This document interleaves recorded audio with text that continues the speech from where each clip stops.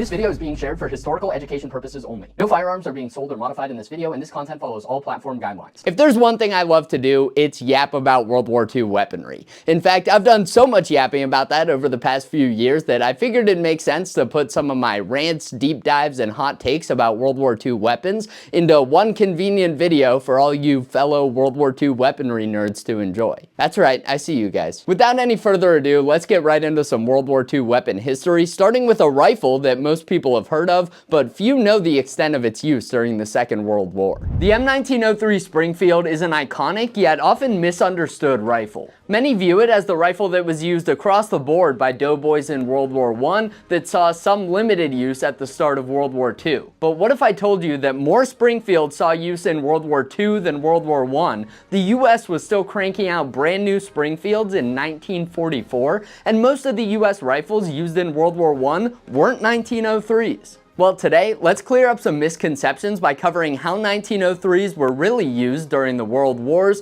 why they continued to see action after the M1 Garand was adopted, and some common variants of the rifle that many people aren't familiar with. Alright, now before we get into talking about later variations of the Springfield, like this 03A3 here, let's start at the beginning and talk about some of the very first Springfield rifles. The M1903s that were first adopted by the military had some major differences from the ones that would go on to be used in the World Wars. This 1903 here, along with most of the ones we're familiar with today, is chambered in .30-06 Springfield, which is called that because it's a .30 caliber round that was adopted in 1906. If you're a mathematician watching this, you may have just calculated that that's 3 years after the Springfield was adopted in 1903. So something doesn't add up. Well, that's because the 1903 was originally chambered for a completely different cartridge called .30-03 Springfield. That cartridge was very similar to the .30-06 we know today, but it used an old school rounded tip projectile. At that time, pointy projectiles were just becoming popular because, of course, they look much scarier. It is too round on the top, it needs to be pointy.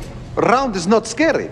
Pointy is scary. This will put a smile on the faces of the enemy. In reality, these pointy projectiles, called Spitzer or Spire point rounds, were adopted because they yielded significantly better ballistic performance. Other countries like France and Germany had already adopted Spire point rounds, so the US copied those designs and created the .30-06 Springfield. It shouldn't be too surprising that this projectile design was borrowed from Germany, considering that portions of the Springfield design were borrowed from the Mauser. The US even had to pay out royalties because the Springfield infringed on Mauser patents, and they also had to pay out in a judgment over this Spitzer bullet design. They were really doing a lot of borrowing back then. Once this new cartridge was adopted, factories started producing Springfields chambered to fire .30-06, and most of the existing Springfields chambered in .30-03 were updated to fire this new round. The 1903 was also originally equipped with a ramrod bayonet, which was frankly ridiculous. This flimsy piece of shit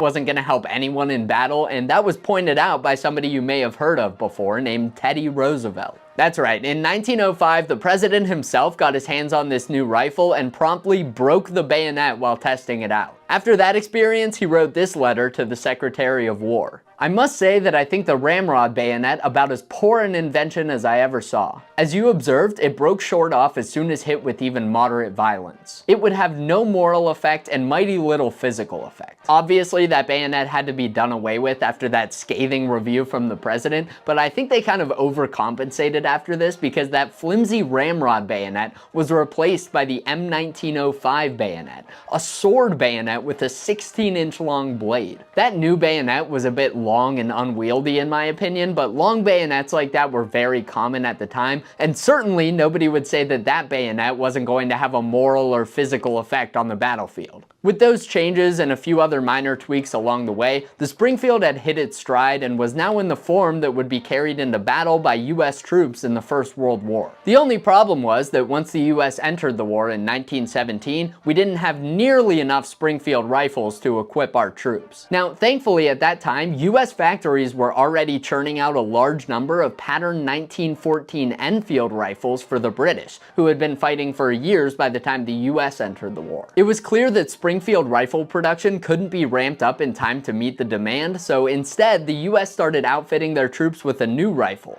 the M1917. Those rifles were nicknamed the American Enfield because that's what they were. M1917s were made on much of the same tooling as those British pattern 1914 Enfield rifles. The main difference was that they were chambered in .30-06, the same round as the 1903. Since those American factories had already been producing nearly identical British rifles for years, they were able to quickly ramp up production and produce over 2 million M1917 rifles in the final years of World War I. By the end of World War I, it was estimated that roughly 3 times as many US troops were equipped with M1917 rifles than with M1903s. That's all I'll say about the M1917 for today, because that's a rifle that deserves its own video at some point, but I do find it really interesting that even though the M1903 was the standard rifle for US troops on paper, most US troops in World War I were actually using the M1917. After World War I wrapped up, the pressure was off, so M1917 rifle production was halted while M1903s continued to be produced. Springfield rifle production wouldn't be paused until 1938, when the first shipments of a new rifle, the M1 Garand, were delivered to the Army. The M1 Garand had become the new standard issue rifle for the US Army, but of course, when the US entered World War II just 3 short years after the first Garands were delivered, most of the Army was still equipped with the old school M1903. Hell, the Marine Corps didn't even adopt the M1 Garand until 1941, and even then they primarily issued them to rear echelon troops until they were confident that all the design kinks had been worked out. Army gets the new stuff and we fight my grandfather used. So now that I've kind of set the scene, let's get into how 1903s were used during World War II. Because the M1 Garand was adopted so close to the US entering World War II, 1903 saw extensive use among troops of all branches in the early days of the war. From Pearl Harbor to Guadalcanal to North Africa to Sicily, 1903s were on the front lines of the war leading the charge. As the war went on and production ramped up, more and more US frontline troops were getting their hands on the M1 Garand, but I don't think most people realized just how long it took for M1 Garand production to really catch up. By 1944, enough M1s had been produced that 1903s were becoming much less common in the hands of frontline riflemen, but even leading up to major battles like D-Day, there were still struggles to get M1s in the hands of troops who needed them. Let me read a quick excerpt from the book Spearheading D-Day that describes some of these struggles. In May 1944, the 5th Corps complained that the overstrength men being sent to it were issued with Springfields, and they requested that Garands be found for these men. No records have been found to indicate what action was taken from this request, and it is possible that up to 2,300 men per division landed in France equipped with the 1903 Springfield. There is some evidence that these Springfields were traded for Garands from other units. That information makes sense given that there are plenty of period photos showing 1903s being used in Normandy. Even though they were outnumbered by M1s at this point, it wasn't at all unusual to see them in the hands of US troops at this point in the war. Even after new rifles became available, there were still some troops who resisted this change and wanted to keep a hold of their trusty 1903. Sometimes this was because troops were of the opinion that the Springfield was more accurate or they wanted it for a specific purpose, but oftentimes it was just because that's what they trained on and what they were familiar with. 9th Infantry Division veteran Charles Scheffel wrote this about the 1903 in his autobiography Crack and Thump. The M1 was now the Army standard issue weapon and supposedly a fine one, holding 8 rounds in a fast-loading clip. That proved handy when the going got tough. Still, I kept my old bolt-action Springfield. It held only 5 rounds, but it never failed me. After carrying the Springfield for so long, I didn't trust anything else. James Jodin, a USMC veteran, had a similar experience. And I had the 03. When we went through, we had all 03s then. And I was the last one in our outfit to give up my 03 because I had a beautiful 03. And they didn't want no M1 at that time. So we've covered that Springfields continued to see use in World War II due to the limited availability of Garands, but that's only part of the story. The 1903 remained in the hands of some frontline US troops until the end of the war because they were uniquely suited to specific tasks. The first of which was launching rifle grenades. You see, adapters were adopted during the war to allow both the M1 Garand and M1 Carbine to launch rifle grenades, but in the opinions of some US soldiers, neither was as well suited to the role as the 1903. The M1 Garand used a rifle grenade adapter that, when attached, disengaged the weapon's gas system. To fire a rifle grenade, all you had to do was attach this adapter like I just did, slide the rifle grenade over the adapter, then fire a specialized high-power blank round that would send the rifle grenade flying towards the enemy. The problem was that firing those rifle grenades produced more pressure than firing normal rounds, and cycling the action under that additional pressure could damage the M1 Garand. So while the adapter was attached, you could still fire normal ammo through the M1 Garand, but since the gas system was disengaged, you'd have to manually work the action after every round. Additionally, since you had to load a special blank round to start shooting rifle grenades, it could be a little bit tricky to unload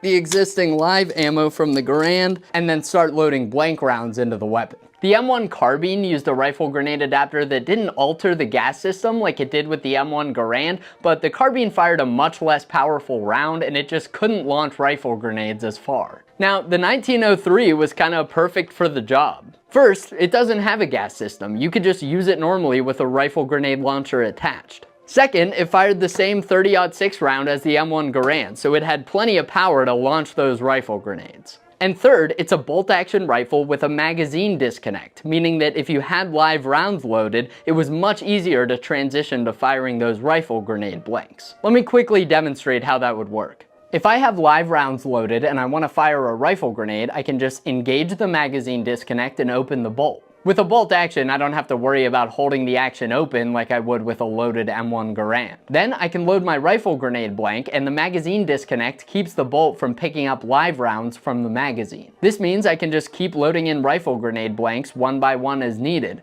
Then when I need to fire live rounds again, I can simply flip the disconnect switch and my live rounds are ready to go. Firing rifle grenades was one of the few areas where the 1903 had a bit of an edge over the M1 Garand that replaced it. Certain troops continued to use them for this purpose throughout the end of World War II. The Springfield was also well suited for another important job: sniping. We'll get into the specific variations of the rifle used for this in just a bit, but scoped 1903s saw heavy use in all theaters of World War II. A scoped version of the M1 Garand was developed during World War II, but those didn't make it to the front until after the war ended. That made the Springfield the go-to rifle for distance shooting throughout the end of World War II. Outside of those few specialized uses, Springfields also remained in use for other purposes during the war. Springfields were sometimes used in training to avoid taking up M1 Garands that were needed overseas on the front lines. They were also still being issued to some rear echelon troops later in the war for the same reasons. This was especially true for units who were low on the totem pole for resupply, like African American units. Large numbers of 1903s were also provided to foreign fighters during the war, like the Free French, Brazilians, Chinese, and more. So knowing what we know now, let's go back to one of the claims I made in the intro that may have sounded a bit surprising, but should now make a bit more sense. Were more 1903s used in World War II than World War I? Well, yes, if you include all variations in all roles. As we've covered, there were just way more Springfields available for use by the time World War II came along, and the US continued cranking them out during the war. According to the numbers I found, the US produced almost as many Springfields between 1942 and 1944 alone as they made in total by the end of World War I. Now, did the Springfield see more use in the hands of frontline troops in World War II than it did in World War I? Well, maybe, but I couldn't really find enough specific data to conclusively answer that question, so let me know what your best educated guess is in the comments. Following World War II, the Springfield continued to see some limited use as a sniper rifle, with US troops reportedly using them as late as the Vietnam War. With so many of them having been produced by the end of World War II, they continued to pop up on battlefields throughout the 20th century in the hands of other nations' troops as well. I think that about covers it for the Springfield service life and how it was used in the World Wars. I especially hope that gave you an appreciation for the important role that the 1903 played in World War II, because I think a lot of people don't recognize that. Now, let's move on to discussing a few specific variations of the 1903 that were developed over the years. I've been referring to these generally as 1903s, but as with any rifle that stayed in service for that long, there are plenty of different design iterations of the Springfield. Let's start by quickly covering the Springfield 1903 Mark I. That was a variation that was the same as a normal Springfield, but just with a small ejection port added on the side. Those rifles were meant to be used with the Pedersen device, a design that essentially converted the Springfield to a semi-automatic pistol caliber weapon. The Pedersen device and the corresponding 1903 Mark I were developed during World War I, but they weren't finished in time to see use on the battlefield, and the idea was later abandoned. Next, let's cover the 1903 A1. The only difference with this variation was that it had a different style stock. This was called the Type C stock, and it had a pistol grip that made it a bit better suited for accurate long-distance shooting. These were made in the interwar period and were otherwise identical to a normal 1903. The 1903 A2 was a kind of strange version that was only used for training. These were stripped down 1903s that were installed in artillery pieces and fired a sub-caliber round. This allowed artillerymen to practice aiming and shooting their pieces without burning through expensive artillery ammo. Similar to how some militaries today train soldiers to fire rocket launchers using training aids that just fire a 9mm round. The 1903 A3 is maybe the most interesting variation, and that's what I have in front of me here. These ones were far more common than any of the other variations we covered. The 1903 A3 was an updated version of the Springfield made during World War II that was much faster and cheaper to produce. The most identifiable change on an 03 A3 was the transition from the ladder style sights used on a typical 1903 to a peep sight on the rear of the rifle that was similar to the one used on the M1 Garand. This sight was likely a bit cheaper to produce than the ladder style sight, but also it just made sense to standardize the type of sight with the M1 Garand so that troops could easily learn to fire either rifle. To cut down on the time and money needed to make these rifles, many of the parts on the 03 A3 were stamped rather than milled, and some of the processes were simplified as well. Many of these rifles, like this one right here, were made with barrels that only had 2 rifling grooves instead of the typical 4. I've heard some people say that troops were wary of these 2-groove rifles because they thought they might be inaccurate, and that 2-groove rifles even had to be shipped to the front with a letter explaining that they were just as accurate as the 4-groove type. I've never been able to find one of those letters though, or really any hard evidence of them existing, so take that with a grain of salt. I do happen to also have an 03 A3 with a 4-groove barrel as well, so you can expect to see a range video soon where I'll be comparing how the 2 types of barrels shoot and just doing some other shooting with the 03 A3.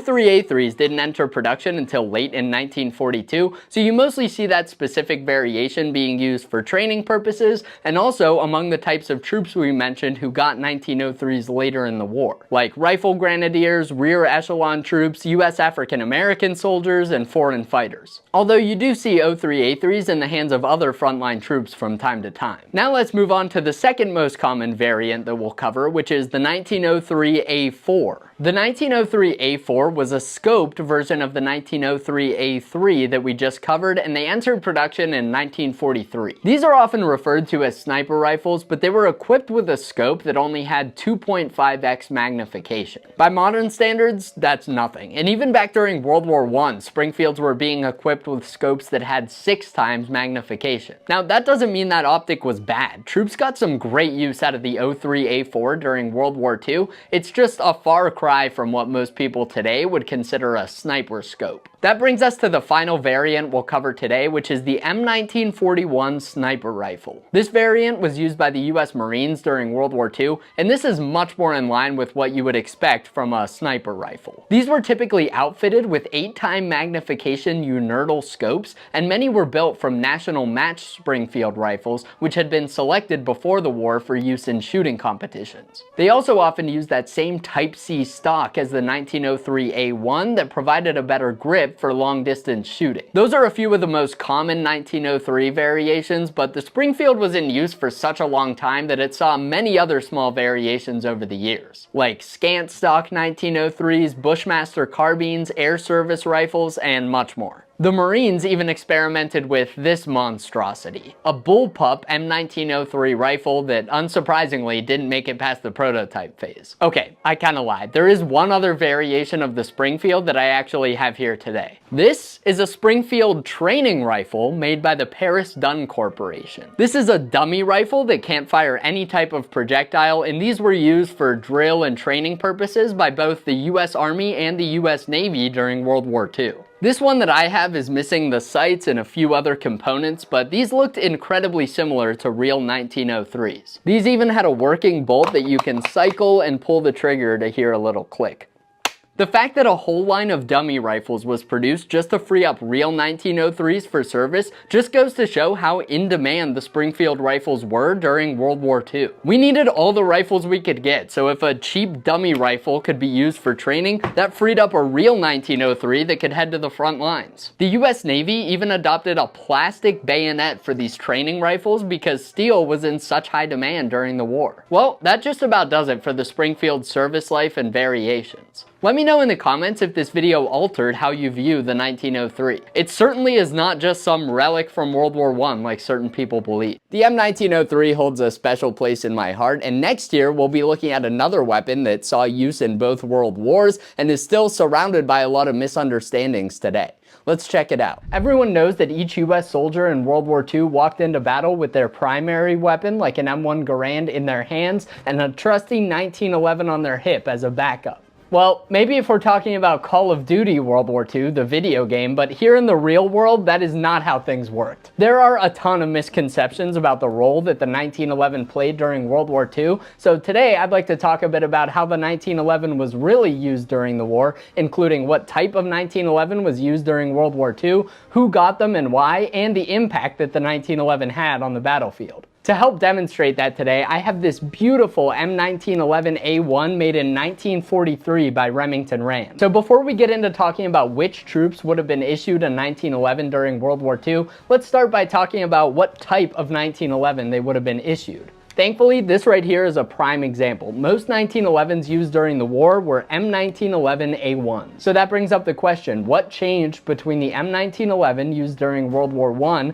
and the M1911A1 used during World War II? Well, not that much. The changes made were mostly small tweaks made to improve the ergonomics of the pistol. For example, this little relief cut was added around the trigger guard so you can get your finger in there a little more comfortably. The front sight was thickened a little bit to make it easier to use. The trigger was shortened a bit, which just makes it a little easier to reach with your finger. This arched spring housing was added, making it fit in your hand just a little bit more comfortably. This spur on the back was extended to help protect your hand from the hammer a little bit more. These grips were changed from wood to bakelite on the M1911A1, and the checkering pattern was changed a little bit. The finish on the weapons was changed from blued to parkerized like we see here, and there were a few other small changes as well. Many of the 1911s produced for use in World War I were reissued during World War II, and many of those were updated with those new M1911A1 features that I just listed. I'm going to keep referring to these World War II pistols as 1911s throughout this video. Don't let that confuse you. I'm still talking about the M1911A1. I just don't feel like I need to specify that entire designation every time I say it. During World War II, 1911s were made by Colt, Ithaca, Union Switch and Signal, Singer, who only made 500, and Remington Rand, who made this 1911 right here. To be clear, Remington Rand is not the same as Remington Arms Company, which is probably the Remington you're familiar with.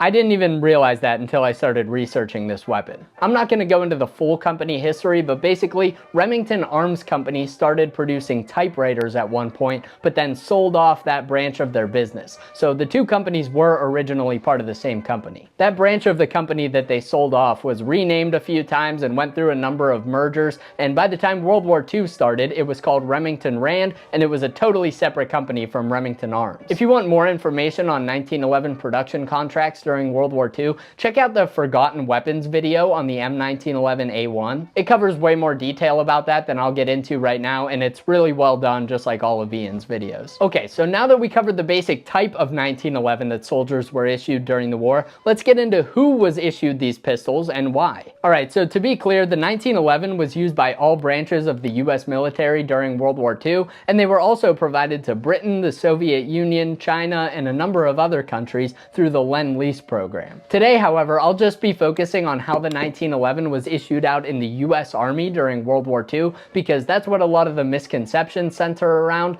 and also the US Army during World War II is kind of my thing, if you couldn't tell. To understand how the 1911 was used during World War II, we first need to mention a different weapon that was adopted by the US Army just before they entered the war: the M1 Carbine. Believe it or not, this little guy right here was meant to replace the 1911. Sure, the carbine was significantly larger than the 1911, but it was much more effective, and it was still small and light enough that you could just throw it over your shoulder and hardly notice it was there. The carbine could be issued to soldiers whose main job wasn't shooting at the enemy, but who still might need to shoot if necessary. Think of radio operators, messengers, truck drivers, rear echelon troops, etc. Now, the carbine didn't end up fully replacing the 1911, but it did provide a new intermediate step between the 1911 and a full-powered rifle like the Garand. Keep that in mind as we talk about how the 1911 was issued, and we'll come back to that idea in a minute. Like I mentioned in the intro, a lot of people picture US soldiers in World War II carrying a primary weapon and having a 1911 as a secondary weapon. So let's do some investigating and see if that was really the case. If only there was some way to know exactly which troops were supposed to be issued 1911s during World War II. Private Smith. Private Smith. Captain Miller, is that you? Use the T-O and E. The what? The T-O and E. I know you know what that is because you wrote this bit. Oh, the T-O and E. How could I forget about that? What can I do to repay you for this AI-generated Captain Miller? Earn this. Oh, really getting your money's worth out of that line, huh? T-O and E stands for Table of Organization and Equipment. Like the name suggests, these were tables that showed the organization of different groups within the military, as well as the equipment that was allocated to them. Let's start by looking at the numbers from the T-O and E for an infantry regiment in 1944 to see how many 1911s were allocated to them. From there, we'll be able to work our way down to the individual soldier to see exactly where these pistols were going. Okay, so on paper, an infantry regiment was supposed to have 3,207 soldiers in total. If we look at the equipment allocation, that infantry regiment would have 293 1911s. So at the regimental level, that's about one pistol for every 11 soldiers. Most of those pistols went to each of the 3 infantry battalions, with a few going to headquarters and service company troops, and 45 going to the anti-tank company. Okay, so now we can reference the TO and E for those infantry battalions to keep following the numbers. Within the battalion, most of those 1911s were allocated to the Heavy Weapons Company and the 3 infantry companies. In the Heavy Weapons Company, 12 1911s went to the 81mm mortar gunners and assistant gunners, 16 went to the machine gunners and their assistant gunners, and 6 went to ammunition bearers. In the Rifle Company, 4 went to machine gunners and assistant gunners, and the remaining 6 went to mortar gunners and their assistant gunners. Okay, so I'm already starting to see a major trend here. So far, it seems like most of the soldiers who were issued 1911s were those who helped operate crew-served weapons like machine guns, mortars, or anti-tank guns. Keep in mind, those soldiers weren't being issued a 1911 in addition to their rifle or something. The 1911 was their only personal weapon. That makes sense when you think about it. A mortar man or a machine gunner shouldn't ever have to use their personal weapon except in an absolute emergency. I say personal weapon because even though like a machine gunner is carrying and firing a machine gun, that's a crew-served weapon that a team of soldiers is operating. Okay, so we covered those examples of heavy weapons and infantry rifle companies, but now let's pull the numbers from a random sampling of other TO and E documents from different companies to see if we can pick up on any other trends. Keep in mind, these examples are all from a bit later in the war once the M1 Carbine was widely available. Really early in the war, you'd see a higher number of 1911s being used just because they were still in the process of being replaced by the carbine, but that didn't last super long.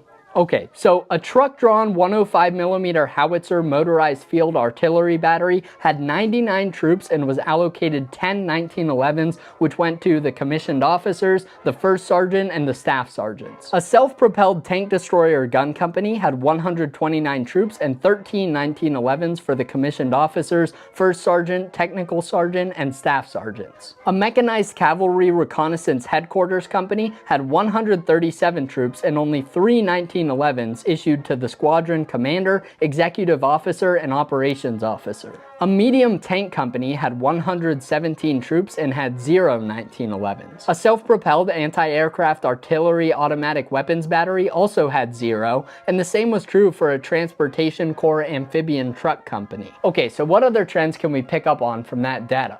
Well, if anyone at all in the company was issued a 1911, it was often the officers and NCOs. Not because they were special and were granted a 1911 in addition to their primary weapon. Again, at least on paper, this was the only weapon that those soldiers would be issued. Like we talked about with the weapons crews, these troops should only ever have to shoot their personal weapons in an absolute emergency. Things would have to be going pretty badly for the captain commanding a tank destroyer company to need to start shooting his own personal weapon. Okay, so we've concluded that the majority of 1911s were going to certain commissioned officers, non-commissioned officers, and crew-served weapon teams, and those 1911s were typically those soldiers' only personal weapon. Keep in mind, those are trends and not hard rules. A good number of those companies we looked at weren't allocated any 1911s, even for their officers. It depended more on the job that an individual soldier was doing than just their rank alone. Why? Well, I mentioned that the M1 Carbine was meant to replace the 1911. If soldiers were serving in a job where they would benefit from having an M1 Carbine, that's usually what they got. For the troops we mentioned, like mortarmen or machine gunners, even a carbine might be a burden to carry in addition to your crew-served weapon, and they just weren't needed. Those troops really wouldn't benefit from the additional power of a carbine, so they got a 1911. So to recap, if most of your job was to shoot the enemy with your personal weapon, you were typically given an M1 Garand, a BAR, a submachine gun, or something similar. If you had a different primary job but still might also need to shoot, or you had a job where you probably wouldn't need to shoot but a carbine wouldn't get in your way, you were probably issued an M1 Carbine. And if you would really only need to shoot your personal weapon in an emergency, or you did a job that could be hindered by a carbine, you got a 1911. So, were any soldiers during World War II issued a 1911 in addition to their primary weapon? Well, the only concrete example of that I've found so far is paratroopers early in World War II. If we look at the TO&E document for a parachute rifle company in 1942, we can see they were supposed to have 127 troops and 127 1911s. There's even a note on the side specifying that troops should be issued a 1911 in addition to their primary weapon, at least until folding stock carbines are available. Well, as I understand it, this was inspired by German Fallschirmjäger troops, who jumped from planes with pistols on their person and their primary weapons stored in a separate canister. The US adopted that same system, and you needed some type of weapon until you could reach your primary weapon, so issuing everyone a pistol they could jump with made sense. You can see this reflected in some early war photographs of US paratroopers, but once the Army came up with ways for troops to jump with their primary weapon on their person, like folding stock carbine scabbards or Griswold bags, the idea of issuing everyone a 1911 was abandoned. It seems that the only unit to actually be deployed with universal 1911s was the 509th during Operation Torch, and by August of 1944, that TO&E document was updated to show 0 1911s instead of 127. I want to give a huge thank you to my friend Jacob for explaining all that to me. You can check him out at Jacob Reenacts on Instagram and YouTube. I was super confused when I first saw those documents, but he's a whiz with airborne stuff, so I knew he'd be able to explain it. Alright, so if the August 1944 TO&E document for a parachute rifle company said they were supposed to have 0 1911s, that means none of those paratroopers carried 1911s after that was adopted, right? Well, that brings me to my last point for this section. Those TO&E documents are a great resource for understanding how things were supposed to work, but they are not the end-all be-all. You can find plenty of period photographs where troops are carrying 1911s outside of what was allotted on the TO&E. Just because troops weren't issued a 1911 in addition to their primary weapon doesn't mean that some troops didn't find ways to make that happen. Having a backup weapon was very desirable to a lot of frontline soldiers, and they found ways to get their hands on them, like buying them off of other troops or picking them up on the battlefield. Just remember, those cases are the exception, not the rule. So now that we have an idea of how 1911s were issued to soldiers during World War II, let's talk about the impact that 1911s had on the battlefield during the war.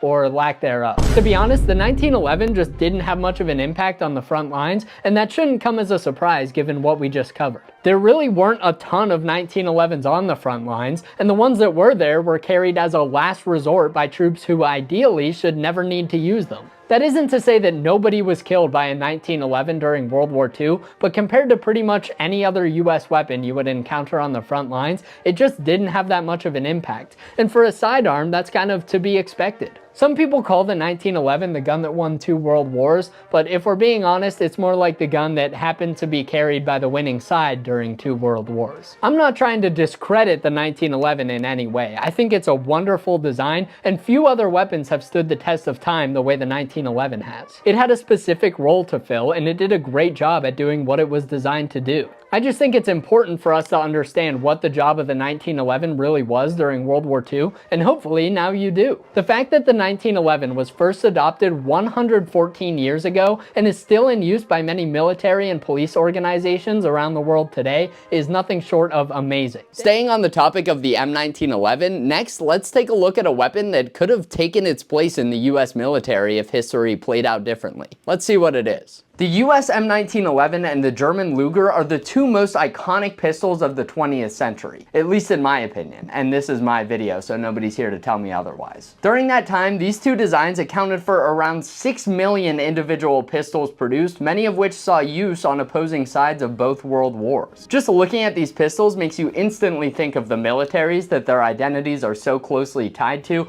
but our perception of these weapons could have ended up being much different than it is today. There was a time when the US military seriously considered adopting the Luger as its standard issue sidearm. In fact, some US troops were using Lugers before the German army ever adopted the weapon. So today I want to discuss the history of the Luger and its US trials, why the US didn't adopt the Luger, and I'll even do some of my own subjective testing comparing the Luger to the 1911, which beat it out in US trials. Even though the US military didn't end up adopting the Luger, many other militaries of the 20th century did, one of which was Bulgaria. I bring that up because for demonstration purposes today, I have this beautiful Bulgarian Luger made around the year 1911. Alright, now let's start digging into the early days of the Luger pistol and its relationship with the US military. I'll start out by mentioning the most well-known variant of the Luger, which is the P08, which stands for Pistol Model of 1908. People sometimes mistakenly think that's referring to the year the Luger was created, but 1908 is just the year that the German army adopted that particular model. I wanted to clear that up first because so many people know the Luger by its P08 designation, but all the US testing that we'll cover today happened before the year 1908, so we need to start by going back even further to 1893 when the Burchard C93 pistol was created. This pistol was the precursor to the Luger, and even though it looks a lot different than what I have in front of me here, the two handguns share a lot of similarities. Most noticeably, the distinctive toggle lock action that we now closely associate with Luger pistols. The Burchard pistol was very innovative for its time, and the US military did perform some limited testing even on this early design. An article published on November 22nd, 1894 in the Boston Globe describes this new German design that had just made it to the US. They have in Washington a specimen of the Burchard automatic repeating pistol of German invention. It is cocked, reloaded, and closed by the recoil of the barrel and breech mechanism. The weapon has an old appearance, the grip being about the center of gravity, which makes the balance when held in the hand much better than with the ordinary revolver. It may be true that the C93 center of gravity felt a little better in the hand than some revolvers, but if so, that was probably the only ergonomic thing about it. The pistol was huge, it was unwieldy, and that vertical grip design made it kind of awkward to hold. Now keep in mind, it's easy to point out those flaws today, but many consider this to be the first commercially successful auto-loading pistol design, so they were still figuring those small details out. A number of different militaries tested the C93, but none of them adopted it because they just didn't think it provided enough of an advantage over the revolvers of the period. So the C93 project was turned over to a new engineer with a familiar sounding last name who made some improvements to the design. That engineer was named George Luger. Mr. Luger kept that toggle lock action from the C93 pistol, which worked very well, but he redesigned the pistol to be smaller, lighter, easier to manufacture, more ergonomic, and easier to operate, among other improvements. Luger patented this new design in 1900, and it became known as the Model 1900 Luger pistol. Now, this was still a bit different from the P08 design that many of us are familiar with. This Luger had a grip safety, it had a slightly longer barrel, and it was chambered in a cartridge known as 7.65 by 21mm Parabellum. This design was a huge step forward, and immediately military showed more interest in this Luger pistol than the bulky Burchard that came before it. I still don't know if I'm saying that right. Burchard?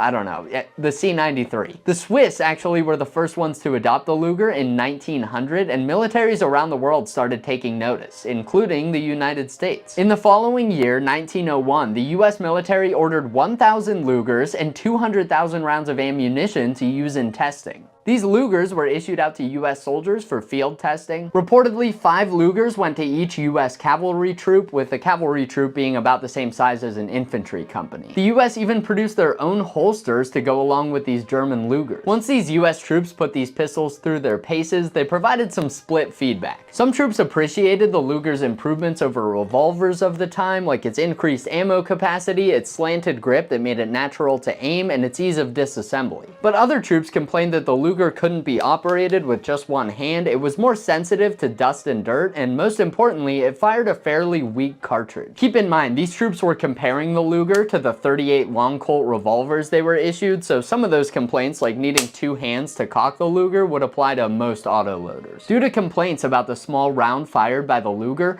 50 of those 1,000 Lugers that were ordered by the US military were exchanged for a newer model chambered in 9mm. Those new pistols were issued to the cavalry and field artillery boards at Fort Riley, Kansas in April 1904 for testing. Those Lugers really did not fare much better in 9mm, and in September of that year, the field artillery board wrote this report about the 9mm Lugers they tested. The board tested the pistol as fully as circumstances admitted, the firing test being thorough. As a result of the tests made, the board is of the opinion that the Luger automatic pistol is not as good a service weapon as the Colt revolver now in use because of the following defects developed in the Luger. 1. Liability to jam. 2. Cartridges to misfire. 3. Both hands are required to commence firing, and this applies not only for the first shot, but also after the pistol is jammed or missed fire. 4. Because of this necessity of using both hands to commence firing, the first shot cannot be fired quickly. 5. Because of the fact that the mechanism is complicated and can be easily gotten at, no tool being required for the purpose, it is liable to get out of order through unnecessary handling. 6. The necessity of taking a pistol apart arises seldom. Therefore, this advantage that the Luger pistol has is one more apparent than real. Those last 2 points are very interesting to me. They viewed the Luger's ease of disassembly as a downside, even though that was touted as a major selling point of the design. But I can see where they're coming from. You really don't need to take apart a pistol all that often, so they worried that being able to do it so easily could encourage troops to needlessly take them apart in the field and mess something up in the process. Nowadays, pretty much all modern pistols can be easily disassembled in this way, but at the time it wasn't all that common for soldiers to fully disassemble the internal components of their revolvers in the field, so this functionality was seen as unnecessary. You would think that report might mark the end for US military interest in the Luger, but think again, because a few years later, the military decided to hold trials, hoping to find a new pistol that was deemed an improvement over their .38 caliber Colt pistols. And once again, the Luger found itself in the running. The trials were held in 1907, and before they began, a long list of specifications was created for the pistols that were to be tested. The list included things like desired magazine capacity, bullet velocity, and plenty of other stuff that the US military required from these designs, but specification 1 was that the caliber of the design must not be less than 45. At that point, there was no Luger chambered in .45, so what did George Luger do? Well, he built a few new pistols chambered in .45 ACP and attended the trials personally to demonstrate the pistols. The trials were even temporarily postponed to allow Mr. Luger more time to finish his caliber conversions, which I think demonstrates how interested the US military was in this design. The Luger was one of just 7 auto-loading pistols considered in the trials, 4 of which were quickly eliminated, leaving just the Luger, the Colt automatic, and the Savage automatic to duke it out. The Luger performed fairly well in some of the shooting tests, with a 4.8% overall rate of jams, misfires, and malfunction. This was in the middle of the pack, with the Savage having a 5.7% failure rate and the Colt having just a 3.3% rate. That may sound pretty good for the Luger, but when you take a closer look at the data, you can start to see some of the concerns that the testing board had about this pistol. You see, Mr. Luger had brought his own ammunition from Germany to use with the pistol. These rounds were a bit hotter than the US military ammo due to the propellant used in them, and they helped to cycle the Luger more reliably. When we break down the failure percentage by ammo type, we can see that the Luger only failed 2.4% of the time when firing Mr. Luger's special German ammunition,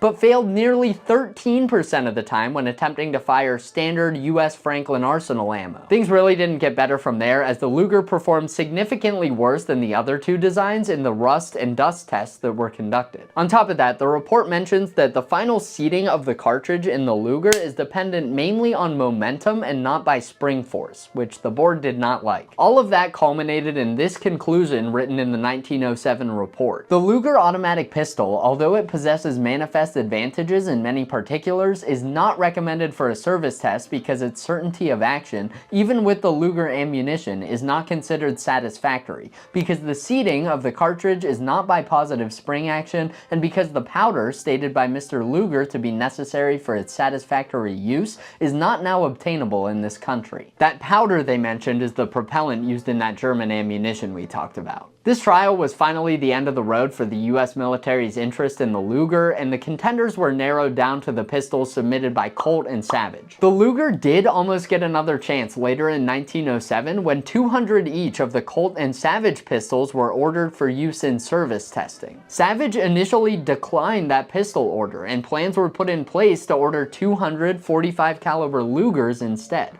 But eventually Savage changed their mind and accepted the order, which was the final nail in the coffin for US military Lugers. I'll quickly mention that while I was researching this, I came across a number of articles and videos that told a different narrative about why the Luger wasn't adopted during these trials. They claimed that the testing board required each manufacturer to submit 200 pistols for their use in that initial testing, and that Colt and Savage met that requirement while Luger only submitted 2 pistols, which impacted the board's decision. As far as I can tell, that version of events is not true, and let me explain why. It is true that 2 Luger pistols were used for that initial testing, but it's not true that 200 of each of the other designs were used. It seems to me that these individuals are being confused by those 200 Colt and Savage pistols we just talked about, which were ordered after the initial trials concluded so they could be used for additional service testing. So it wasn't that Colt and Savage provided the requested pistols and Luger didn't, it's that the board ordered more pistols from Colt and Savage after that initial test because they performed better than the Luger. That info is all documented in the original testing report, which I found through the Forgotten Weapons website. I'll leave a link to that in the description below if you want to go check it out for yourself, and shout out to Forgotten Weapons for being such a great resource for this type of information. We know how this story ends. After additional testing, the US military officially adopted the Colt design in 1911. But naturally, 118 years later, the government asked me to revisit this test and make sure they made the right decision. Because, you know, they're totally interested in my opinion on that.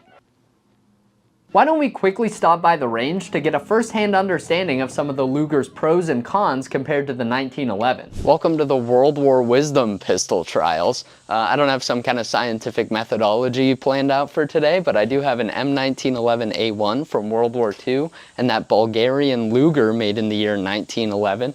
I just plan on doing some shooting with both of them to see how they compare and see if I can kind of relate to some of the conclusions that were drawn in the 1907 pistol testing that led to the adoption of the M1911 over the Luger. Now, of course, the Luger that I have here isn't the exact same one used in the testing. It was made just a few years after, but it's chambered in 9mm, not 45 ACP like the ones used in the trials. And the 1911 isn't exactly the same either. This is the A1 model that would have been used in World War II, not the original model that was used in testing. So let's start by picking up the trusty 1911 and putting a few rounds through that so we have a baseline.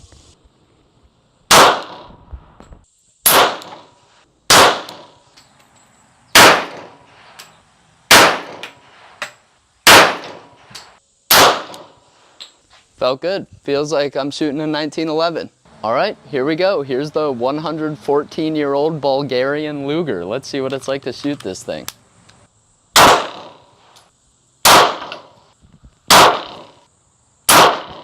I will say, shooting the Luger, I really like that angled, natural grip. It's like you point your finger right at the target and your sights are on. The 1911, you kind of have to cock your wrist back a little bit from what's natural. I think even in one of the training manuals or training films from World War II, they mention that, having to cock your wrist back, and that might take some adjustment for some people. Definitely not with the Luger. It's very natural, and that was something that the testing board noted during their trials as well. Let's let that Luger sit for a second and go put a couple more rounds through the 45.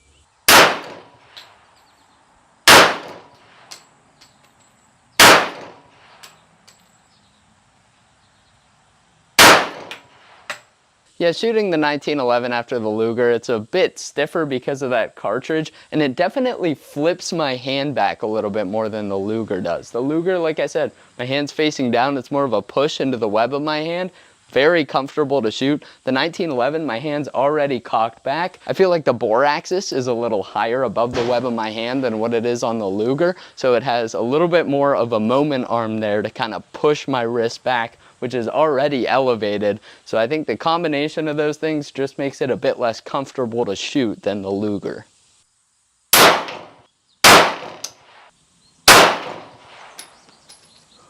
Definitely no mistaking when you're out of ammo with the Luger. This toggle action here really blocks your sight and lets you know it's time to reload. I kind of like that.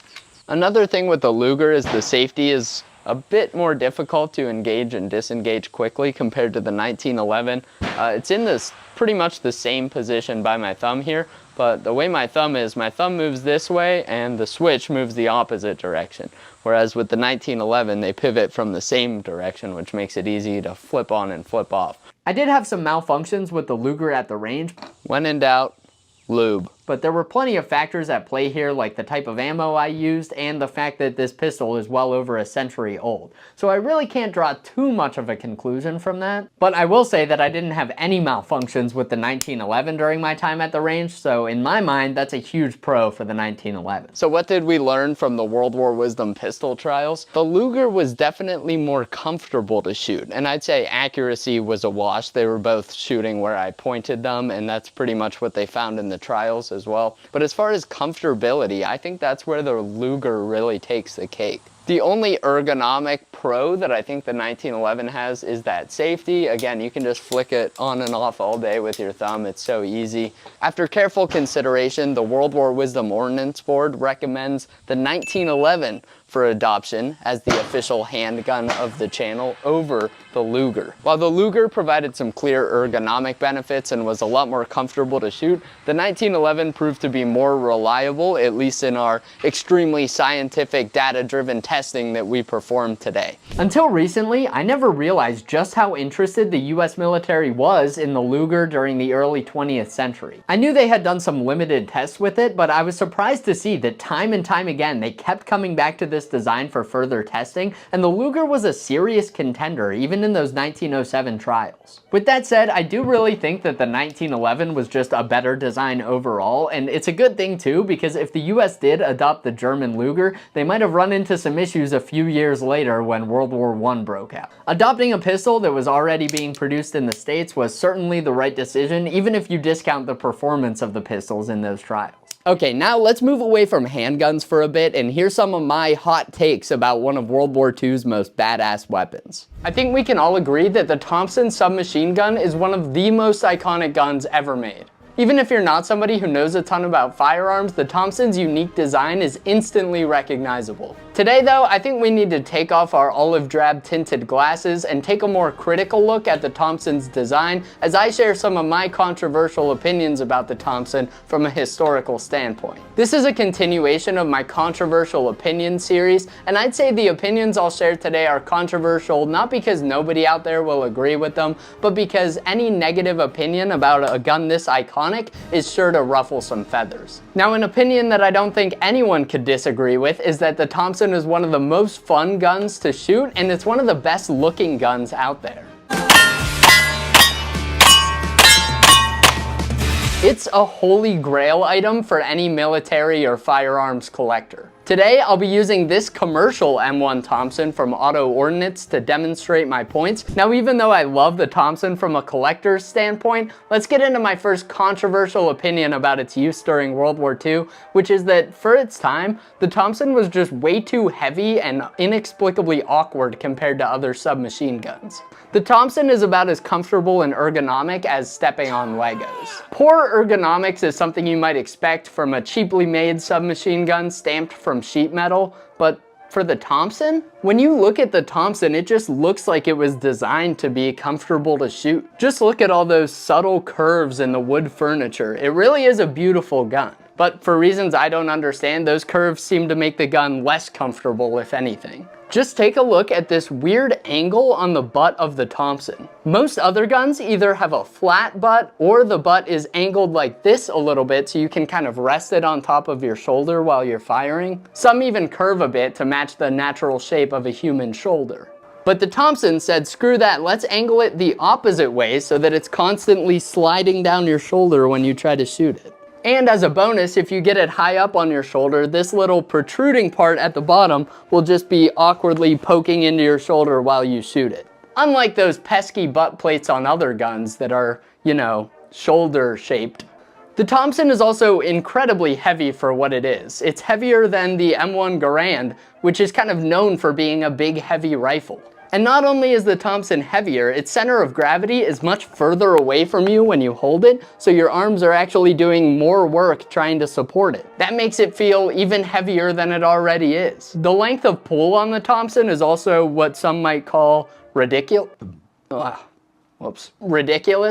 The length of pull is the distance between the trigger and the butt plate. This is important because it dictates how far away from you you'll be holding the gun while you're shooting it. According to Wikipedia, a length of pull of around 13.5 inches is what's comfortable for most shooters. And the Thompson's length of pull is 17 inches. When I shoulder a Thompson, it feels like the gun is like comically far away from me, like I'm having to reach my arms all the way out to hold it. It's just kind of awkward in my opinion. Check out the distance between the trigger and the butt plate on this Thompson compared to an M1 Garand. Why? I just don't understand it. I think the foregrip on the Thompson is even worse. To hold this thing, my arm has to be almost fully extended just to get a good grasp on it. Combine that bit of awkwardness with the gun's high overall weight and the drop stock on the Thompson, and you have a recipe for a very uncomfortable submachine gun. These are pretty minor things if you're shooting the Thompson at the shooting range. I mean, you can tell how much fun I had shooting this thing. But I don't think this is the gun I'd want to go to war with and carry around all day, every day. In my opinion, the coolness factor of the Thompson helps outweigh the poor ergonomics. Like, yeah, this thing isn't sitting in my shoulder super comfortably, but the badass look of it gives me an automatic XP boost. Let's get on to my next opinion about the Thompson, which is that it's just overly complicated and way too expensive. Even though they made simplifications to the Thompson's design during World War II, it wasn't enough. At the start of World War II, a Thompson cost somewhere around $200 to produce, which in today's money is about $4,500. With some design simplifications and economies of scale, that cost was greatly reduced during World War II, but the Thompson was still way more expensive than the submachine guns used by most other countries. It was pretty obvious at the start of the war that the Thompson was overly intricate, so the government got to work removing all the bells and whistles from the early models of the Thompson to create the M1 and later M1A1. This did help to reduce the cost and machining time of the Thompson, but I think it could have been simplified even further. So I know what you want to ask. If I were in charge of simplifying the Thompson during World War II, what areas would I look at in order to reduce the weight, cost, and machining time of this gun? And if you weren't asking that, too bad, because I'm gonna tell you. I have no clue if these ideas would work or if they'd even reduce the cost at all, but these are the areas I'd start by investigating if it were up to me. First off, can we get rid of the select fire capability? I mean, it's a submachine gun. If you flip it off full auto to semi-auto, you basically have an M1 Carbine that's heavier, less powerful, and more awkward to use. There's a reason why so many other subguns of the time were full auto only. I just don't think the semi-auto selector is that important. I would say eliminate that small amount of cost and weight by just getting rid of that semi-auto option.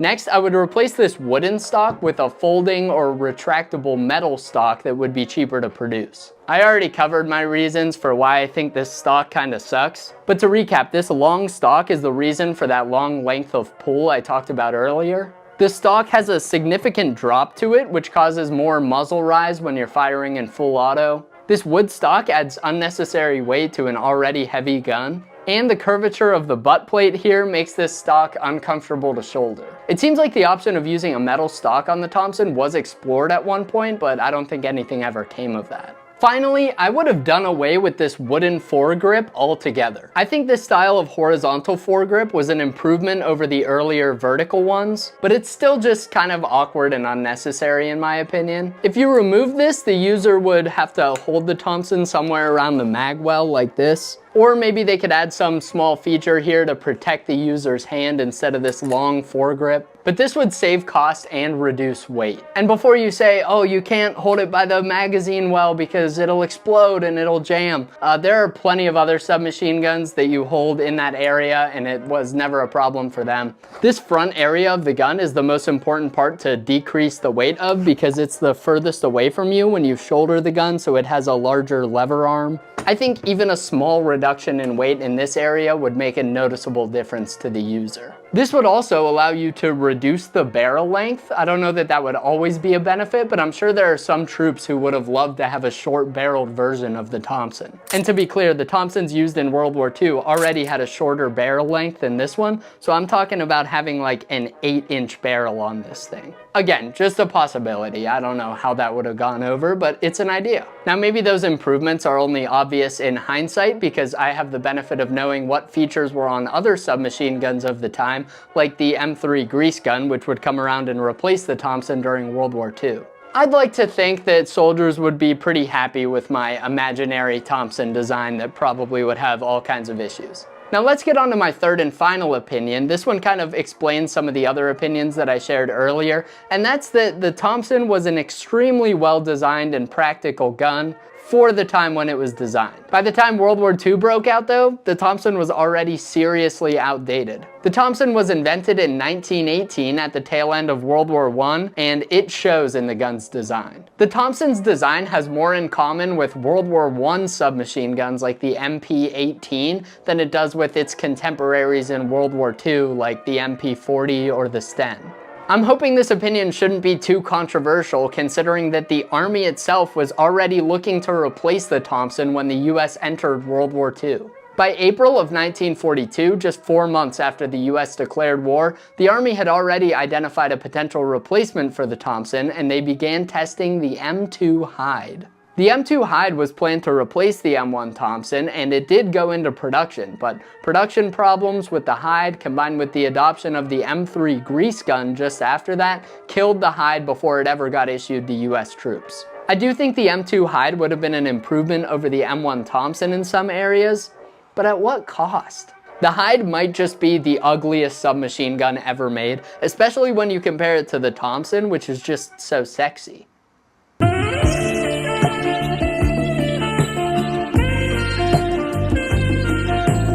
At the end of the day, no gun design is perfect, and the Thompson's performance on the battlefields of World War II is what solidified it as one of the most iconic guns in history.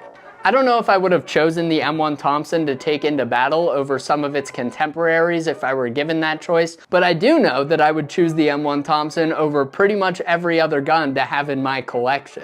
Don't let the opinions I shared about the Thompson's design make you think I hate this gun or something like that. The Thompson is one of my favorite guns of all times in terms of history and coolness factor, but the design just wasn't as practical as some other submachine guns. But I think it's fun to look back at designs like this using all the information we have access to today to talk about how the design could have been improved and what could have been done differently. We'll look at plenty more firearms in this video today, but we also can't forget the importance of edged weapons like fighting knives and bayonets and the important role that they played in historical conflicts. Let's take a look at one of the most iconic and well-known fighting knives of all time and the role that it played during World War II. The K-bar is an iconic symbol of the US Marine Corps, and it might just be the most recognizable fighting knife in history. Few other items have remained in use as long as the K-bar knife, with some Marines today still making use of private purchase knives made using the same basic design adopted during World War II. With any piece of equipment used for that long, there are bound to be myths and misconceptions about it that pop up over time, and the K-bar's legendary status has not made it immune to that. I'm hoping this video helps to set the record straight and dispel some of the misinformation out there about this famous knife, because today I'll be covering the history of K-bar knives in World War II and answering common questions like why didn't the US Army ever adopt the K-bar knife, what made the K-bar different from other knives of the period, and why do we even call this type of knife a K-bar K-bar in the first place. If you guys enjoy military history deep dives like this, make sure to hit subscribe because I drop a new one of these almost every week. Now first, it's important to understand that the K-bar knife didn't just come out of nowhere. It was the answer to a real problem that the US Marine Corps had during World War II. When the US first entered the war, there was a serious lack of fixed-blade fighting knives in all branches of the US military. Troops in the Army and Marines were still making use of trench knives that were left over from World War I, like the M1918 Mark I, which was a fine fighting knife, but it really wasn't good for much else. It was also expensive to make and used a lot of metal in its design, which was in high demand for other purposes during the war, so it wouldn't have made sense to put that design back into production. Now, troops with rifles were issued bayonets, but early in the war they were still making use of the M1905 bayonet that has this huge 16-inch blade, so its practicality as a utility and fighting knife was limited to say the least. Troops wanted to get their hands on something a bit more practical, like the robust hunting knives that many of them had used as civilians before the war broke out. The military recognized this need, and each branch started a separate process to adopt a standardized knife for their troops, but like anything the military does, this would take some time. In the meantime, many troops turned to private purchase knives made by commercial producers to fill in the gap. In some cases, troops bought these knives stateside and then brought them along when they shipped off. Other times they wrote home to loved ones and asked them to ship a knife to them overseas, and there were also fixed blade hunting style knives available at many military PX stores, so some troops were able to buy their own knives in theater. This need was so great that there were even knife drives across the United States encouraging civilians to donate their knives so they could be sent to fighting men overseas, often using slogans like "Save a life with a knife." These campaigns were successful in collecting thousands of knives on the home front that were put to use by our troops in the early days of the war. In the meantime, the military was still working hard to standardize updated knife designs for their troops, and the US Navy became the first branch to do so, with sailors getting their hands on the new US Navy Mark I knife in 1942. In order to get these knives to the troops as fast as possible, the Navy adopted very general specifications allowing companies to submit pretty much any knife that had a 5¼ inch blade and met some other very basic requirements. Plenty of companies were already making hunting knives very similar to this, so they just stamped US Navy on them, made some other design tweaks if needed, and they were all set. This knife right here is a prime example. It was made by Robeson SureEdge, and it's marked number 20, which I believe was a civilian hunting knife model. The other side of the blade, however, is marked US Navy, indicating this was made under the Navy's Mark I contract. The specifications were so general that if you put this knife next to another Mark I made by another company, you'd likely have no idea that both knives were the same in the eyes of the Navy. The Marines learned some lessons from the Navy's Mark I, and they became the next to adopt a knife. This is where the story of the K-bar starts. Marines had already been making use of some fighting knives like Raider stilettos on a smaller scale, in addition to the civilian knives used early in the war. When honing in the design, the Marines took notes from the Navy's Mark I knife as well as some of the civilian hunting knives that troops had already been making use of. During this process, a company called Union Cutlery, who we'll talk a lot more about later in this video, submitted a version of their commercial 7-inch hunting knife for the Corps to evaluate. After making some tweaks to the design, this new knife, now called the 1219C2, was recommended for adoption by the Marines in 1942. This new Marine Corps knife had plenty of improvements over previous designs. Troops had noted that some other common knives, like the Raider stiletto, were good for sneaking up and silently killing enemies by stabbing them, but they weren't good for typical hand-to-hand fighting because you couldn't slash with the blades of those stilettos if needed. Those thinner blades also weren't as useful for utility purposes, like prying things open or digging, and even the thinner blade of the Navy's Mark I knife sometimes struggled with those tasks. The thick and robust 7-inch blade of the 1219C2 solved all these problems, and the knife's other features like notches in the leather handle for maximum grip and a hefty metal pommel that could be used for hammering added to the knife's utility. Surprisingly, the Marine Quartermaster initially declined to order these knives, probably because of the many other priorities at the time, but the Marine Commandant recognized the need for these fighting knives and overruled him. The 1219C2 was then officially adopted as the standard fighting and utility knife of the US Marine Corps in November of 1942.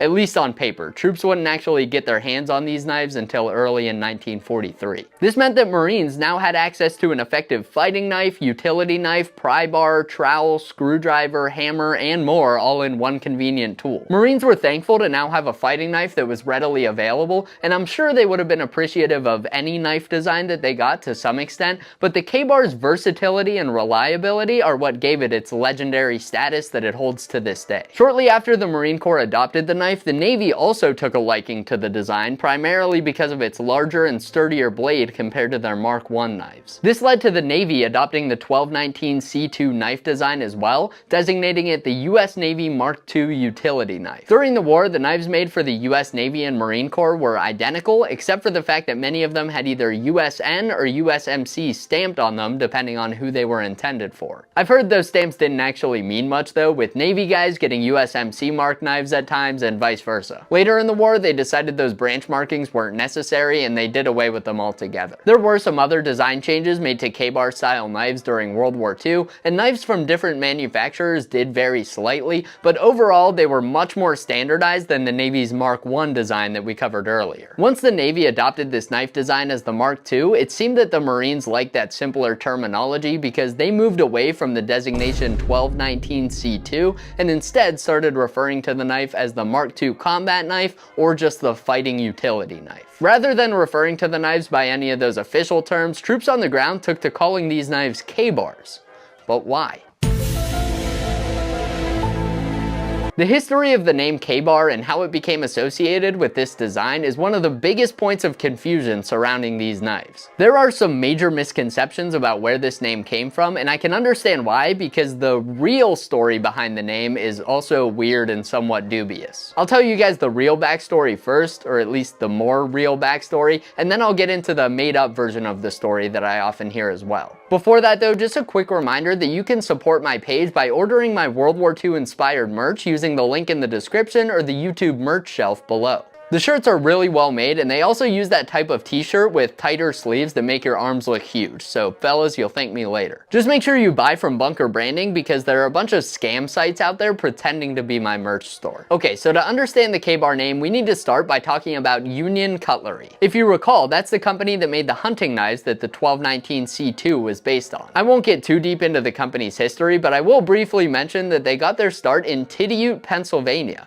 which may sound familiar because that's where the Remagen Bridge World War II reenactment that I attend is held, and I've posted some videos of that on my page in the past. Throughout the early 1900s, Union Cutlery produced all types of knives for various purposes, including hunting. Okay, now buckle up because this is where the story gets weird. Reportedly, in the early 1920s, the company's president received a package from an Alaskan hunter. It included a bear's pelt and a note stating that the hunter had been attacked by a Kodiak bear and was able to kill the bear using a Union Cutlery hunting knife. He sent that bear's pelt to the company's president as a token of appreciation. The company loved this testimonial. After all, saving a hunter's life against North America's fiercest predator is probably the best possible endorsement a hunting knife could get. They liked this story so much that in 1924, they trademarked the term K-A-Bar, pronounced K-Bar, which was meant to stand for kill a bear. There are a bunch of different versions of the story on how they got from kill a bear to just K-Bar. Some say the hunter's letter got damaged and all that was legible from the section of him saying he killed a bear was K-A-Bar. Others say that the hunter didn't know how to spell correctly and simply wrote that he had K'd a bar, trying to communicate that he killed a bear. And some think the company just shortened that phrase to make it a new catchy term they could market their knives with. In my opinion, this whole story is kind of wonky and I'm really not sure how much I buy it. Even on the company's own website, they mentioned that that story wasn't first documented until years later in some company training manual that was written by somebody unrelated years after the company's president was long dead. Not the most reliable documentation, but that is still the company's official story on where the name came from. Personally, I do think it's likely there was some kind of incident like that that led to the adoption of that name,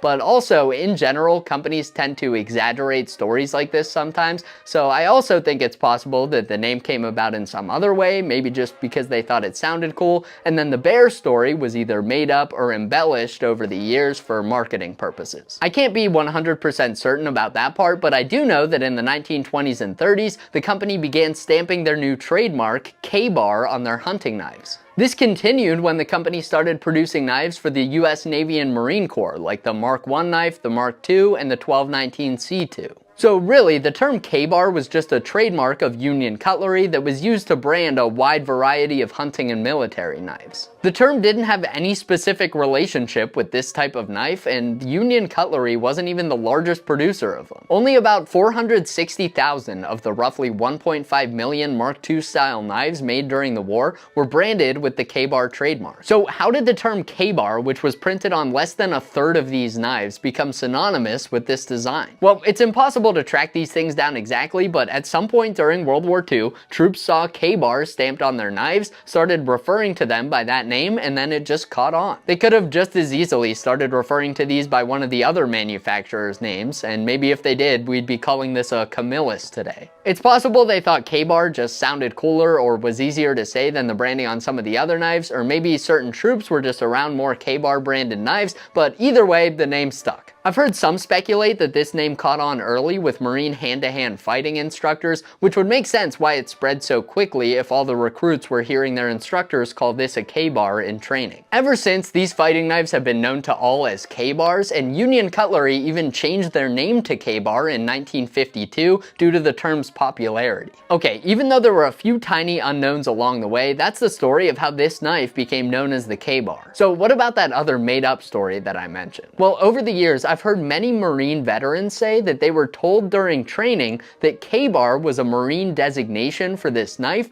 that stood for Knife Attachment Browning Automatic Rifle, or Knife Auxiliary or Knife Accessory or something like that. Right away, that kind of sounds more logical than the crazy story we just covered, but it's completely 100% made up. First off, like we covered, the term K-bar was trademarked by the company in 1924 and used on hunting knives. At that time, we weren't at war and the company had no affiliation with the US military, so it's impossible that they branded their knives after something that didn't happen until 18 years in the future. Second, we already covered the Marine designations for this knife. There's no evidence that they ever designated this the Knife Attachment Browning Automatic Rifle, or even the K-bar for that matter. Remember, the term K-bar started as a trademark, not a military designation. It's an important distinction. And finally, the K-bar had no specific relationship with Browning Automatic Riflemen. The story usually goes that Browning Automatic Riflemen weren't issued a bayonet, so they were issued the K-bar, and that's why it was called the Knife Accessory Browning Automatic Rifle. But these knives were never specifically intended to accompany the BAR, and most troops who used K-bars during World War II were not armed with the BAR. I could keep on going with even more reasons for why that story doesn't make any sense, but I think I've made my point. I just wanted to clear that up because it's something I've heard hundreds of times in the comments on my other videos, and it's just not true at all. Okay, so we've covered how great the K-bar design was and how it was beloved by the sailors and Marines who used it during World War II. We covered where the name came from, but there's another important question that we need to answer. Why didn't the US Army, the largest branch of the military, ever adopt the K-bar knife in World War II? After all, the US Army was still working on adopting a standardized fighting knife in 1943, after the US Navy and Marines had already adopted the K-bar knife and found its design to be extremely successful. You would think that would make it an easy decision for the Army to follow suit and adopt this knife, but interestingly, the Army took another direction and adopted a different knife that would become known as the M3 fighting knife. Why? Well, like everything, it came down to time and money. During testing, the Army found both the design of the K-bar and the M3 fighting knife to be completely satisfactory.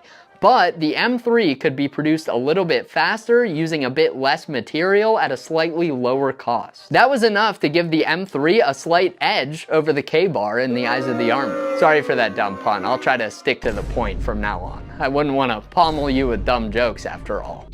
Oh, brother, this guy stinks! Anyway, that's why the Army didn't adopt the K-bar, even though it was so popular among the Navy and Marines during World War II. After World War II, the K-bar remained the go-to fighting knife for US Marines in Korea, Vietnam, and pretty much every major conflict since. The knives were made by different companies over the years, like this Vietnam-era Camillus-made knife in my collection, but even still, the name K-bar stuck. Even today, many Marines continue to put their faith in the same basic K-bar style knives that their grandfathers made use of during World War II. From what I understand, the Corps hasn't officially issued K-bars in a number of years now, but many Marines choose to purchase their own K-bars as a useful tool and a symbol of their Marine Corps heritage. As you guys know, I've never served, I'm just a history nerd, so if you're a veteran out there and have any experience with this style of knife, please share that with all of us in the comments. I'd be interested to know when you served, whether you used a K-bar or some other style of knife. Was that knife issued to you, or did you have to buy it? And any other useful information or opinions you have about these knives. Thank you all so much for watching. It's always great to know that I'm not the only one interested in this type of information, so thanks for sticking around and nerding out with me today. Few weapons are as iconic as the Marine Corps K-bar knife, but I think this next weapon we're going to look at might be even more famous.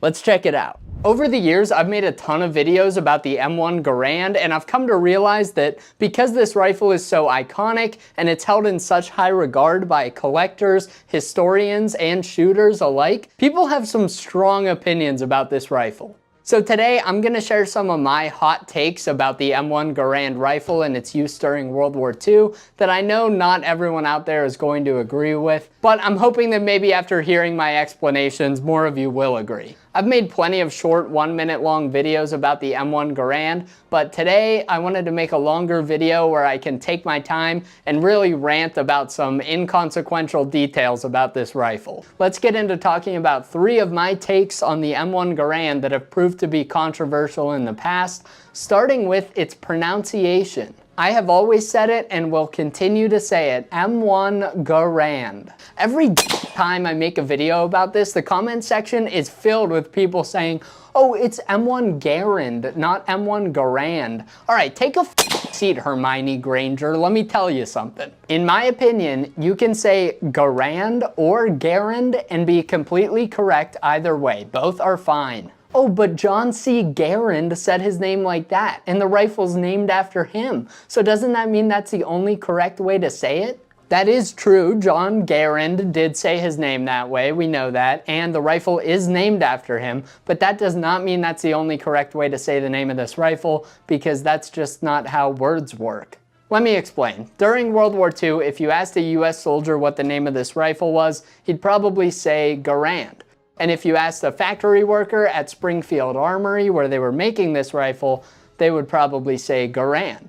And if you watch the World War II training videos where they're instructing soldiers how to shoot this, they refer to it as the Garand. I can't give you an exact reason for why people first started saying Garand instead of Garand. I'm guessing just because that's how it makes more sense to read it in English. Garand is the French-Canadian pronunciation. John C. Garand was French-Canadian, so that makes sense. But Garand is just a bit more natural for a lot of Americans to say. But regardless of how people started saying it that way, most Americans have been calling this the M1 Garand for as long as it's been around, pretty much the entire history of the rifle. And now some people think that we need to throw away the word Garand, the pronunciation that's been used to describe this rifle for pretty much the entire time it's existed, just because we know that that's not how its creator said his name. This really doesn't make a lot of sense to me, and let me give you a made-up example that kind of illustrates that. If you found out tomorrow that the guy who Gillette razors was named after, King Camp Gillette, actually pronounced his name Gillette instead of Gillette, would you start immediately calling them Gillette razors everywhere you went?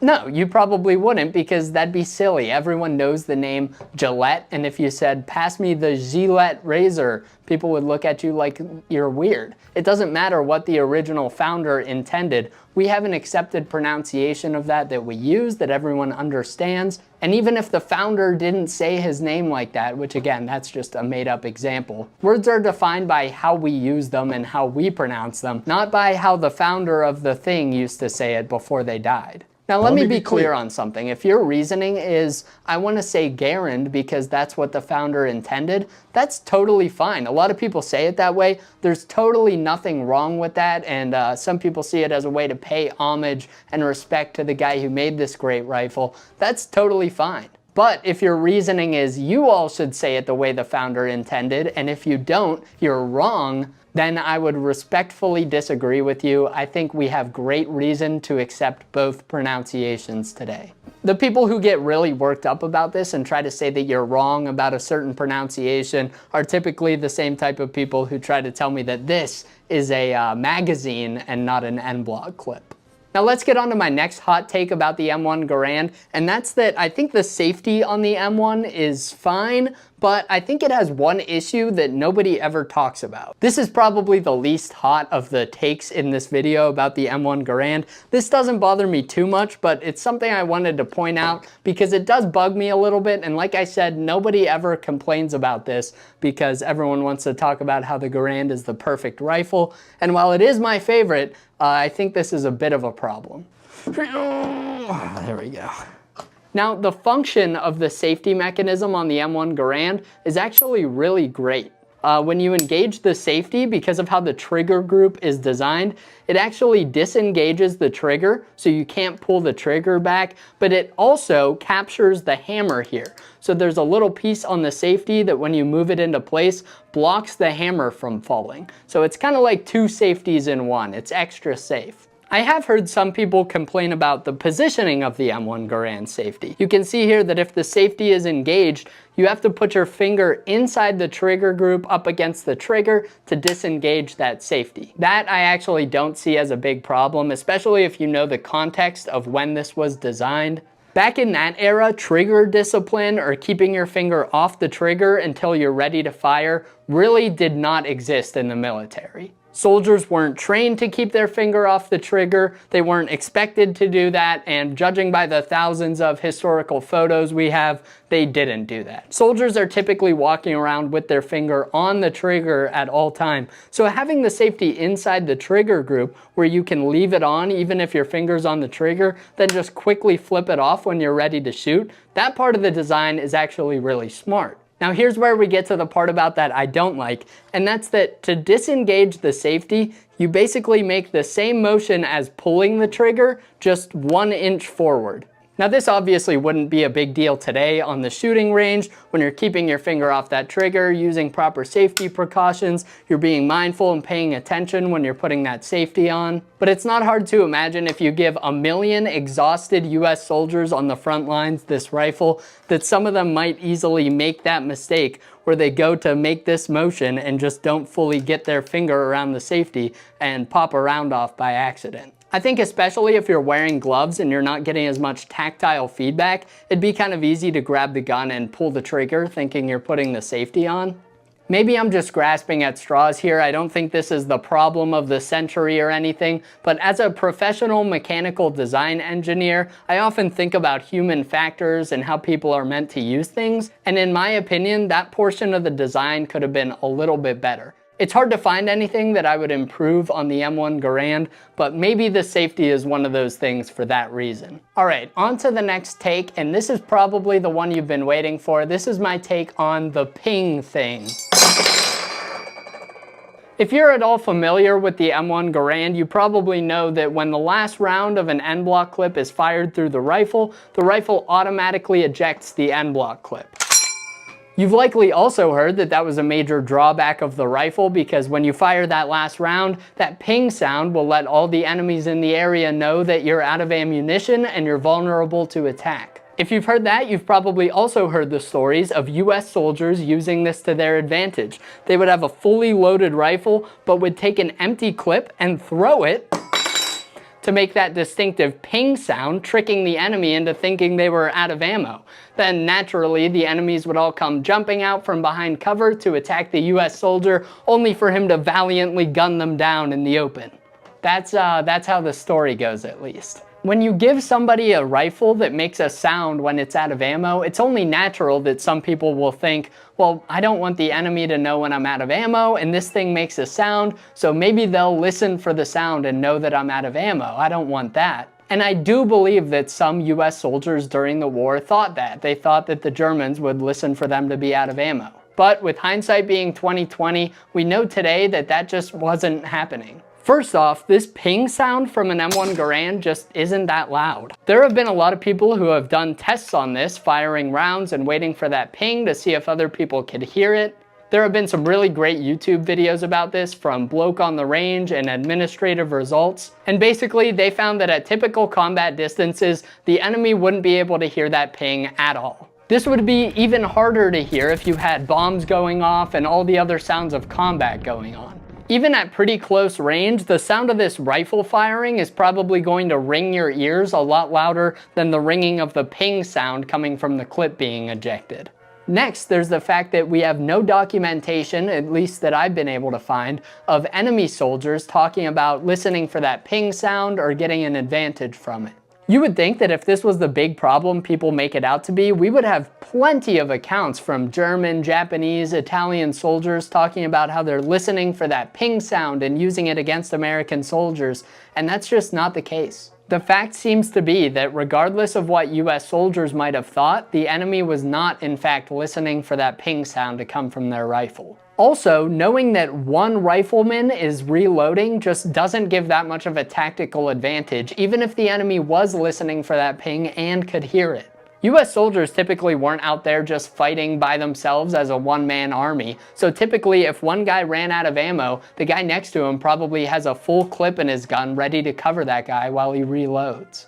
It's important for us who study history to remember that just because soldiers believed something at the time it was going on doesn't necessarily mean that that's the exact truth. I'm sure anyone who's been in the military could probably tell you that superstitions, rumors, and myths about the gear they're given or about combat are very common. And this would have been even worse at a time of a huge global conflict like World War II. There were a lot of inexperienced soldiers heading to the front lines, and rumors like this one about the M1 spread like wildfire. This leads me to the second part of my hot take, which is about whether US soldiers would throw an empty clip to lure out enemy soldiers because they were listening for the ping. As far as I can tell, this also didn't really happen, at least not successfully. Like we discussed, enemy soldiers just weren't listening for that ping sound, so there's no reason why this would work. The logistics of when you would even try using this to distract the enemy also just don't make sense to me. I've seen a lot of people try to come up with these really convoluted, specific one-off situations where this might benefit the US soldier, and none of them have ever made sense. Now, in my opinion, of course, a scared US soldier heading to the front line who's never been in combat before is going to believe this awesome story about a super clever soldier who used this trick to get one over on those stupid enemies. Now, this story would be a great morale booster. It makes the US soldiers seem really smart and the enemies seem really dumb and trickable in comparison. Stories like this were common, and of course they spread throughout the army, but do you really think that's the reality of what was going on the front lines? Now, just because we know now that this wouldn't work and the enemy wasn't listening for that ping, doesn't mean that no US soldiers ever tried this during World War II. Personally, I do believe that with how popular this story was, some US soldiers probably did try using this trick during World War II. Maybe they even shot a few enemies in the process by coincidence. But I don't believe it happened the way it does in that story, where the enemy soldiers hear that ping and jump out from behind cover and then get gunned down. That just doesn't make any damn sense. Well, even though those takes weren't too controversial, I'm sure that managed to piss a lot of people off, because that seems to always be what happens when I share my opinions about this iconic rifle. Whether you agree or disagree with me, let me know in the comments your thoughts on my M1 Garand takes. That's all from me, guys. Remember to subscribe for more, and I'll see you in the next one. I never get tired of talking about the M1 Garand, but next let's up the firepower and talk about some anti-tank weapons from World War II. Let's get into it. There were countless interesting and downright bizarre weapons developed during World War II, particularly by the German military. The rapid pace of technological advancement, combined with Germany's ambitious and often experimental approach to weapon design, led to some creations that were truly one of a kind. Armored vehicles in particular were being advanced at breakneck speed, and naturally, so was the technology used to destroy them. This led to some revolutionary anti-tank weapon designs that are shockingly similar to some weapons that are still in use today. And it also led to some interesting one-offs that look more like the result of an engineer's week-long Pervitin bender. Those are the designs we'll look at today. I picked out 5 German anti-tank infantry weapons from the war that are far less known than their more successful counterparts, and I think it'll become clear why they didn't stand the test of time. Now, in typical German fashion, most of these weapons have wild names that sound like you're trying to cast a spell or something, so I'll try my best to pronounce them, but I just got to the Duolingo chapter on German World War II weapons, so cut me a little slack. Hans, wo ist die Minenabwehrvorrichtung? Let's kick things off with the first unique German anti-tank weapon. Number 1, the Panzerwurfkorbe.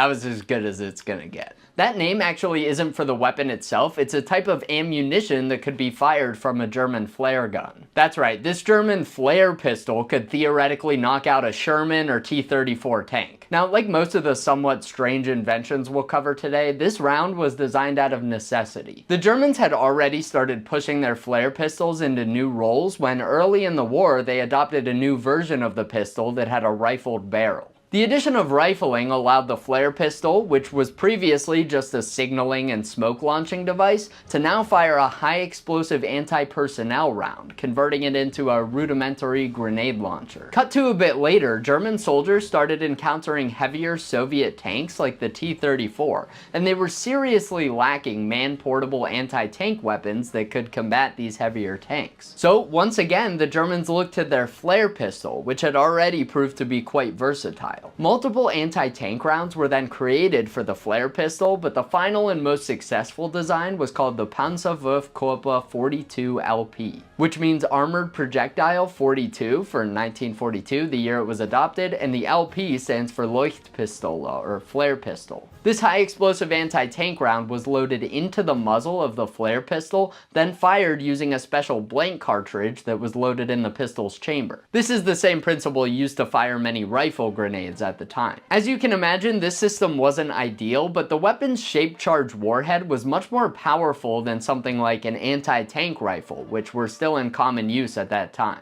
More powerful anti-personnel rounds were also developed, which used that same system to launch existing grenades like the German egg grenade and even the warhead from the stick grenade. Although that last one was abandoned because it was a bit too heavy to travel the distance.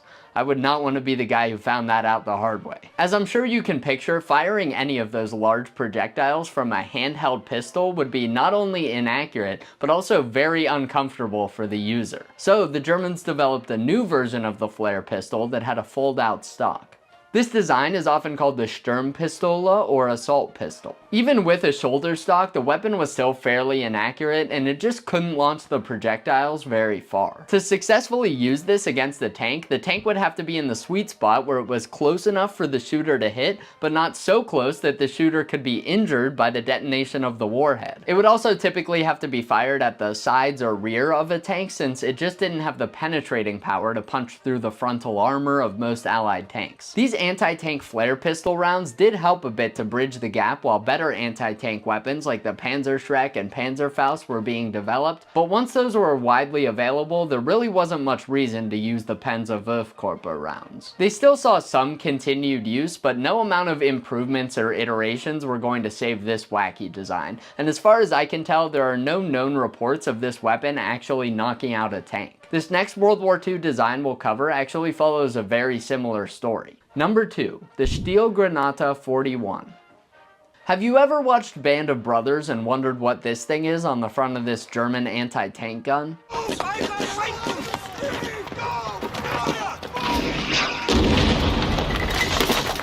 Well, wonder no longer. This is the Stielgranate 41, or stick grenade model of 1941. Not to be confused with the German stick hand grenades used during the war. You would not want to throw one of these by hand. This was a shaped charge anti-tank round that was fired from a 37mm anti-tank gun, but unlike a typical anti-tank round, it was loaded into the gun's muzzle. You see, early in World War II, anti-tank weapons typically relied on relatively thin projectiles traveling very fast to punch through enemy tanks' armor, like anti-tank rifles or 37mm anti-tank guns. But with increasing armor thicknesses, it became clear that those 37mm guns just weren't cutting it, and that shaped charges were the wave of the future. A shaped charge warhead works by creating an explosively formed penetrator upon detonation that blasts through a tank's armor. These warheads are often large and heavy, but they don't need to be moving quickly to get the job done. Once it was discovered that shaped charges were an effective way to combat enemy tanks, the question then became how to best deliver them on target. We just covered one method that was tried with those flare pistols, but this was not the only example of existing technology being adapted to fire this new warhead. Germany had already produced a large number of 37mm guns like the Pak 36, so while larger, more powerful anti-tank guns were being produced, this big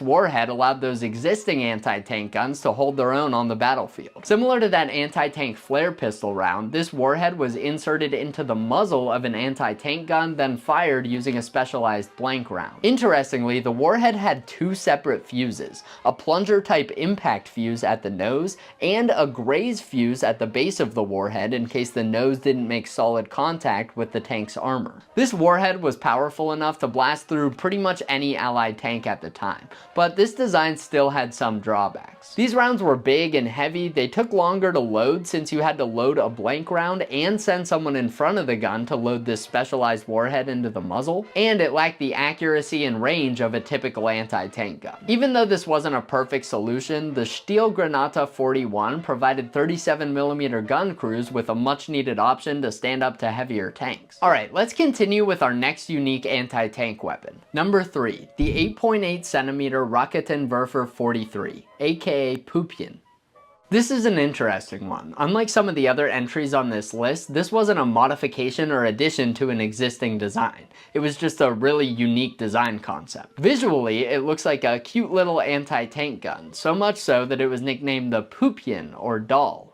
And they say boys can't play with dolls. Despite its looks, this is actually a rocket launcher, and it ended up being the stepping stone between the Pak-36 anti-tank gun and the shoulder-fired Panzerschreck rocket launcher. The Raketenwerfer 43 was developed as a dedicated anti-tank weapon that used rockets to deliver shape-charged warheads. Unlike most rocket launchers of the time, it fired from a closed breech using a percussion cap fuse just like an anti-tank gun. It was also mounted on a small carriage that was typically outfitted with either wheels or skis, although the wheels were sometimes removed to achieve an even lower profile or mounted in a static position. Interestingly though, unlike an anti-tank gun, this weapon had no recoil absorption mechanism, relying on its weight to keep it in place while firing.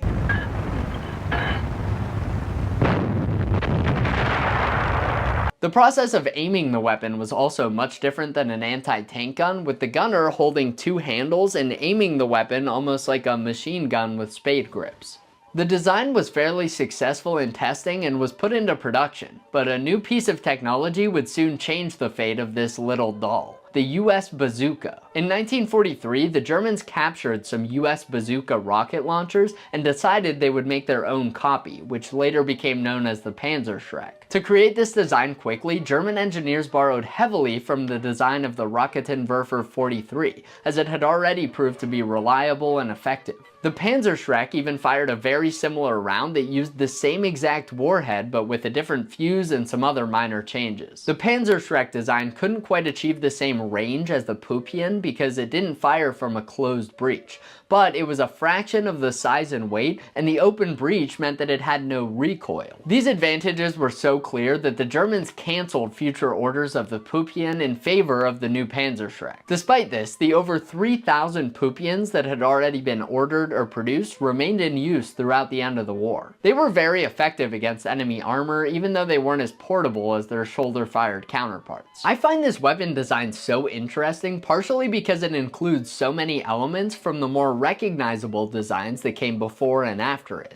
It's amazing to me how much they were able to simplify the design once the revelation was made that this rocket launcher could be made to be fired from the shoulder. We take that concept for granted today, but at the time, that was a cutting-edge breakthrough that had a far-reaching impact on anti-tank technology. Even though the Raketenwerfer 43 itself didn't really stand the test of time, this little doll was a crucial step in German weapons development. This next design might not have ended up being as crucial in the long run, but I find it even more interesting. Number 4, the Granatbüchse 39. Remember that whole spiel I gave about how shaped charge warheads were the hot new thing and Germany was trying to find every way they could to launch them using existing technology? Well, this is another example of that led to an anti-tank weapon design that was truly one of a kind. I've mentioned anti-tank rifles a few times now, and these were just large, powerful rifles that fired armor-piercing rounds to knock out enemy tanks. I'm guessing by now you might see where this is going. Tank armor just kept getting thicker, and once these anti-tank guns became outclassed by enemy tanks, the Germans instead turned to a solution that used shaped charges. The Granat Buxa 39 was an anti-tank weapon created by rebuilding existing Panzer Buxa 39 anti-tank rifles. These rifles were modified to have much shorter barrels and a firing cup at the muzzle, converting them to dedicated rifle grenade launchers. This was pretty smart if you ask me. Launching rifle grenades from these cup-style launchers was a tried-and-true method by this point, and since this was an anti-tank rifle, it could withstand firing powerful, high-pressure blanks that could launch rifle grenades further and more accurately than a standard infantry rifle. Since these were dedicated launchers, they were also outfitted with permanent grenade launching sights, and they had bipods which were positioned towards the middle of the rifle, which made it easy to tilt the rifle back to lob grenades at high angles. The downside, of course, were that unlike a standard infantry rifle fitted with a grenade launching cup, it really wasn't useful for other applications once it was converted, and also you had to single load the rifle because it had no magazine. There were many different types of rounds that could be fired from this launcher, and at least as far as I can tell, all of them could also be fired from the launcher equipped on a standard infantry rifle. There were high explosive rifle grenades, which interestingly were sometimes equipped with pool fuses so they could also be used as hand grenades, illuminating rounds which acted as parachute flares, propaganda rounds which dispensed propaganda leaflets when fired, and of course a series of shaped charge anti-tank rounds. The largest of the anti-tank rounds was the 61mm anti-tank rifle grenade, or Gewehr-Panzergranate. This was a big, heavy round that packed a wallop, and I'd be interested to see how far you could even launch this thing with a standard rifle. I would guess that soldiers were much better off firing that round in particular from the more powerful Granat Panzer Buxa. These modified rifles were used throughout the end of World War II, and I kind of see this as being what the Sturmpistole we covered earlier wishes it could have been. It just goes to show, sometimes you should let your flare guns be flare guns and your anti-tank rifles be, well, modified grenade launchers. As usual, I saved the best, or maybe in this case worst, for last. Number 5, the Panzerwurfmine. So remember when we were talking about that shaped charge warhead and I said, you would not want to throw one of these by hand? Well, that's exactly what the Panzerwurfmine is. This hand-thrown shaped charge warhead was developed as a cheap, compact way to allow foot soldiers to knock out tanks, but it left a bit to be desired. When I first learned about this weapon, I assumed it was developed fairly early in the war before more practical designs came about, but nope. The Panzerwurfmine was adopted in 1943, the same year as the much more successful Panzerfaust. And I know I could just say Panzerfaust like an American, but where's the fun in that, guys? Come on. Panzerfaust.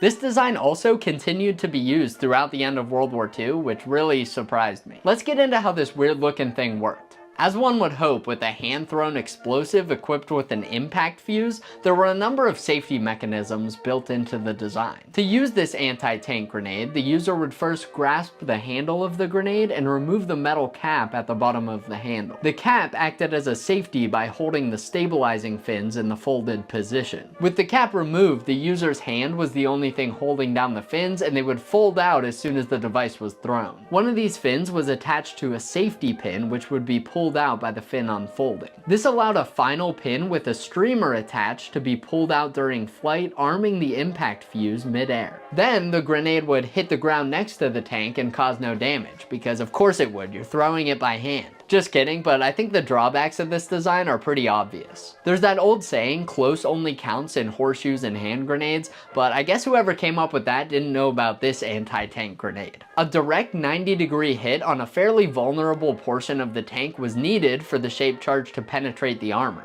and that was very difficult to achieve. The Panzerwurfmine also weighed about 3 pounds, so even somebody with a good arm couldn't throw it all that far. Now, I want you to think about how far you could accurately throw a 3-pound dumbbell and hit a target. Now, I want you to think about how close you'd be comfortable standing to an exploding tank.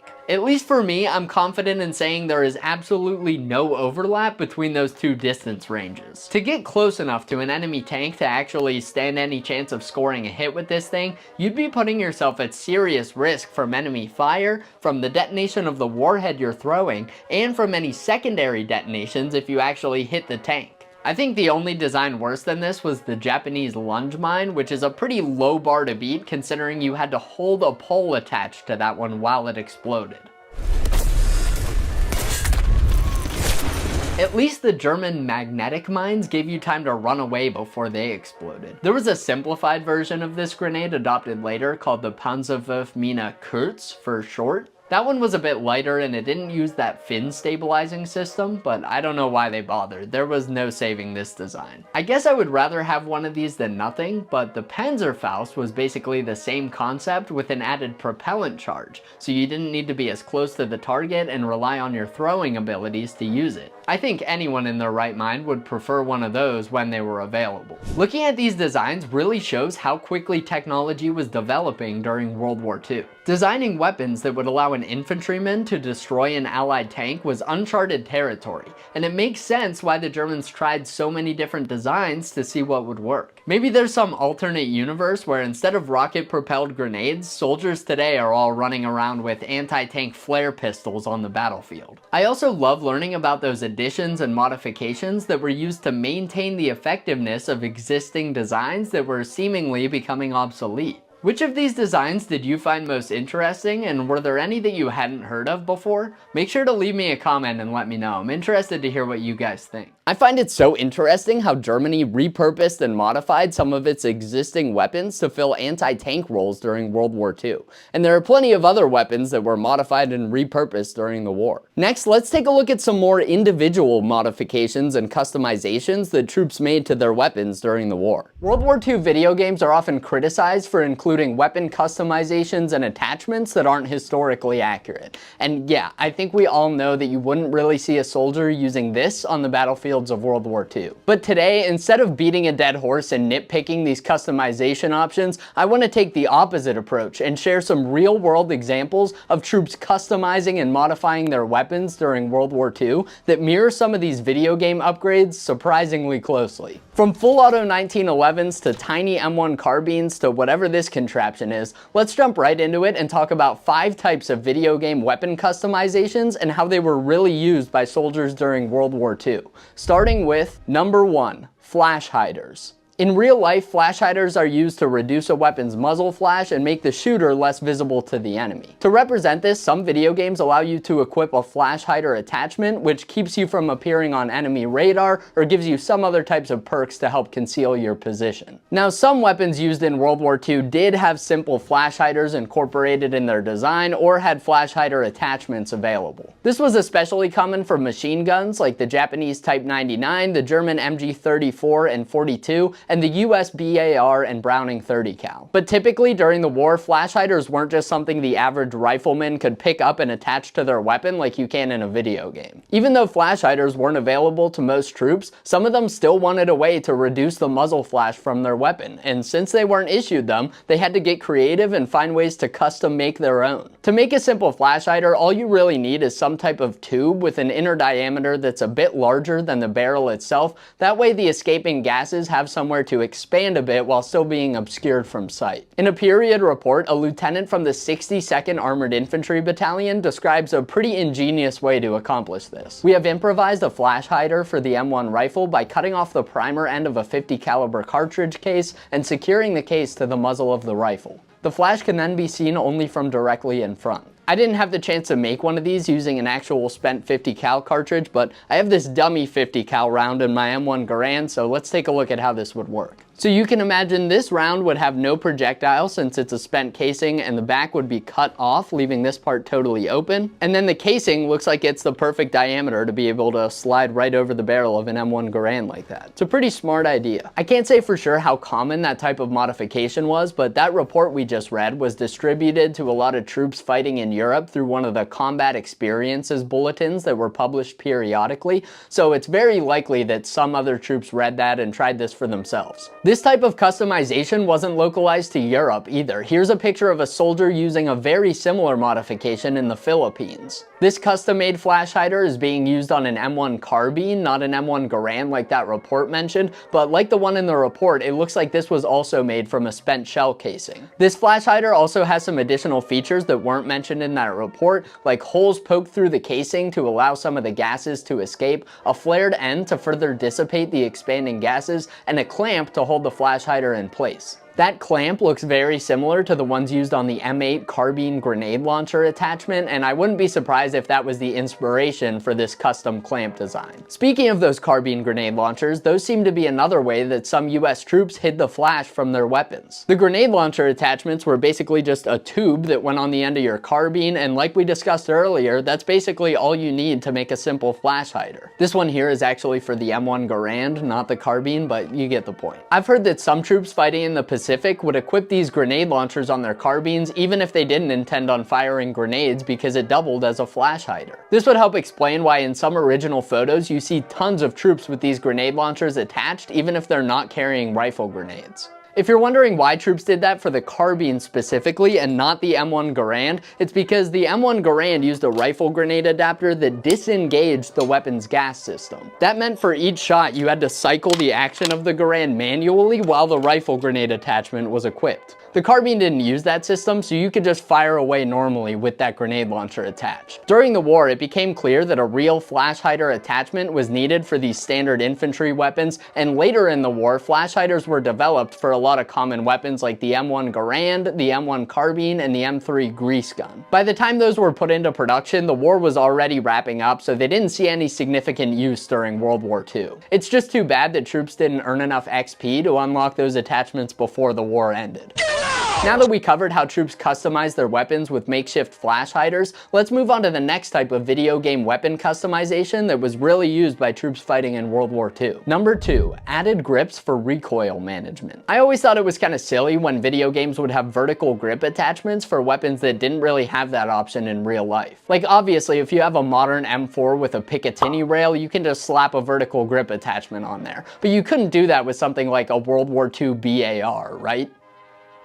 Right? Okay, they may not have been as easy to attach as using a modern rail system, but troops in World War II did often customize their weapons with added grips, just like in some video games. In these video games, equipping the grip attachment often helps improve recoil control and bullet spread. Some troops fighting in World War II wanted vertical grips for the same exact reasons. Having a grip could make your weapon a bit easier to control when firing in full auto, and also the grip helped keep your hand a bit further away from the barrel, which was important because those things can get really hot. Early iterations of the Thompson submachine gun came standard with a vertical grip, but that was eliminated on the versions issued to most troops during World War II. The Thompson had a high rate of fire, and some troops found this new horizontal grip to be insufficient. So they fashioned their own vertical grips to help better control the submachine gun while firing. You see these modified Thompsons pop up from time to time in original photos, and at least from what I've seen, no two modifications are exactly alike. This modification seems to have been more common in the Pacific, but you do see these being used in Europe as well. The British Sten gun was another weapon to commonly receive this modification. This one makes the most sense to me because without a vertical grip, the Sten looks really awkward to hold. I would guess that vertical grip made the Sten much easier to control and much less likely to burn your hand. It seems that in certain units, this modification was fairly standardized across the board because of how useful it was, and later versions of the Sten came from the factory with a vertical grip. I'm sure this modification was done on plenty of other weapons as well, but the final weapon that I was able to find a lot of photos of with this modification was the BAR. This one was a bit surprising to me since I usually associate this modification with submachine guns, but it makes sense when you think about it. The BAR fires a big round. That's why they call it the BAR, of course. And a vertical grip would certainly be helpful to give you some more control when firing the weapon from an unsupported position. They also get really hot after firing a couple magazines, so the grip would help with that as well. I was only able to find photos of this being used in the Pacific during World War II, but I wouldn't be surprised if this was used in other theaters as well. In some of the photos, it looks like a few BARs have the exact same modification done to them, which makes me think that either some units had a standard way of modifying the BAR, or maybe some BARs were just modified together in a batch. So far, the customizations we've covered have only involved adding things to the outside of the weapon, but this next modification is a little more in-depth and required changing the inner workings workings of the weapon itself. Before we cover that though, let me quickly remind you that if you enjoy these history videos, please consider picking up one of my merch shirts to support my work on this page. Just click the merch link in the description or use the YouTube product shelf, and you can choose from the Pistol Packin' Mama shirt, which I designed after customized bomber jackets worn by the crew of the World War II B-17, nicknamed Pistol Packin' Mama, the Blasted Event shirt, which is based on this B-24 of the 487th Bomb Group, or the Paper Doll shirt, which is designed after this Easy-8 Sherman tank of the 68th Tank Battalion that rolled into Germany in 1945. The shirts are really well made. They're printed by the company Bunker Branding, which was started by the YouTuber Demolition Ranch, and buying them really helps support my ability to keep making videos like this. Alright, now let's get on to the next type of weapon customization. Number 3. Rapid fire. This is a very common one in video games, and it's exactly what it sounds like. Oftentimes you can unlock a perk or attachment that increases your weapon's rate of fire. This is another one that I used to write off as being something they included to make the game more fun to play, even if it wasn't historically accurate, but believe it or not, some troops did modify their weapons to shoot faster during World War II. So let's look at some examples. During World War II, the US adopted a new submachine gun to start replacing the Thompson. This new weapon, the M3 submachine gun, better known as the grease gun, had a much slower rate of fire than the Thompson that came before it. Some troops appreciated this slower rate of fire because it was a bit more controllable than the Thompson and it didn't eat through ammo as quickly, but others felt it was just too slow. Honestly, I kind of agree. The grease gun fires at an almost comically low rate of fire for a submachine gun. Because of this, some soldiers started looking for ways to increase the rate of fire of these grease guns they had been issued. The ordnance officer for the 14th Armored Division describes one such modification in this report. We have increased the rate of fire of the M3 submachine gun by cutting the driving spring from an M1 rifle into 4 equal sections and installing one of these sections on each of the 2 driving rods of the M3. This also makes the weapon steadier and improves its accuracy. It is still possible to fire single or double bursts. It's impossible for me to say just how common that type of modification was during the war. Unlike the other customizations we've covered, this is an internal change, so I can't just look at a picture of a World War II grease gun and say whether or not it's been modified. I would guess that type of modification wasn't super common since that report was the only reference I could find to that specific modification, but similar to one of the other reports we covered, that tip was published in a combat bulletin that was distributed to a bunch of soldiers fighting in Europe, so it's very likely that somebody else read this and gave it a try for themselves. In addition to modifying full auto weapons to increase their rate of fire, troops also sometimes modified their semi-automatic weapons to convert them to full auto. To make that happen, all they had to do was just kidding, I obviously can't and won't get into that, but I can tell you some info on when and why this modification was done. Probably the most famous example of this being done comes from the popular book Band of Brothers. In the book, it mentions that Easy Company soldier Forrest Guth could modify the M1 rifle to fire in full auto, and it even says that Dick Winters himself got one of these full auto M1 Garands and took it with him when he shipped off to Korea. I gotta tell you, putting a switch on the M1 Garand is pretty wild. I've heard some debate over whether Guth was actually doing this modification to M1 Garands like it says in the book, or whether he was actually doing this to M1 Carbines instead. Personally, if I had to guess, I'd say he probably modified both at some point, but the modification to the M1 Carbine would certainly have been more useful. Easy Company officer Buck Compton has even stated that at one point he had an M1 Carbine that had been converted to be fully automatic, and that conversion was likely done by Forrest Guth. This carbine modification wasn't unique to the airborne either, and it actually became somewhat popular during World War II.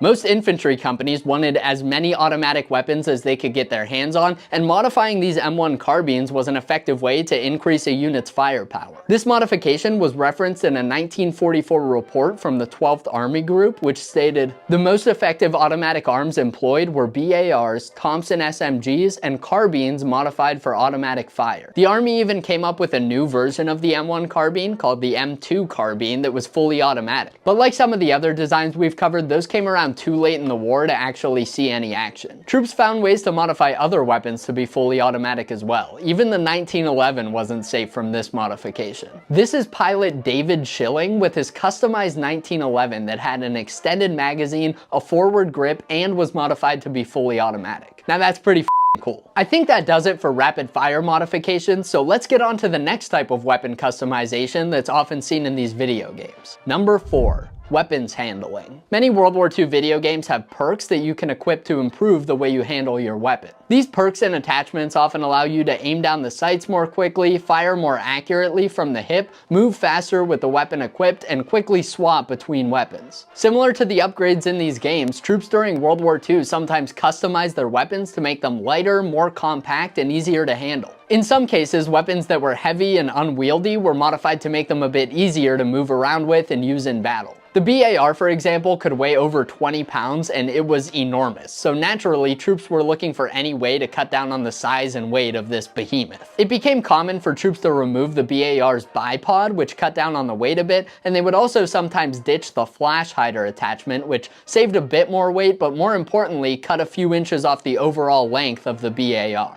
In some cases, troops even shortened the buttstock to save a bit on weight and length. Before World War II, the Marine Corps even tested a version of the BAR that was meant for jungle fighting. It was a bit shorter and lighter, but I don't believe those saw any use during World War II. In other cases, troops with smaller weapons customized them to make them even more compact. In some cases, troops removed the stock from their Thompson submachine gun, which makes sense because in my opinion, that stock was a little too long and heavy. Removing the Thompson stock would definitely make it a bit harder to fire accurately while aiming down the sights, but this modification was better suited to close quarters fighting and hip firing. Shortening the barrel was another modification sometimes used to make these weapons a bit easier to handle. This photo here shows Private Willie R. Gibbs of the 784th Tank Battalion, who took his already lightweight M1 Carbine and cut the barrel down to make it even smaller. The way he's holding it, we can't see the carbine stock in that photo, but it looks like it's been cut down to be considerably shorter or maybe removed entirely.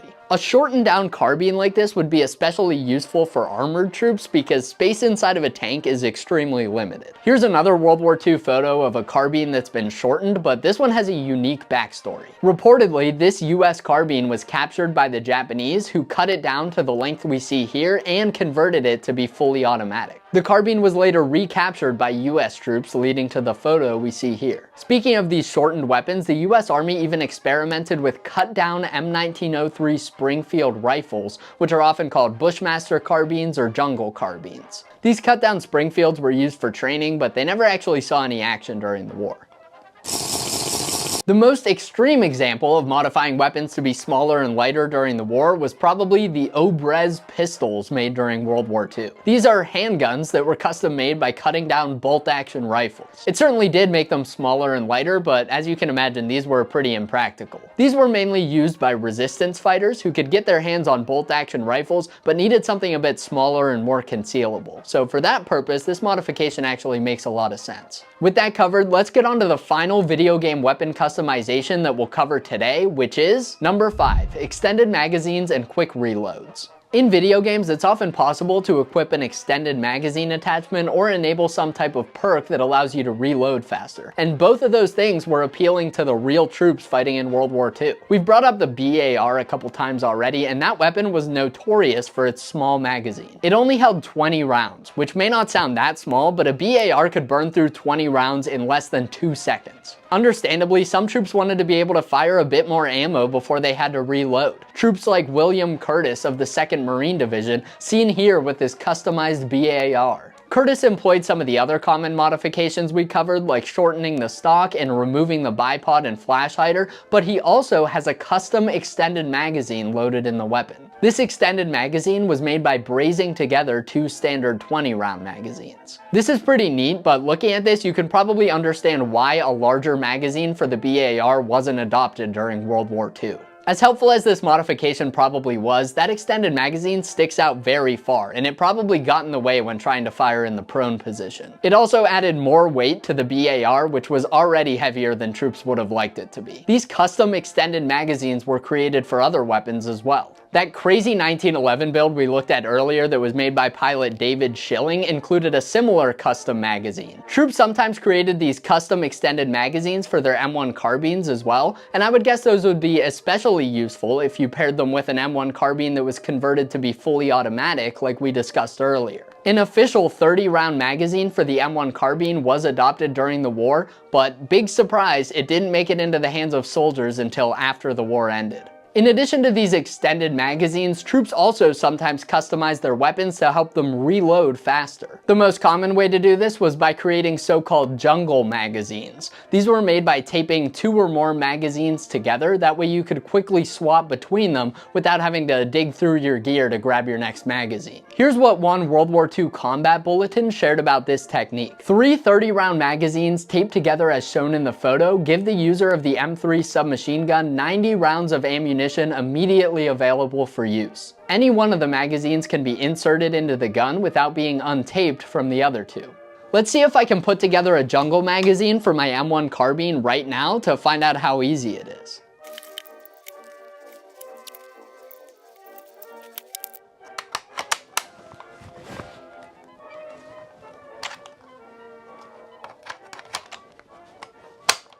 Simple and effective. The most unique reloading customization used during World War II was probably this weird looking contraption dubbed the clip carrier for the M1 Carbine. This was also described in one of those combat lessons bulletins that were published periodically during the war, and it's basically a magazine for your magazines. When one runs out, you just drop it and push the next mag into the weapon so you can keep shooting. It's a neat invention, but to me it looks a bit too bulky and complicated to be useful for most soldiers. Well, there you have it, folks. 5 types of video game weapon customizations that were really used by troops fighting in World War II. There are so many more interesting World War II weapon customizations that I couldn't fit in this video, so if you guys are interested in seeing more like this, make sure to let me know in the comments, and also be sure to subscribe to World War Wisdom so you don't miss out. Thanks so much for watching, keep those chambers clean, and I'll see you in the next one.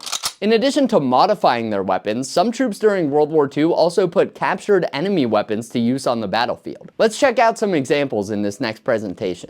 Did troops really fight with captured enemy weapons on the battlefields of World War II? This is a question I get asked all the time, and the answer is yes, it absolutely did happen, but it probably worked a bit differently than you might imagine. From US infantrymen armed to the teeth with German machine guns, to Japanese soldiers using US rifles out of desperation, to Germans converting Soviet submachine guns to fire German ammunition, today we'll get into some examples of troops using captured enemy weapons on the battlefields of World War II, talk about some factors that may or may not make that a smart decision, and dispel some common myths about battlefield pickup weapons along the way. For demonstration purposes today, I have this beautiful Luger, the ultimate captured weapon for Allied troops during World War II, and this one in particular has a very interesting backstory. This Luger was made in Germany by WWII, but if you look at some of the details on here, like the Cyrillic markings and some unique features like this little lanyard loop, you can tell this is not a run-of-the-mill German Luger. This one is special. It was made for the Bulgarian military around the year 1911. Alright, now I think it makes the most sense to start by covering some of the drawbacks and concerns that came with using captured enemy weapons during World War II.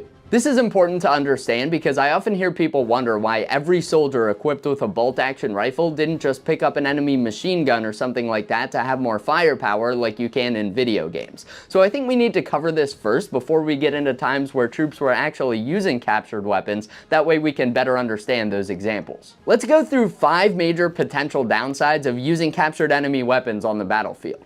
Number 1, ammunition supply. This is probably the most obvious issue with trying to use captured enemy weapons in battle in the long run. If you're a soldier, your military has an entire plan for how to keep you supplied with ammunition for your weapon, at least in theory. As soon as you pick up a weapon that uses a type of ammo that your military doesn't supply, you're going to have a tough time keeping that weapon loaded. Sure, you can grab a magazine here or there off of fallen enemies, but that just isn't sustainable in the long run, and you can't count on finding that when you need it. Now, if you were in a situation where you weren't getting supplied with ammunition from your military, maybe you were cut off from your supply lines or your military was having a tough time keeping up with ammo production, well, that might be one of those times where you turn to using enemy weapons to fill that gap. Number 2, training and familiarity.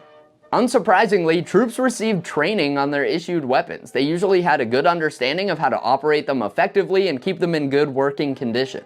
And not only did they know how to maintain their weapons, they also had systems set up to get things like replacement parts if something went wrong with their weapon. I'm sure if a German soldier picked up a US M1 Garand, for example, they could pretty easily figure out how to load and fire the weapon, but would they know the more intricate stuff like how to adjust the sights on the fly, how to properly field strip, clean, and lubricate the weapon, and other important stuff like that? Maybe they could figure that stuff out too, but they had already been trained on how to do all of that for their issued weapon. Number 3. You have your weapon for a reason.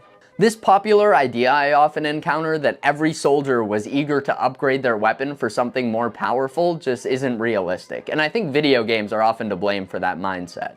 These troops were working as part of a team, and the military generally had a plan for how that team would function, including which weapons each member of the team would use. Generally speaking, troops were issued weapons that were meant to suit their individual roles, and most troops weren't keen on trading out their issued weapon for some enemy gun, even if that gun could shoot faster than their issued rifle or something. There were of course plenty of exceptions to this, but riflemen in the military were meant to be firing rifles, so they generally weren't itching to get rid of those rifles for something else. Even if they were itching to do that, their leadership might have other ideas. This did depend on the situation, of course. I've heard stories of US riflemen temporarily trading out their rifles for submachine guns or carbines when they were about to be clearing buildings, going on patrols, stuff like that, where a full-size rifle might not be the weapon best suited to the job. And of course, if your rifle was made inoperable or something like that, you might turn to using an enemy weapon to fill that gap.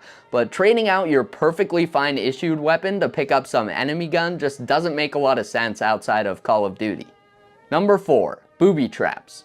This is one that I've covered in my videos on German and Japanese battlefield tricks of World War II, but leaving behind weapons that are rigged with explosives was a fairly common booby trap during the war. Now, this didn't necessarily stop troops from picking up enemy weapons if they really needed them, but it definitely made troops more cautious in a lot of situations. The Japanese were even known to capture allied weapons like machine guns and mortars so they could leave them out as bait for ambushes or other traps because they knew the Allies would want to get their heavy weapons back. I won't keep going on about this because I've covered this in way more depth in my battlefield tricks videos, so make sure to check those out if you haven't already, but needless to say, anything left behind by the enemy on the battlefield could present hidden risk. Number 5. Friendly fire. This is a big one, and the one that I'll talk for the longest about. Troops on the front line learn pretty quickly to recognize the sounds of different weapons, and it becomes pretty clear whether gunfire that you hear is coming from your own troops or coming from the enemy. In many cases, troops were even familiarized with the sounds of enemy weapons before they ever reached the battlefield. One period bulletin that I found stated this about training exercises, also known as problems, used to train US Army Rangers before they went into battle. Captured Italian and German machine guns and machine pistols are used by the enemy in our problems. Our men quickly learned to distinguish between the fire of our own weapons and that of enemy weapons. This was pretty common across the board, and Major Northridge of the US 164th Infantry Regiment in the Pacific made a similar recommendation about training troops this way.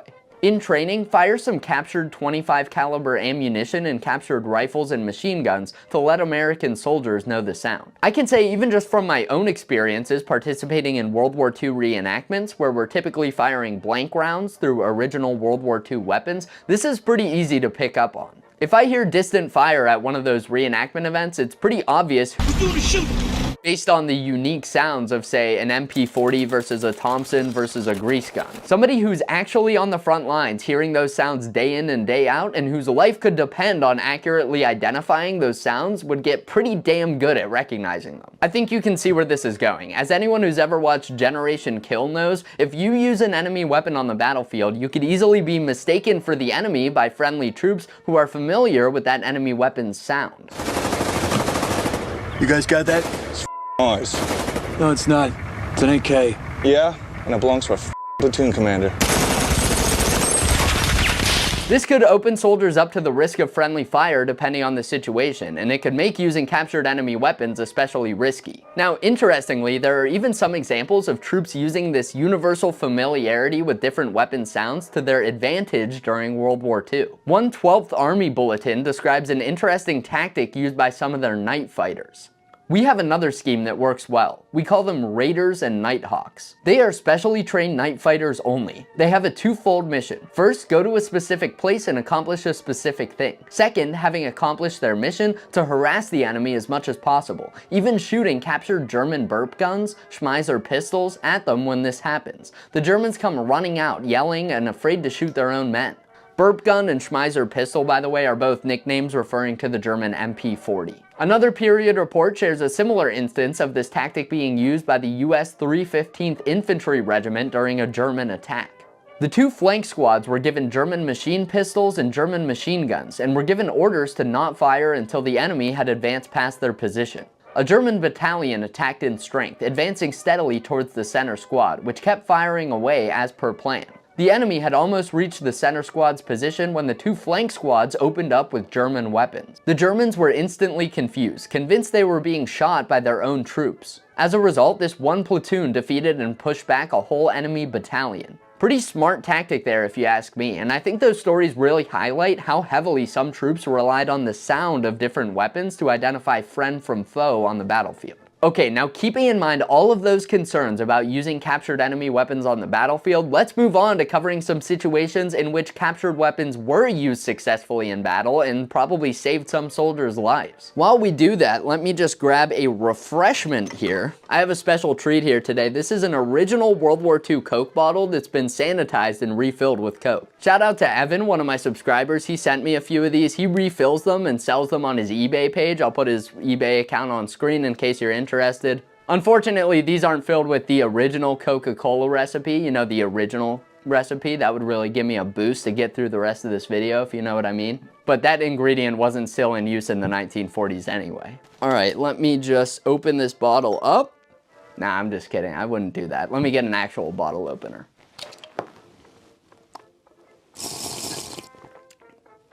Delicious. Okay, let's move on and start out by talking about a category of weapon that many troops might actually be interested in picking up from the enemy on the battlefield, even if they already had an issued weapon that was doing the job. And I'll give you a hint, it isn't some kind of powerful enemy machine gun. What could it have been? Oh yeah, pistols. Most troops during World War II were not issued sidearms in addition to their primary weapon, so picking up enemy pieces like this was a great substitute. This bypasses a lot of the concerns we talked about because you really don't need regular ammo resupply for your sidearm. You're probably only shooting it in an emergency anyway, so that's not really a problem. And since you're not using it that much, you really don't have to worry that much about maintenance either. Allied troops were very fond of captured enemy pistols because not only were they practical, of course you could use this as a sidearm and carry it on your person, but they were also very desirable and valuable war trophies. And of course, the Luger was the most desirable of them all. Of course, there were no Lugers in the Pacific, but troops over there were doing the same with Japanese pistols, and it went the other way around too. Axis soldiers like to capture Allied sidearms as well. When possible, troops like to capture sidearms directly off of POWs because that was one of the few ways to make sure that they weren't booby-trapped. Let's move on to another example of a situation where it might make sense to use captured enemy weapons. Defensive positions. Reinforcing defensive positions using captured enemy weapons, particularly heavy weapons like machine guns, mortars, and artillery, was very common during World War II. For starters, in a defensive position, you can use enemy weapons to supplement your own weapons instead of trading them out or using them instead of what you were issued. If you're using a captured enemy weapon in a defensive position and it runs out of ammo or stops working or anything like that, you can just go back to using your personal weapon, which is what you would have been doing anyway if you didn't add that enemy weapon to your defenses. You also didn't have to worry as much about being mistaken for the enemy when you're firing from an established position like that. Here's an excerpt from a US 13th Infantry Regiment period report that helps illustrate how helpful this method could be. We used about 25 German machine guns in a defensive position, and they proved valuable when repulsing a night attack. The guns were placed at intervals along the line with a belt of ammunition in each. No special instruction on the weapons was necessary as the riflemen who manned them only had to pull the triggers. So like I mentioned earlier, ditching your rifle and trying to upgrade to an enemy machine gun didn't make a lot of sense, but adding an enemy machine gun to your existing arms was a pretty good idea. I mean, if you have 25 German machine guns lying around, you might as well put them to use. A similar concept could also be applied to fixing weapons on vehicles. That similarly bypassed a lot of the concerns that we talked about earlier. For example, a report from 1942 that I came across talks about British troops mounting captured Italian 20mm guns to their armored cars for a bit of added firepower. Okay, let's move on to another factor that might make using enemy weapons a bit more practical. Common ammo. Of course, in any situation where a military could capture enemy weapons that fired the same rounds they were already producing, that would alleviate those concerns we discussed about needing to capture enough enemy ammo to keep those weapons loaded. Now, this wasn't super common during World War II since most Allied and Axis weapons just didn't fire the same ammunition, but there are some notable examples. 9x19 was a cartridge used extensively by the Germans and also by Allied Commonwealth forces. So theoretically, a British soldier could capture an MP40 or a Luger and then load it up with 9mm ammo intended for British Sten guns, and the same was true the other way around. The German use of captured Czech machine guns like the ZB-26 is another great example of this. The Germans captured tons of these machine guns early in the war, and they were already chambered to fire the same round as German machine guns, so the Germans put a lot of these to use during World War II. I'm trying to mainly focus on small arms today, but I have to mention mortars in this section as well, because that's another great example of ammo commonality. A US 12th Army Group bulletin stated, "Captured German 3-inch mortars are being used extensively by the heavy weapon companies of this division. Our ammunition is interchangeable with the ammunition of German 3-inch mortars, and we usually use it as we have had prematures with captured German ammunition." That's referring to the German-produced mortar rounds sometimes detonating prematurely when they were fired. Something that might sound familiar to some of you guys out there. Next up, we have disposable weapons. Okay, again, we're kind of getting away from small arms here, but single-use weapons like grenades, landmines, anti-tank weapons, stuff like that, they were extremely commonly captured and put to use during World War II. Clearly, again here, this bypasses some of those concerns we talked about earlier. These weapons were self-contained, so you don't need any type of ammunition or supplies to use these weapons, and they were meant to be used in addition to your primary weapon anyway, so you could keep using your issued weapon easily and still also use some captured grenades or something like that. These types of weapons were typically pretty simple to operate as well, and in some cases, troops were even trained on how to use them effectively because they were so useful when captured from the enemy. One US report from 1945 mentions, "We have trained every man in the use of captured German Panzerfausts and employ them to supplement our bazookas." A US report from the Pacific even mentioned that the Japanese liked using captured Allied grenades because, unlike Japanese grenades, they had a safety spoon, which made them well suited for use as booby traps. Making use of captured enemy explosives or anti-tank weapons was particularly dangerous though, because these were some of the most commonly booby-trapped items. After all, these types of weapons already contain explosives, so oftentimes all troops had to do was find a way to make them detonate at an inopportune time, then leave them behind for the enemy to convert them into deadly booby traps. For example, German egg grenades could easily be modified to remove the typical time delay after the fuse was activated, so Allied troops would sometimes find these grenades even in their original packaging, not knowing they had been tampered with, then try to put them to use only to have them explode as soon as they were activated. Alright, now let's move on to the next situation where troops might choose to use captured enemy weapons. Battlefield desperation. If you found yourself in a situation where you weren't being resupplied with your own weapons and ammo, then you might not have any other choice than to turn to captured enemy weapons. Sure, you might experience those risks that we covered earlier, but that might be your only option. This was sometimes the case for troops on the front who were cut off from their supply lines, but this same concept also applies to groups like the French Resistance or Soviet partisans who made extensive use of captured enemy weapons because they didn't exactly have their own supply lines. I think this category is pretty easy to understand, so let's move on to the next one. Personal preference. Sometimes troops just wanted to use an enemy weapon because they liked it. Of course, if they did choose to use a captured enemy weapon instead of their own, they might run into those downsides we covered earlier, but like we've been discussing, those were very situationally dependent. I've heard that some German troops really liked certain Allied weapons, like the PPSH and the M1 Carbine. It wouldn't make sense for every German soldier on the front lines to pick up one of those weapons, even if they really liked them, but for certain troops in certain situations, they were able to make that work. I won't say too much more about this one because I think it's kind of self-explanatory, but while we're on this topic, leave me a comment below and let me know which weapon you would want to pick up on the battlefields of World War II. My choice would be the ray gun, obviously. Okay, let's move on to our final factor impacting captured weapon use during the war. Production issues.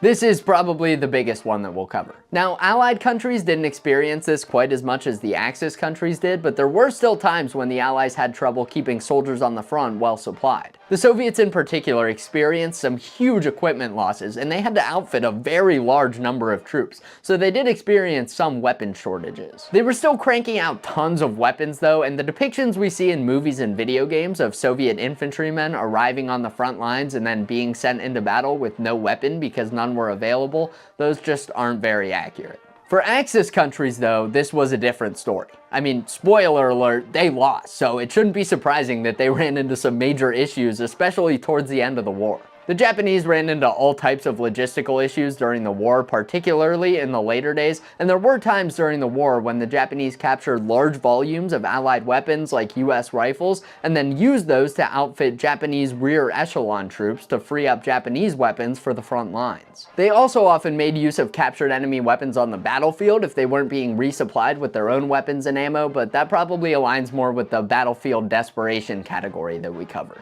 Production-wise though, the Japanese focused more on simplifying and speeding up production of their own weapons than trying to reissue captured weapons. The same cannot be said, however, for the Germans. During the war, Germany made extensive use of captured enemy weapons. I'm not talking about battlefield pickup weapons here, like a soldier finding an enemy weapon on the battlefield and putting it to use. I'm talking about the German military capturing huge stockpiles of enemy weapons and then using those to re-equip their own troops. The Germans did this on a much larger scale than any country in modern history, at least as far as I'm aware. This was also done in a much more organized and official manner than a lot of people would imagine. The Germans assigned these captured weapons with German military designations. In some cases, they made manuals on how to use these captured weapons so they could issue those to their troops. And in some cases, the Germans even rechambered captured enemy weapons to fire their own ammo. The best example of this was the MP-41R, which was the German designation for captured Soviet PPSH submachine guns that were captured by the Germans and then converted to fire German 9mm ammo. The Germans made use of tons of captured Soviet weapons, and at times you even see German soldiers on the Western Front using Soviet weapons that were captured in the East and vice versa. In some cases, the Germans even captured entire weapons factories, and rather than trying to retool the whole factory to produce German guns, they just had them continue producing the guns they were already making and stamp German markings on them. This was the case for the FN factory in Belgium that produced Browning high-power pistols. The Germans captured that factory and then just started producing their own Browning high powers there, which is why you see the Browning high power being used by both Allied and Axis troops during the war. The Germans did sometimes make use of other weapons captured from the Western Allies as well, like US Thompsons and M1 Carbines, but since most of those weapons didn't fire a common cartridge that the Germans were producing, and they weren't captured in a large enough quantity to make it worth converting them to fire German ammunition, their use was somewhat limited. There are way more individual examples of captured weapons used by the Germans than I could possibly hope to cover here, so just don't think that those ones I mentioned are the only ones. They're not even close. Overall, there was a bit less weapon standardization in the German military, and that was largely because they needed every weapon they could get their hands on. During the war, they ran into issues producing weapons like raw material shortages, labor shortages, and shortages of factories and railroads that hadn't been blown to bits by Allied bombing. Most frontline German soldiers were still equipped with standard German production weapons, but you do see some captured weapons sprinkled in there, and a lot of the captured weapons were also used to equip rear echelon troops and Volkssturm troops, stuff like that. There are plenty of different circumstances in which someone might choose to use a captured enemy weapon in battle, and I couldn't possibly hope to list all of them in one video. But hopefully now you understand some of the factors that made troops during World War II more or less likely to pick up and use enemy weapons on the battlefield. Now when you see period photos like this one of a German soldier equipped with a captured Bren gun, you may not know the exact context of why that particular soldier has that particular weapon, but you can probably identify some of the factors that likely led to him using that captured weapon. Even with all that in mind, I still see some examples of troops using captured weapons during World War II that make me scratch my head a bit. I would love to ask this US World War II soldier why he's running into battle holding what looks like a World War I era Mannlicher rifle instead of his M1 Garand, which is slung over his back. Was his Garand broken? Did he just really like that rifle as a war trophy and wanted to test it out? Did he lose a bet? My time machine is out for repairs right now, unfortunately, so all we can do is guess. Next, let's take a look at what I feel is the most terrifying weapon in this entire video, and this is one that's still in use today. White phosphorus was one of the most feared weapons of World War II, with troops who encountered it often choosing to run, hide, or surrender rather than face the severe burns, choking smoke, and other gruesome effects it inflicted. While similarly brutal weapons like poison gas were held from use due to fears of retribution, Willie Pete was used openly by nearly every major power during the war, with the Allies in particular making extensive use of it due to its versatility and devastating effectiveness. Most people have no idea just how prevalent and impactful this weapon was during the Second World War, and given that it's still used in conflicts today and is often at the center of international debate, I figured it was time we take a closer look into white phosphorus. Today, we'll break down how this terrifying substance was put to use during World War II, whether using white phosphorus is a war crime, and why the movie Fury might just be the best and worst depiction of white phosphorus's use during World War II. By the way, you'll hear me refer to white phosphorus as Willie Pete at times. That's just the common military nickname for the chemical that became popular during World War II. There's some Willie Pete in that ground floor.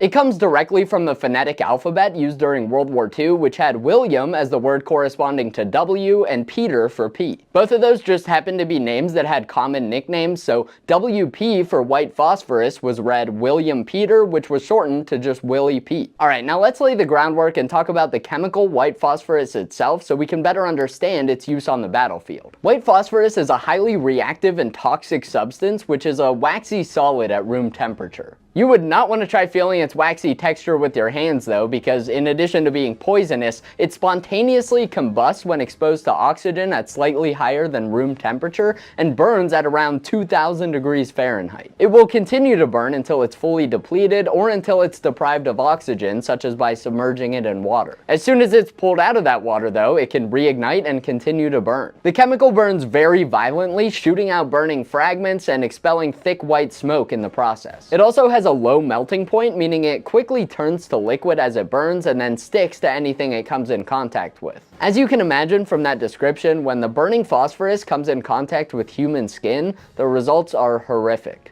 I'll spare you the gruesome details and visuals, but just understand that once it's burned into your body, it will continue to burn until it's been completely consumed unless you're able to deprive it of oxygen. You can also absorb phosphorus through the burn, leading to poisoning, and the fumes produced by burning it can lead to respiratory issues, eye irritation, and other serious problems. It's almost cartoonishly awful. It would be hard to think up a more terrifying chemical even if you tried. Despite those effects, the primary military use for white phosphorus, at least officially, is for producing smoke, which it's very effective at. Unlike the slow-burning smoke grenades that many of us are familiar with today, white phosphorus smoke grenades use a small bursting charge to send tiny fragments of the chemical flying in all directions and igniting them in the process. This produces a thick smoke screen nearly instantly, and I'm sure you could imagine how that'd be useful for military applications. The white phosphorus rounds developed for mortars, tanks, artillery, and bazookas worked in essentially the same way, allowing troops to obscure themselves from the enemy if needed.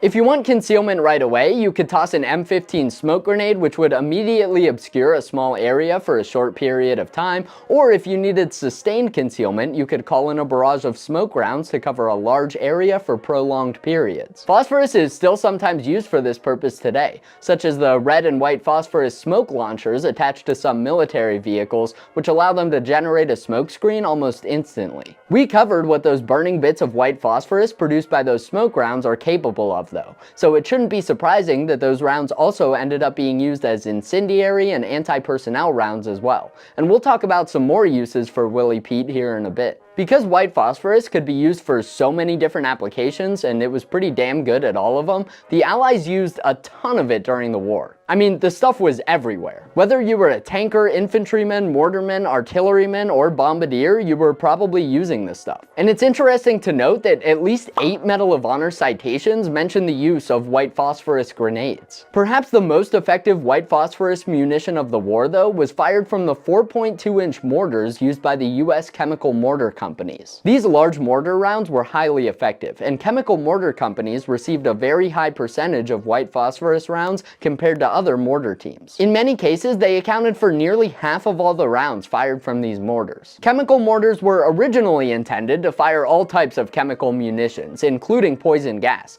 but since the US never ended up deploying gas during the war, they mostly ended up being used for white phosphorus and high explosive rounds. That does bring up an interesting question though. Is white phosphorus considered a chemical weapon? Well, kind of. When we think of a chemical weapon, we often picture something like mustard gas, or at least I do. While white phosphorus is commonly grouped into the broad category of chemical weapons, that category also includes other smoke-producing chemicals and other incendiaries like thermite. Even though white phosphorus does produce toxic fumes when it burns, it typically is not considered a gas weapon. And from what I understand at least, the fumes are generally only of major concern in confined spaces. There are many accounts of troops using Willie Pete to smoke enemies out of bunkers and houses, but out in the open the fumes dissipate and oxidize fairly quickly. One period US training manual states, while the vapors of white phosphorus are exceedingly toxic, these vapors are so quickly oxidized to phosphorus pentoxide and phosphoric acid as to be harmless to men and animals in ordinary field conditions. Now, I still wouldn't want to breathe any of that in, but that's just to say that even though white phosphorus is often considered a chemical weapon, that doesn't mean it's on par with gas agents like chlorine or mustard gas. Now, we touched on some of the devastating effects that white phosphorus could have when it came in contact with enemy personnel, but oftentimes it could be extremely dangerous to the user as well. Just handling the stuff can be incredibly hazardous. Remember, it can combust just from being exposed to oxygen, so any damage to a white phosphorus grenade, bomb, or artillery round that allows air inside could set it off prematurely. The 1944 Ammunition Inspection Guide goes into detail about just how dangerous handling white phosphorus munitions can be. It even mentions that if a leak occurs in a Willie Pete round, a fire can start that will likely become uncontrollable before the fire department even arrives. This meant that carrying white phosphorus in combat conditions was even more dangerous. While a typical fragmentation grenade most often won't be set off if it's shot or damaged in battle, a white phosphorus grenade will, and there are plenty of accounts of Willie Pete grenades being hit and set off in battle. This famous photo taken by Robert F. Sargent on D-Day reportedly shows a landing craft headed towards Omaha Beach that caught fire after a German bullet struck a white phosphorus grenade carried by one of the assault troops on board. In another account, a soldier serving with the 13th Tank Battalion in Italy stated, "We formerly carried white phosphorus grenades in a box behind the turret. Recently, a mortar shell exploded one of the white phosphorus grenades, and we were unable to extinguish the resulting fire in the engine compartment. We now carry white phosphorus grenades inside the turret where they are protected but still accessible to the tank commander." In addition to the risk of these grenades being set off by enemy fire, they could still be dangerous to the user even if they worked exactly like they were supposed to. The white phosphorus hand grenades sent burning fragments in a very wide radius, and if you were planning to use one of them out in the open, you had to throw that thing pretty far to make sure those fragments didn't come back and hit you. Check out this clip of US Marines fighting in the Pacific. One Marine throws a white phosphorus grenade to flush Japanese troops out of the brush, but once he throws it, everyone starts backing away, which ended up being a smart move because, as you can see, the embers almost reach where the troops were standing. I also appreciate how after the grenade goes off, that one Marine looks back at the camera like, damn. One way to send those grenades out further was by using the M2 chemical grenade projection adapter, which allowed troops to fire the grenades from the end of a rifle by using a rifle grenade adapter. Not only did this reduce the risk of fragments flying back at the user and allow troops to engage targets at farther distances, it also made it possible to time the grenade firing such that it would detonate in the air over top of the enemy, increasing its effectiveness. One GI in the 29th Infantry Division stated, "Our men like white phosphorus grenades a great deal because they get the heinies out of their holes. If you hold your rifle at about 30 degrees, you can get air bursts by using the grenade projection adapters. Our men have learned to burst these grenades over the heinies' holes, and prisoners of war say they really hate it." Now that we understand just how terrifying and dangerous white phosphorus was to be around, I feel like it's the perfect time to show you this photo of a soldier walking around with a white phosphorus hand grenade hanging from his canteen pouch by the pin. Just a little professional tip for you guys, it usually isn't a good idea to carry your grenades by the pin. I know, you're welcome. Groundbreaking stuff. Even though that method of carrying white phosphorus grenades is not recommended, troops did come up with some very effective and creative methods of using white phosphorus on the battlefield. For instance, white phosphorus was never originally intended to be used as an anti-tank weapon, but some soldiers on the front line found it to be very effective for that purpose. One group of soldiers in the US 9th Infantry Division seemed to have found that out from a captured German soldier, according to this report. A captured German non-commissioned officer stated that white phosphorus shells set his tanks on fire and were dreaded more than high explosive shells. He was taken at his word, and a concentration of white phosphorus was fired on a group of 5 enemy tanks that had been holding up an infantry unit for almost a day. High explosive shells had no effect on this group. After the white phosphorus concentration, one tank was seen burning and the other 4 withdrew.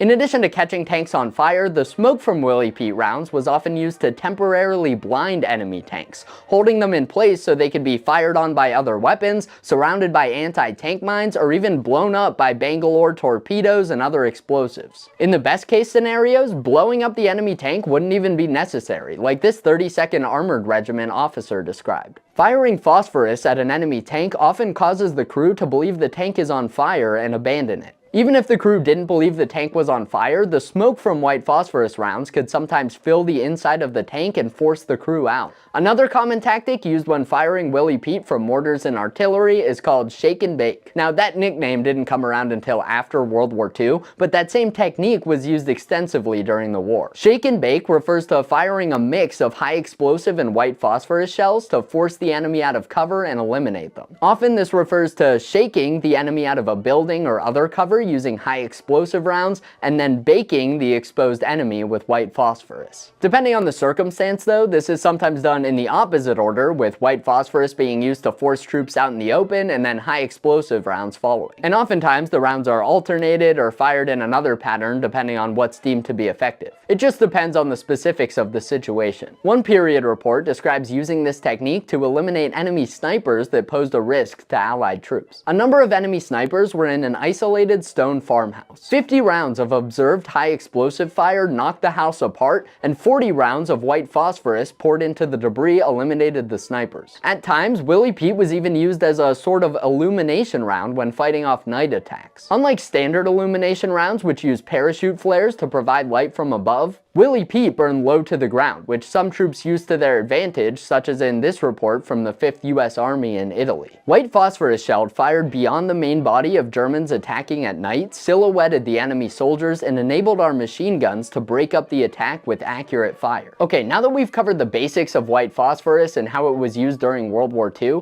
let's tackle one of the most common questions that comes up when discussing this weapon. Is using white phosphorus a war crime? Well, it can be, but it depends on where and how it's used. I know a lot of people believe that white phosphorus is outlawed today, or that it's allowed to be used but only for smoke, or that you can use it as an incendiary but only against equipment and not enemy personnel, and none of those things are true. Back in World War II and to this day, using white phosphorus as an incendiary munition against enemy combatants is not outlawed by any treaty or international agreement. Now, whether its use is ethical is a completely different question, but I'll try to stick to just covering the actual restrictions regarding its use. Keep in mind, I'm not a lawyer, so this is just what I was able to find in my research.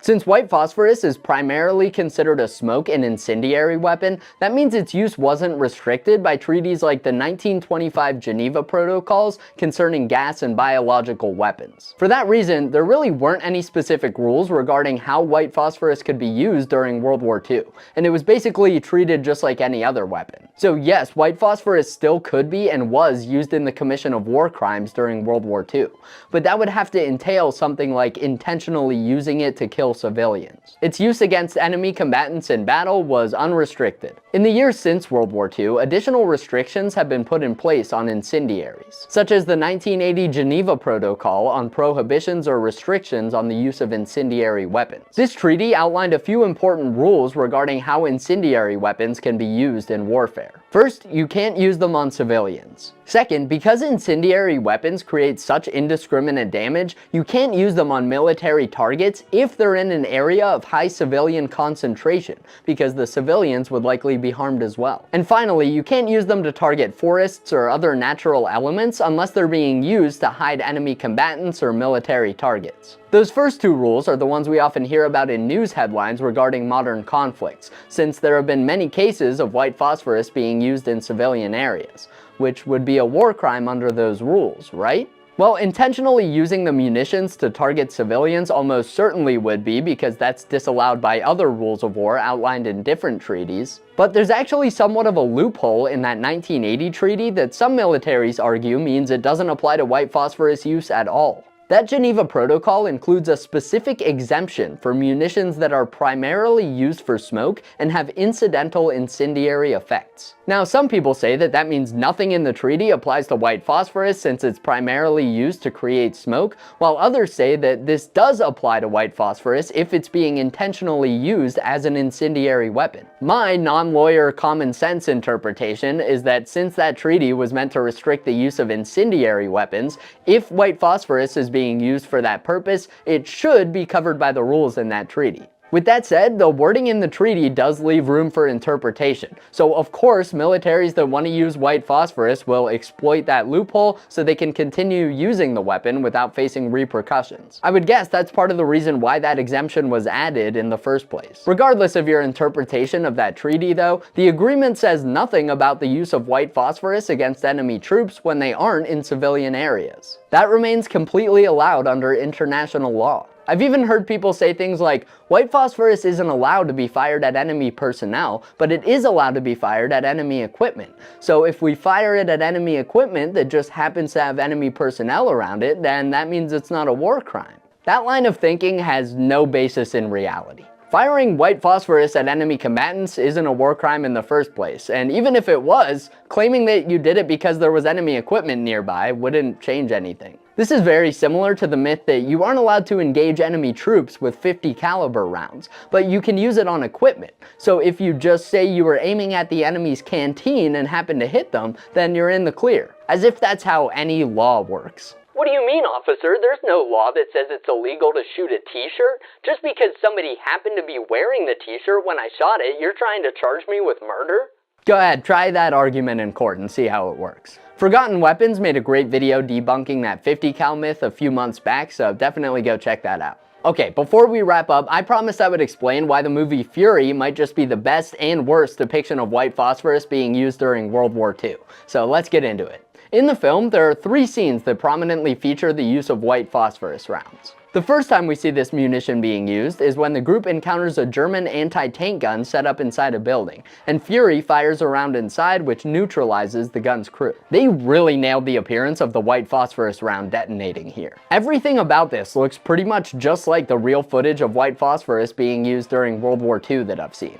You can see the initial burst of the round with many glowing fragments flying from the building as they create thick smoke, and afterwards the fragments continue to burn and smoke on the ground while some stick to the German soldiers. I had never seen that depicted in a movie before, and I'm really glad they included it because I think it made a lot of people aware of just how brutal this weapon can be. The next time we see white phosphorus being used is during Fury's duel with the Tiger tank. Now there are many inaccuracies in this scene that I won't get into, but the look of the white phosphorus and its use to blind the Tiger tank is pretty spot on. The tank fires Willie Pete right in front of the Tiger to temporarily blind it, which as we covered earlier was a fairly common tactic. And again here, the burst of that Willie Pete round looks great. Finally, we see white phosphorus fired into a building one more time during the crew's final stand. And again, it looks exactly like I would expect it to. The problem is, none of these scenes could have actually happened during World War II. Why? Well, Fury is equipped with a 76mm main gun, and the only smoke round available for the 76 at that time was the M88 HC smoke round. This wasn't a white phosphorus round. It released a curtain of smoke similar to the regular smoke grenades that many of us are probably familiar with. Shermans that had the smaller 75mm guns could fire either the M89 smoke round, which was another slow burn smoke round like the one used in the 76, or the M64 round, which was a white phosphorus round round like what we see depicted in the film. The 75mm white phosphorus rounds were so effective that even once Shermans with 76mm guns became prevalent, the smaller 75s were preferred for certain tasks, partially because they could fire Willie Pete and the 76 couldn't. I also don't understand why Fury didn't choose to fire white phosphorus in some of the other scenes in the movie. I mean, if we're putting aside the fact that it couldn't have fired it at all, but let's ignore that for a minute. In this scene, the tanks are advancing across an open field and getting lit up by anti-tank guns hidden in a tree line, while the accompanying infantry are being cut down by German machine gunners in foxholes. Not only would white phosphorus provide a smoke screen to obscure the tanks from the anti-tank guns, but troops in dense foliage and in foxholes without overhead cover are two textbook targets for the incendiary effects of Willie Pete rounds. I still really enjoy that scene overall, but it's definitely something to think about. I hope this video helped increase your appreciation for just how large of a role white phosphorus played during World War II and just how terrifying its effects can be. In my opinion, it's right up there with poison gas and flamethrowers as one of the most brutal weapons in history. And since it's proven to be so versatile and effective in combat, I don't see it being pulled from service anytime soon. Thanks guys, if you enjoy watching these military history videos, check and make sure you're subscribed to World War Wisdom, and also consider picking up one of my white phosphorus mugs that's based on the design of a World War II white phosphorus smoke grenade. They make a great gift, and buying them really helps support my work on this channel. Other than that, thanks so much for watching. Remember not to carry your grenades by the pin, and I'll see you in the next one. That white phosphorus is some truly nasty stuff, but let's move back to talking about small arms development by covering the true story behind an iconic World War II weapon that I'm sure many of you are familiar with. It's okay, buddy, don't worry, I'll tell them. The rumors you've heard about the M1 Carbine are not true. Well, some of them are true, but we'll get to that later. The M1 Carbine was the most produced US small arm of World War II, and personally, I think it's the most misunderstood as well. The carbine was the first of its kind. It pioneered a new category of weapon and filled a very important role during the war, but it often gets a bad rap today. People love to debate whether the carbine was an underpowered and unreliable piece of garbage or the GI's best friend that they would choose over anything else. But these discussions rarely take into account the historical context, the weapon's intended use, and how the carbine was actually used in practice during World War II. Today, I'm not going to try to convince you why the M1 Carbine is the best or worst weapon ever made. Instead, we'll break down the truth about the carbine's history, its use during the war, and the pros and cons of its design noted by the troops who used it. That way, we can all form a more nuanced and informed opinion on this iconic World War II weapon. For demonstration purposes today, I have this beautiful M1 Carbine made by Winchester in 1944. And, oh, what's that, buddy? Oh, I know, I'll tell him you're in great condition. I was just getting to that. And you guys thought I was losing it after the last carbine video.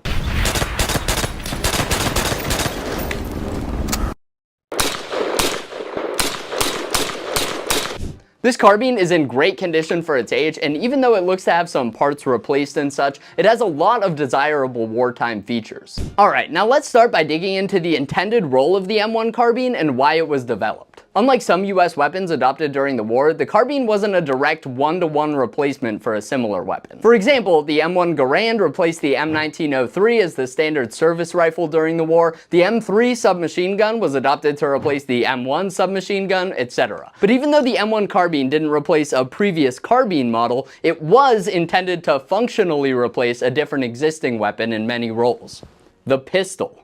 This is often surprising to people, as evidenced by all these angry comments I got when I mentioned this in a Facebook post, so allow me to explain. Like the pistols that came before it, the M1 Carbine was intended to be a personal defense weapon for troops whose main job was not to fire their personal weapon at the enemy, which was a large portion of the military. If you were a rifleman, you were typically armed with an M1 Garand, and your main job as a rifleman was to shoot your rifle at the enemy. Now, if your primary job was something else, like driving a truck, operating an artillery piece, or typing up a report, carrying an M1 Garand everywhere you went would just be overkill. Not only is the Garand more powerful than what you would reasonably need, it's so large that it might be tough to carry while performing your primary job. Troops in those roles needed something they could rely on to defend themselves, but it had to be small and light enough that they could keep it accessible and deploy it at a moment's notice. Up until World War II, pistols like the M1911 were the go-to weapon for this job. It could hang from your belt so you would have it accessible at all times,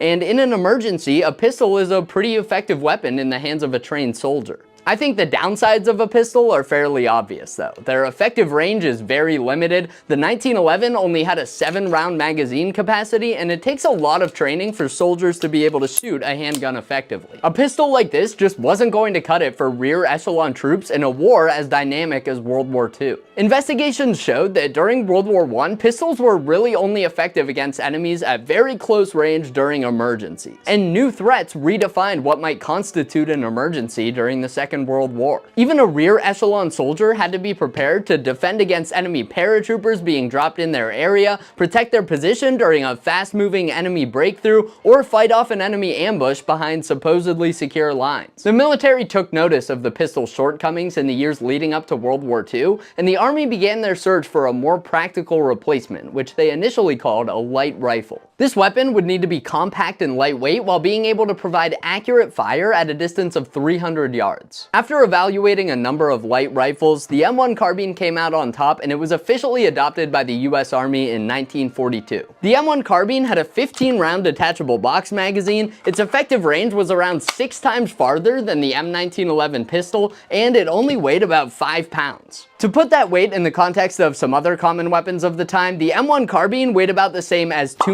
1911s, the M1 Garand weighed about the same as 2 carbines, the Browning automatic rifle weighed about the same as 2 Garands, the Browning M1919 A4 machine gun and tripod weighed about the same as 2 BARs, and the Easy 8 Sherman tank weighed about the same as 1,600 M1919s. I figured you guys were wondering about that last statistic, so I just wanted to throw that in there. When the carbine was adopted, it didn't replace the 1911 in every role, but it did for many of them, and the troops who got it were sure glad to have that increased firepower. I think this excerpt from the M1 Carbine's 1942 manual gives a great description of the weapon and its role. I'll read that for you guys here, and I know you have short attention spans, so I'll keep it interesting.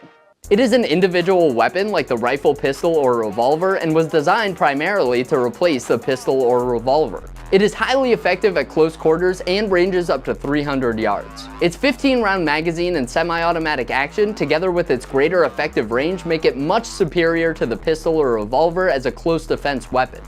Men armed with the carbine are capable of dealing effectively with parachutists landing in their immediate vicinity and with other hostile personnel encountered at ranges up to 300 yards. Carabiners are not organized into squads or other fire units, but deliver their fire as individuals. However, a small group of such personnel may be collected for the execution of group fire in situations where this action promises the best results. So there you have it. I really can't say it much better than they did. I do find it interesting that they specifically mention the threat of enemy paratroopers in that summary. At the time this was written, paratroopers were a new concept, and they were seen as a very real threat the troops may have to face even if they were far from the front lines. That 1942 manual for the carbine even includes training exercises to teach soldiers how to fire at descending enemy paratroopers. That's a great example of one of the jobs that the pistol just wasn't cut out for. Okay, I think that covers the role the carbine was intended to fill and what types of troops it was meant for. So now I think we need to talk about how this weapon was actually put into use during World War II and which troops received it. If only there was some way to know exactly which troops were supposed to be issued which weapons. Wait, I feel like we've been through this before. Captain Miller, is that you? Use the TO&E. The what? The TO&E. I know you know what that is because you wrote this bit. Oh, the TO&E. How could I forget? Let's start by looking at the TO&E for a US infantry regiment in 1944 to see which troops were getting M1 carbines. At full strength, an infantry regiment consisted of 3,207 soldiers. 836 of those soldiers, or about 26%, were issued the M1 Carbine. Just for comparison's sake, about 57% were armed with the M1 Garand, about 4% with the Browning automatic rifle, another 4% were unarmed medical personnel, and 9% were armed with the M1911 pistol. Like we covered, the carbine didn't 100% replace the M1911, and they remained in use as individual weapons for certain troops like mortarmen and machine gunners. If you're wondering why I didn't say anyone was equipped with submachine guns, it's because the 63 submachine guns within an infantry regiment were actually allocated to the regimental, battalion, and company headquarters, so they could be given out as needed at the discretion of leadership. Okay, so 26% of the infantry regiment was equipped with carbines. Let's dig a bit bit deeper and try to figure out which troops were actually getting them. Within the regiment, 79% of those carbines went to the infantry battalions, while the rest were issued to troops in regimental headquarters and the anti-tank, cannon, service, and headquarters companies within that regiment. So the majority of those carbines went to the infantry battalions.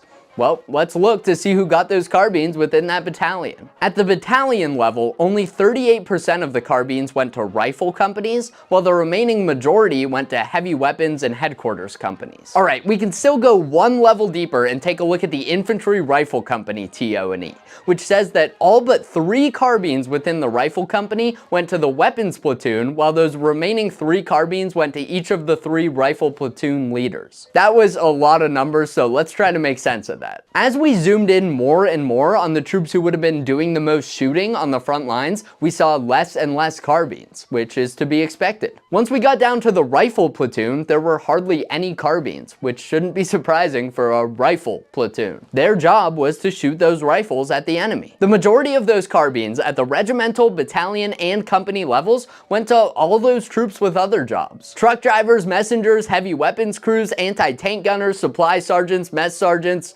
You get the point. There was a completely different TO&E document for each type of company, and I can't cover them all individually, but I think that gives us a good idea of who would have been issued a carbine during the war. With those guidelines in mind, it shouldn't come as a surprise that within an amphibious truck company, for example, the majority, 78% of troops were armed with M1 carbines. Paratroopers were another group that made extensive use of the M1 carbine, and a folding stock version of the carbine, known as the M1A1, was designed specifically for airborne troops during the war. This new design made the carbine even smaller and lighter, and it allowed paratroopers to keep their carbines in canvas scabbards attached to their belt during the jumps. This meant that once they hit the ground, all they had to do was pull the carbine out of the scabbard and they were ready to go. That was a big advantage over the M1 Garand, which was so large that it had to be disassembled to fit in its padded case, which was often called a Griswold bag. Troops had to either unpack and assemble their M1 Garands when they hit the ground, or jump with their assembled rifles tucked in their gear in some other manner, which was more cumbersome and less secure.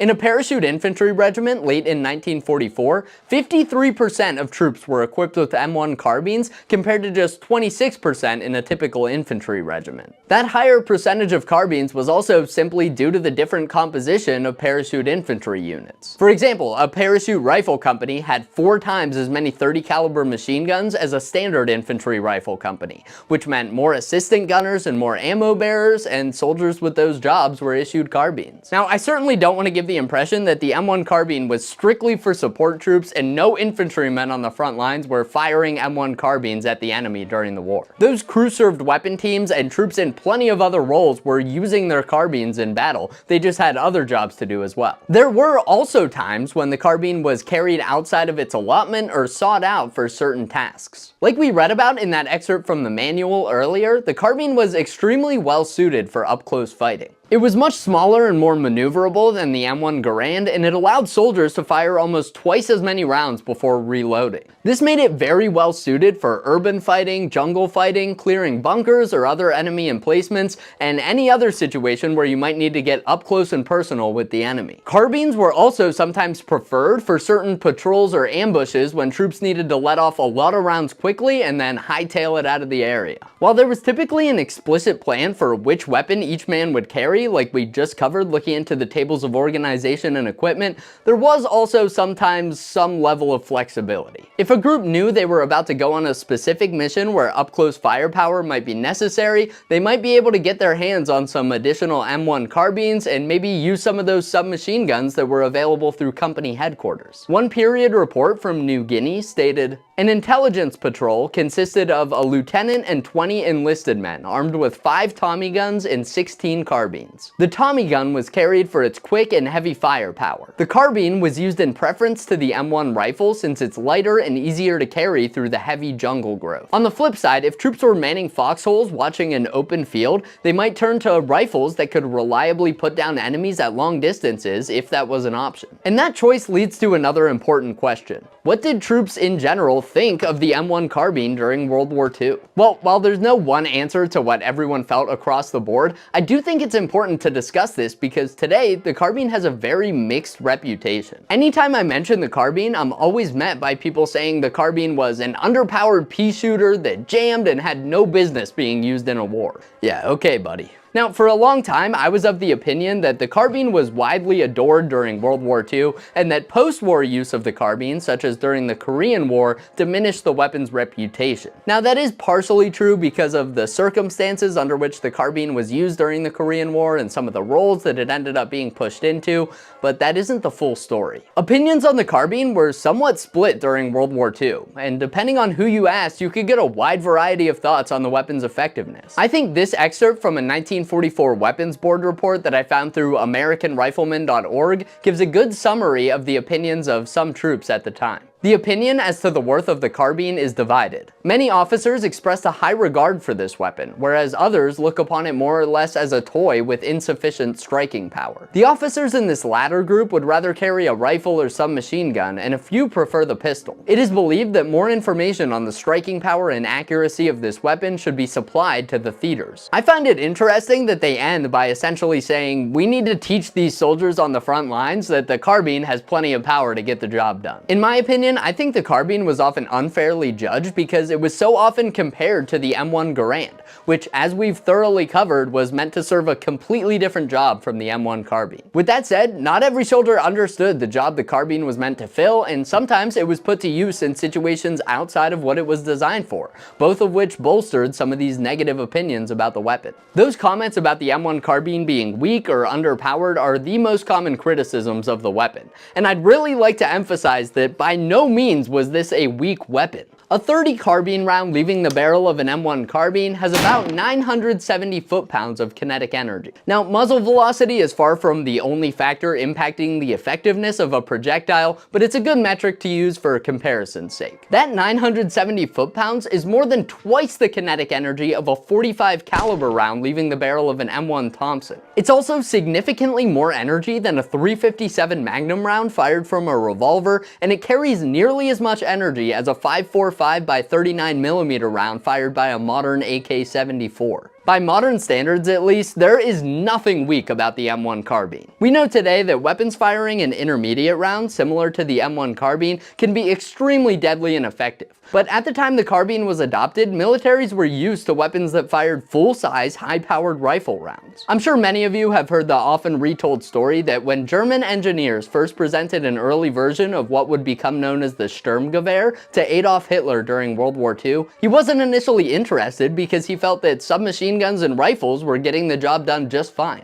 and they didn't need some kind of in-between design. Well, it seems that some US troops kind of viewed the M1 Carbine in a similar way. Instead of seeing the weapon as being half the weight of the M1 Thompson while firing a projectile with twice as much energy, some troops just viewed it as a weaker M1 Garand. That opinion was far from universal though, and plenty of US troops fell in love with the M1 Carbine during the war, especially those troops that it was actually designed for. Sure, there were some frontline troops who felt the carbine wasn't powerful enough, but I've never heard a truck driver or artilleryman, for example, saying they wish they had to lug around a heavier weapon because it was more powerful. Whoops. I'd say that the majority of troops who used the carbine during World War II viewed it fondly overall, but the M1 Carbine definitely did have some minor drawbacks that I think are important for us to cover. We already covered the biggest criticism of the weapon, that it's underpowered.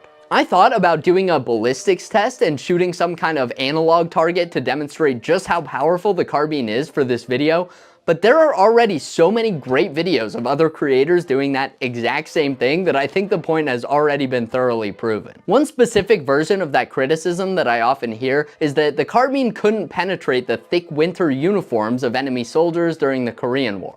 And that's just not true. Sure, the carbine wasn't as powerful as the M1 Garand, especially at longer distances, but many people have tested that claim specifically, and to nobody's surprise, a round with more energy than a .357 Magnum can go through plenty of thick coats before it loses a significant amount of energy. Unless those North Koreans were wearing coats made of thick Kevlar, which they weren't, this baby would cut right through them. Another common complaint about the carbine during World War II was the weapon's safety. This style of push-button safety that was used on most of the carbines issued out during World War II was located right next to the magazine release. This design meant that it was very easy to accidentally hit the wrong button and drop the magazine when you go to disengage the safety. All right, fellas, don't shoot till you see the whites of their eyes. Here they come. God damn it.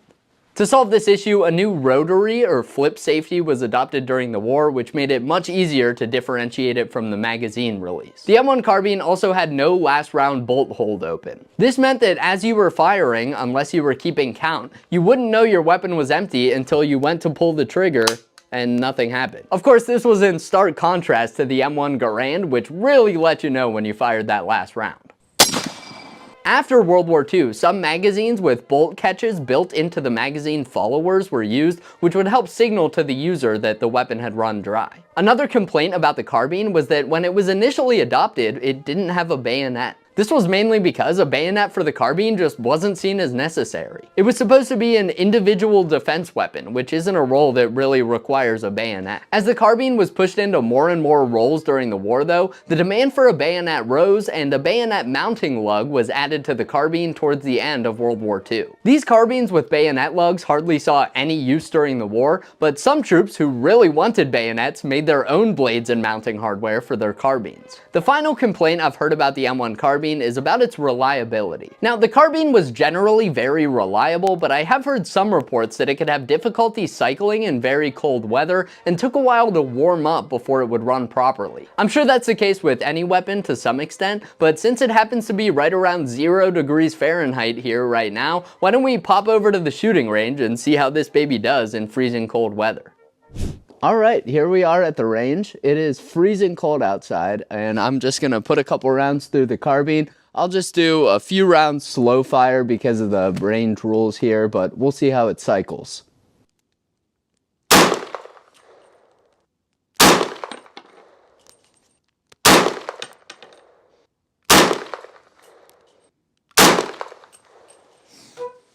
All right, I loaded up 5 more. Again, range rules, only 5 in the magazine at a time.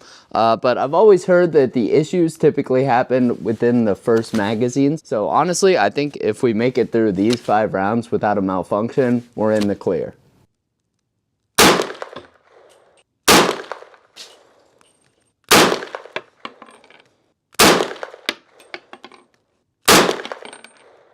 I love shooting this M1 Carbine so much. It doesn't seem to be having any problems in the cold. I am reminded of how much I hate shooting with gloves on. Every time the weapon recoils, even though the carbine has so little recoil, just that little jolt makes my hand slide all around the stock because these have no traction on the weapon at all and I have to readjust my grip.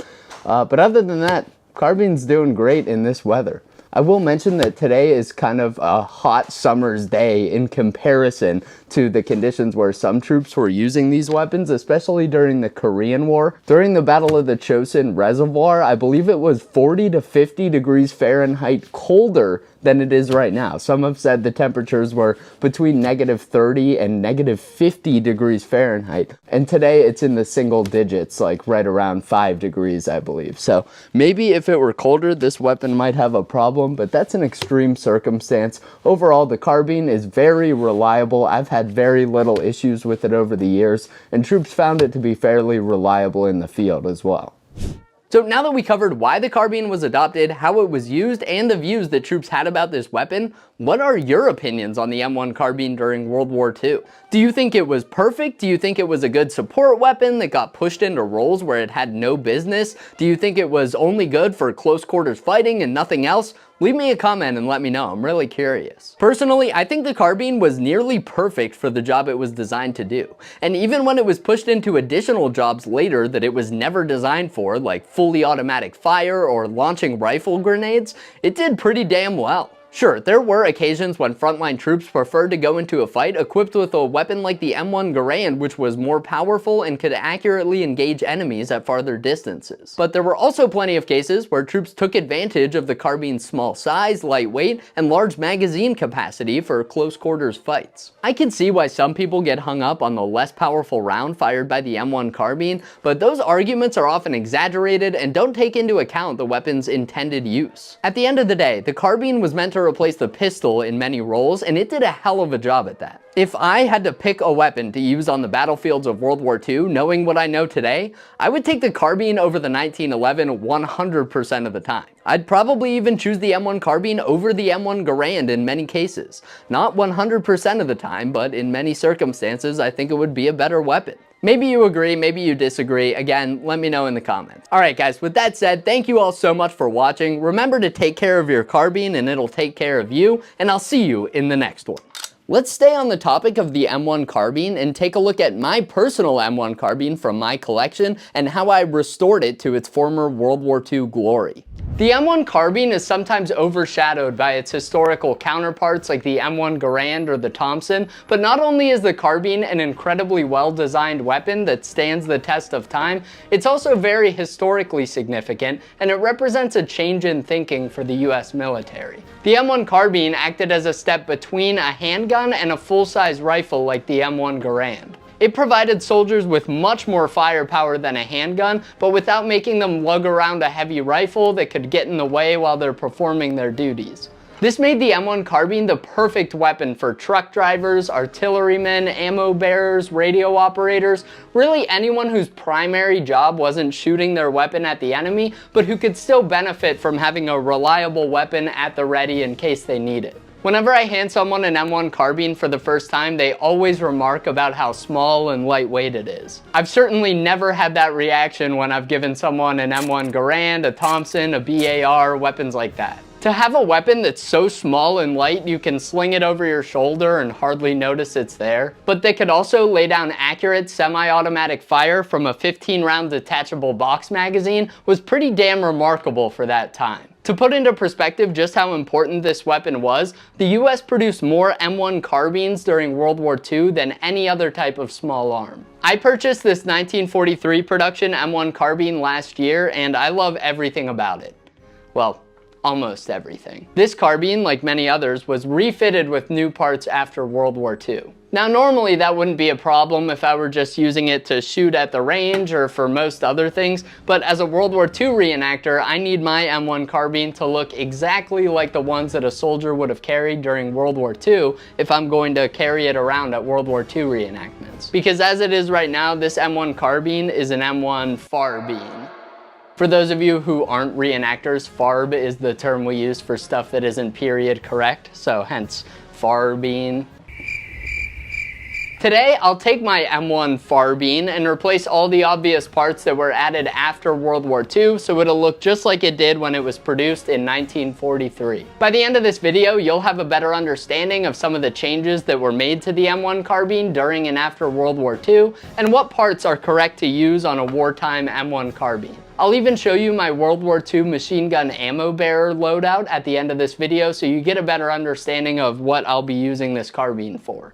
And yes, I am going to be pronouncing it carbine for this whole video, so feel free to go cry about that in the comments. Let's start out by taking a look at this carbine right here and determining which parts on it are historically accurate and which ones need to go. Keep in mind, I'm replacing the most obvious external parts on my carbine today, so it'll look the part at reenactments. There will still be some small details on this carbine that aren't perfectly correct yet. For example, this magazine catch has markings on it that show it was made after World War II, but I can accept a tiny marking on an otherwise identical component. Also, I'm not necessarily trying to match all the parts to one specific carbine manufacturer. Different makers use different parts at different times, and some collectors will try to restore carbines with all the exact parts that that maker would have used on them. But for reenactment purposes, that really isn't important to me. Nobody's going to come up to me at a reenactment and read the name of the manufacturer off my carbine and then check to make sure I have the right extractor that that manufacturer would have used. At least I hope not. So let's get to it, and first off, we'll start by looking at the stock that's on this carbine. The stock is one of the most obvious things that changed on the carbine during World War II. The one I have right here is a Type 2 high wood walnut stock. The Type 1 stock that came before this had a different shaped cutout here at the back. It was shaped more like an eye instead of just an oval. And the Type 3 stock that came after this had a bigger cutout at the front here. That's why people refer to these as high wood stocks. The wood comes a little higher up in this gap right here, and the later carbines had a larger cutout. You do see the later type of low wood stock used during World War II, but they weren't as common and they didn't appear until later in the war. Most of the carbines used during World War II had this type of high wood stock. There was also an even later style of stock that a lot of people call the potbelly stock that was usually used on the M2 carbine. It was called the potbelly because it's a little bit thicker around the middle, and you don't really see those used during World War II. The stock and handguard on this carbine were made by S.E. Overton in South Haven, Michigan. I can tell that by the little OI stamp at the back of the stock. I can also tell from this stamp that it was rebuilt after World War II by Rock Island Arsenal in Illinois. That isn't surprising, judging by all the post-war parts on this carbine that we'll be replacing in this video. So we're all good in that department. It's not the earliest style stock, but it's a high wood stock. This is a good example of the stocks that would have been on most carbines during World War II, so no change needed there. And that's good because these high wood stocks can be kind of expensive and hard to find, so I'm glad I don't need to replace that. Like I said, this is one of the most noticeable differences between the World War II and post-war carbines. So next time you're watching a World War II movie, take a close look at whether the carbines have high or low wood stocks. If they're using the high wood stock where the wood comes higher up into this gap area, you know they really did their research. Next, let's look at the safety on this carbine. My M1 carbine has a Type 3 push button safety, so you push it one way for safe and another way to fire. This is correct for a World War II carbine. They had these push button safeties during the war. Now in 1945, they switched to a rotary or flip safety that you flip one way for safe and the other way for fire. You do see those used very late in World War II, but they weren't very common. This type of push button safety is the type seen on the vast majority of World War II carbines. So we're good on the safety, no need to change anything there. Next, let's look at the bolt. This M1 carbine has a flat bolt. You can see the bolt kind of has a cutout on top and it's not fully rounded. Those rounded bolts didn't really make it onto a lot of World War II era carbines, so this flat bolt is correct. So again, we're all set there. Next, let's take a look at the slide on this carbine. This carbine has a Type 5 slide on it that has an angled deflector. The earlier type had a totally flat deflector, but I guess that didn't work very well. Sometimes it would deflect brass right into a soldier's face while they were shooting, so they adopted this angled one to deflect the casings a little better. I believe these were adopted in 1943, and I'm not sure what the earliest you would have seen these on the front lines is. I believe the earlier flat front style slides were more common on World War II era carbines, but this one's not necessarily incorrect. I might upgrade it at some time in the future, but for right now it suits my purposes. Next, let's move on to the barrel band. There were three types of barrel bands used during World War II. This is the Type 3, which was the last one to be used. The Type 3, unlike the Type 1 and 2, has a bayonet lug attached to the barrel band so you could mount a bayonet on your M1 carbine. These were pretty much never used during World War II. There's maybe a couple rare instances of them being used right at the end of the war, but they just weren't adopted early enough to make it to the front lines in any type of significant number. The first type we call the Type 1 barrel band. That's what I'll be installing today on my M1 carbine. So this barrel band is not correct. We have to swap this out with a more appropriate one.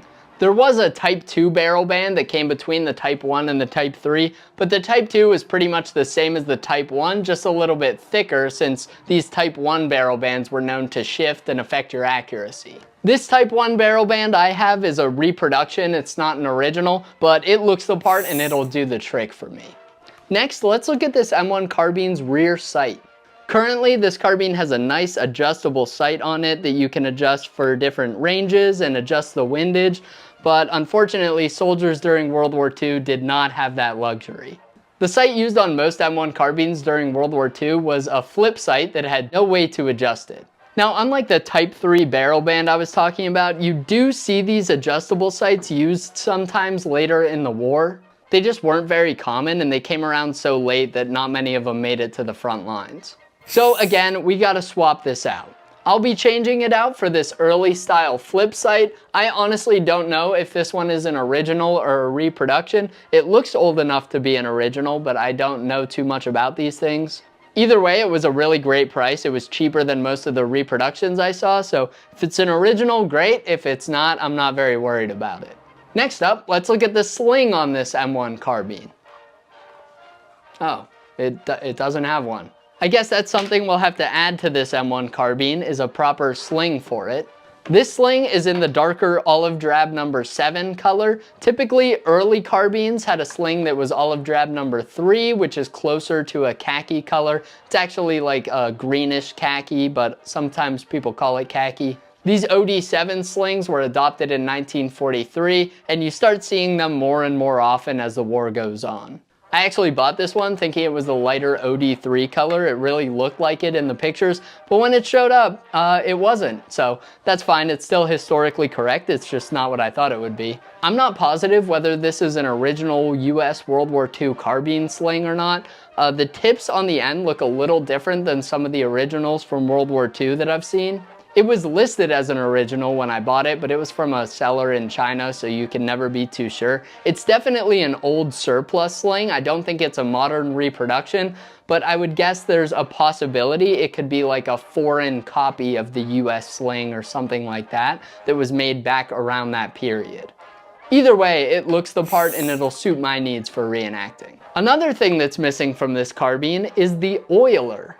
The M1 Carbine is somewhat unique in that it uses the oiler to hold the sling in place. Or maybe it uses the sling to hold the oiler in place, however you want to think about it. The oiler is just a little metal tube with an applicator in the lid that you fill with oil so you can lubricate your weapon. Having this designed into the carbine so you can keep it with you at all times and not lose it was pretty genius. This oiler is a reproduction. I'd love to have an original at some point, but when I was looking, I couldn't find an original that wasn't like 5 times more expensive than a reproduction, so this'll do for now. We'll add that oiler to the pile of parts we need to install. Next up, let's talk about the magazine in this gun. Now, I know the magazine isn't a feature of this gun, but it is something that I need to change out. The magazine I have currently is a post-World War II magazine that has a built-in last round bolt hold open. The M1 Carbine doesn't have a built-in last round bolt hold open, so after World War II, they had the idea to make magazines with a flat piece at the end of the magazine's follower that'll catch the bolt when you're out of ammunition. Now, this won't keep the bolt open when you remove the magazine. It'll still close like that, but it would make it easier for you to see that you're out of ammo and you need to reload. So we need to swap this out for a World War II style magazine that doesn't have that feature and has a sloped follower that allows the bolt to close even if the magazine is empty. The magazines that I got are not originals. I wanted to get original ones, but then when I was looking, the originals were about 5 times more expensive than reproduction ones, and the originals are old and probably won't work as well, so I decided to get reproductions. And that should be all the parts we need to replace on this to get it back to its former glory. This carbine still has a lot of original World War II parts on it, like we discussed. If I had to also replace the stock and the safety and all the other parts we talked about, this would be a lot more involved. But when I was looking for a carbine, I specifically bought one that had some World War II parts on it because I knew if I had to replace everything, it would get very expensive. Why don't we start by replacing this barrel band at the front? Unfortunately, to remove the barrel band, since it wraps around the barrel, you actually have to take the front sight off, which makes it a bit more involved than it would be otherwise. You can buy a special sight puller tool that helps you pull the sight off the end of the carbine, but I didn't want to buy one just to do this once, so I'm going to do it in a more janky way. I might even try using my sight pusher tool that we'll use later to remove this front sight. I definitely don't recommend anyone do that, but I'm not a professional gunsmith here. I'm just doing my thing. So first I'll go ahead and loosen this screw. So I just pounded out the little pin that holds this front sight in place. Now I just need to remove that front sight assembly. And like I said, I'll try doing this with a sight pusher, which is not recommended at all by anyone.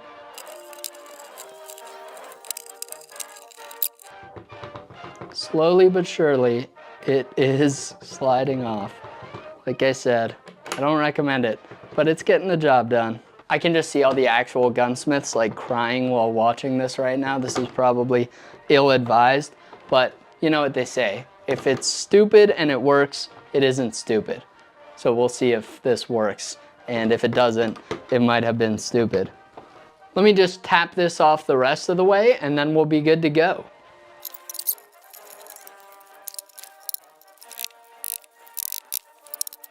And it pulled right off. There we go. Now let's pull this little key thing out.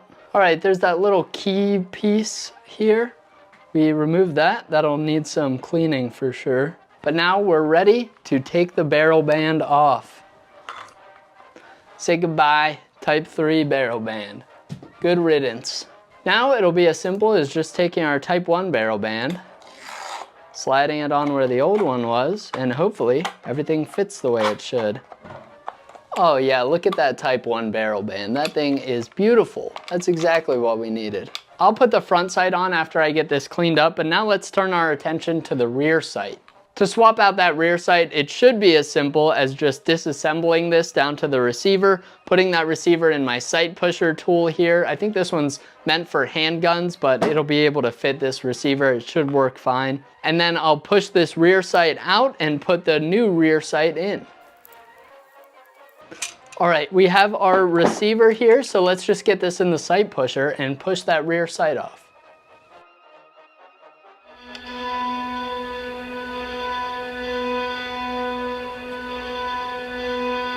Well, this is awkward.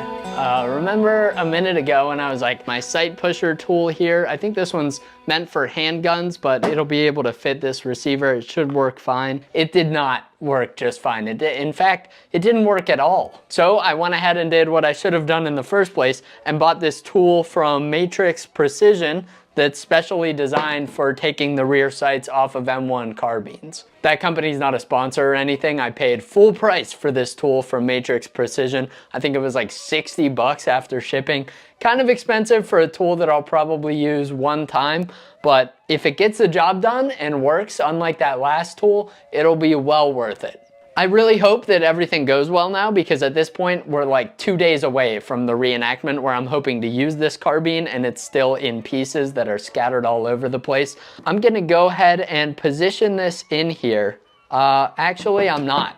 I'm gonna do the smart thing. I'm gonna actually read the directions before I use this tool. Then I'll come back and I'll tell you what to do.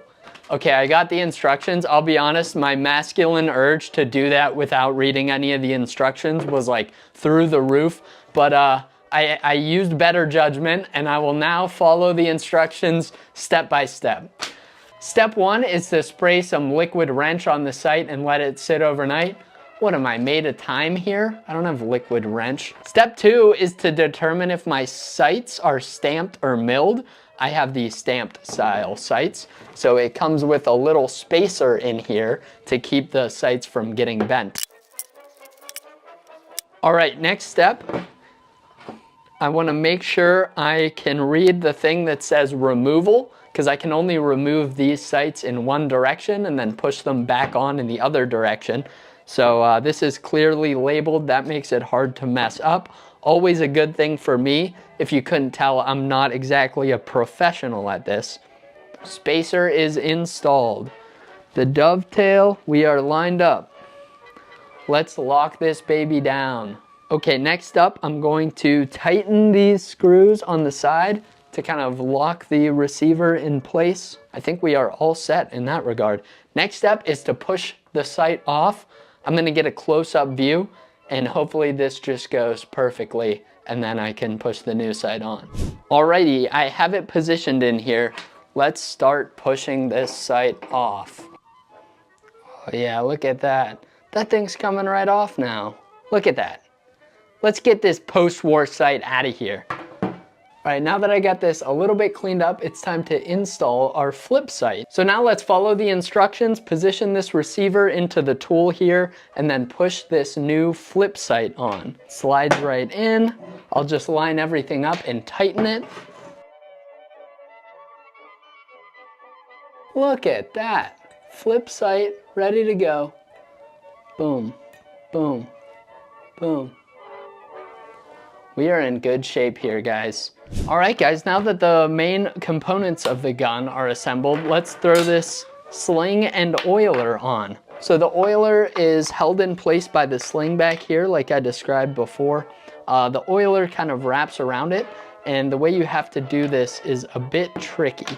So I'll first attach the front of my sling to this swivel point at the front of the carbine. Snap that into place. And then I'll take the back end here, and once I have the oiler in place, you can see the oiler fits right in that cutout, then I'll weave the sling around the oiler. It seems like it would make sense to put the sling through first and kind of wrap it around the oiler and pull it through. If you try it like that, it just kind of doesn't fit. And I think I'll actually do mine, feed the back end through first.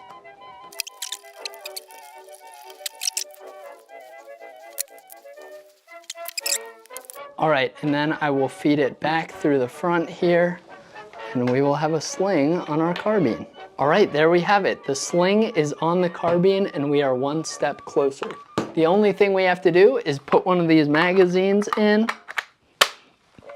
and we are all set. Now, one other thing that's optional, sometimes you see guys in World War II putting a magazine pouch on the butt of their M1 carbine. So if you wanted to have a carbine pouch on the butt, this is what it would look like. You certainly don't need that. There's plenty of photos of guys not doing that. In fact, it seems like a majority of guys didn't do this, but it does look cool and it is convenient, so I see why so many reenactors want to do this. Now, while we're on the topic of magazine pouches, there are two main types of magazine pouches used during World War II. The first type, which is by far the most common, is this type right here. You can see it's pretty basic. It has this loop to put it around your belt and the snap at the back to snap it into place onto your belt to keep it from sliding around. And then you just have two pockets right here for 15-round carbine magazines. This is what you see most soldiers using during World War II. Now, later in the war, they came out with this type of pouch. This is a universal pouch, so it can still fit two M1 carbine magazines, or you could put two end block clips for the M1 Garand in here. This one doesn't have that same loop design. It has these two little straps to go around your belt, and it has two holes at the bottom of it. That way you could hang another pouch that uses a hanger off of this. You do see these used in World War II, but they weren't as common, and you generally see them later in the war with certain divisions. So I'm going to be using this type of carbine pouch for my impression. So now that we have my carbine all decked out with the proper parts, it's looking real nice, and it looks pretty much the way it would have when it rolled off the assembly line in 1943. Let me put on my uniform that I'll be wearing for an upcoming reenactment, where I'll be representing an ammo bearer for a .30 caliber machine gun. Ammo bearers were issued M1 carbines, so I'll put that uniform on with my carbine and everything so I can really give you the full effect. All right, guys, here it is. And what's that conveniently slung over my shoulder that's so light I hardly noticed it was there? Oh, my trusty M1 carbine. On the topic of that reenactment I was just getting ready for in that last presentation, have you ever wondered how reenactors simulate all the different weapons that we've covered in this video? Well, let's get into this next presentation and find out. I've been involved in World War II reenacting since I was about 8 years old, and in my 17 or so years of experience, I've seen reenactors go to some insane lengths to mimic period-accurate weaponry. From machine guns that aren't legally considered machine guns, to mortars that fire custom-made projectiles, to homemade rubber trench clubs, today I'm going to tell you about how reenactors simulate every weapon from World War II. Well, every weapon that can be simulated, I guess. I've never seen like an atomic bomb simulator, and that's probably for good reason, but you know what I mean. Many of the techniques I'll cover today also apply to how weapons are simulated in the film industry, for reenactments of other time periods, and even for real military training. But I am going to try to stay focused on World War II reenacting because I want to fit this all in one video, and that's what I have the most experience with. If you're not super familiar with reenacting, you might be wondering why we don't just use like paintball guns or airsoft guns, something like that that's readily available. Well, the point of World War II reenactments is to simulate World War II battlefield conditions as accurately as possible while maintaining a safe environment. Now, obviously, nothing we can do at reenactments will really capture what it was like to be on a World War II battlefield, but by simulating some of the sights, sounds, and situations that a soldier would have experienced during World War II, we can use that to teach other people and use that as a learning experience for ourselves to better understand what those brave men on the battlefields of World War II were actually experiencing. Even the most high-end airsoft blowback replicas of World War II guns don't even come close to simulating how it looks and sounds when you shoot that gun in real life. So reenactors turn to other methods to simulate firing those weapons. This list applies to reenactments in the US. That's all I've experienced, and I know other countries have very different laws regarding firearms and what you can do with them, so keep that in mind. Also, I may talk a bit about the legality of some things in this video, but don't interpret that as legal advice in any way. I certainly don't want to be on the hook if one of you accidentally builds an unregistered machine gun while trying to make some kind of reenacting weapon, so just don't even try. Get some, baby! Now let's get into the list. To be able to cover everything today, I split the weapons into category based on the type of weapon and how they work. So I'll list one category at a time and explain how reenactors simulate that category of weapon. Starting with manually operated small arms.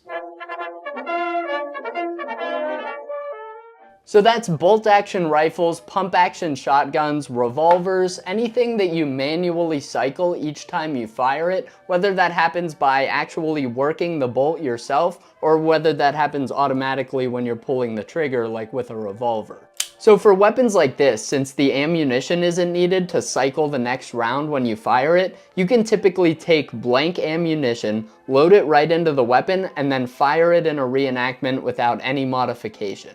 A blank round is just a normal round that doesn't have a projectile at the end of it. It's just the primer and the powder inside with some way of sealing up the tip to keep the powder from falling out. Blanks are the primary method that World War II reenactors use to simulate firing firearms. When you fire a blank round in a weapon, it pretty much looks and sounds just like you're firing a live round. It is a tiny bit quieter, but not that much. The other difference is when you're shooting blanks, there won't be any recoil since there's no projectile being shot out of the barrel. When you shoot a blank round, there are still tons of hot expanding gases and small particles that are flung out of the end of the barrel at very high speeds, so they can still be extremely dangerous within short range. With that being said, as long as you're keeping a safe distance between people when you're firing blanks at them, usually at least 25 feet, and you're using the right blanks for your weapon and it's set up properly, blanks can be a very safe way to simulate gunfire for reenactments. There are many different types of blanks, and I'll quickly cover a few of them that are popular in World War II reenacting. The first is crimped blanks. These are like a live round, but of course without the projectile, and the end of the casing is crimped in on itself to keep the powder from falling out the end.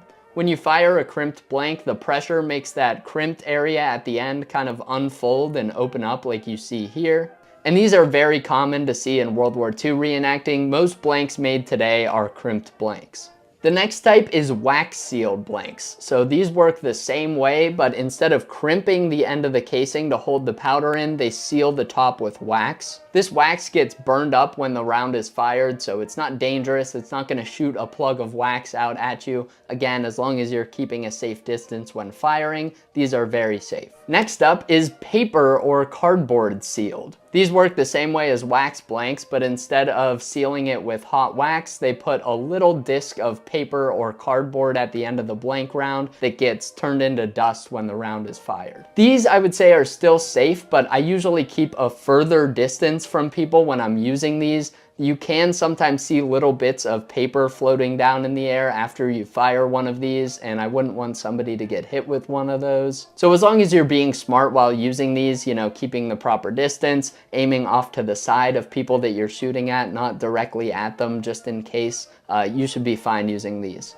The next up is wood-tipped blanks. Now, I don't even have one of those to show today. They're not super common. They're mostly considered outdated today, and you don't see them that often. It's basically just a live round where the projectile is made of a very soft wood that gets blown to bits when the round detonates. A lot of people are very wary of using these because, of course, you don't want to get hit with a piece of wood flying out of the end of the gun barrel. But from what I've heard, they can be used very safely. Some weapons do even have shrapnel shredder attachments for them. So that's if you're using wood blanks, the shredder goes over the end of the barrel to make sure the wood gets shredded up when it's coming out. I've heard that depending on the weapon and type of blanks, you can often fire these safely without using any type of shredder, but I've never tried that myself, and honestly, I would be hesitant to ever use these. So I wanted to cover those, but do your own research before you ever use those and make sure they're safe. The next is plastic blanks. These blanks are the most different from the other ones I've talked about so far. They have a metal rim at the bottom. Since this is sealed up, you don't need anything else like a wax seal to hold in the powder.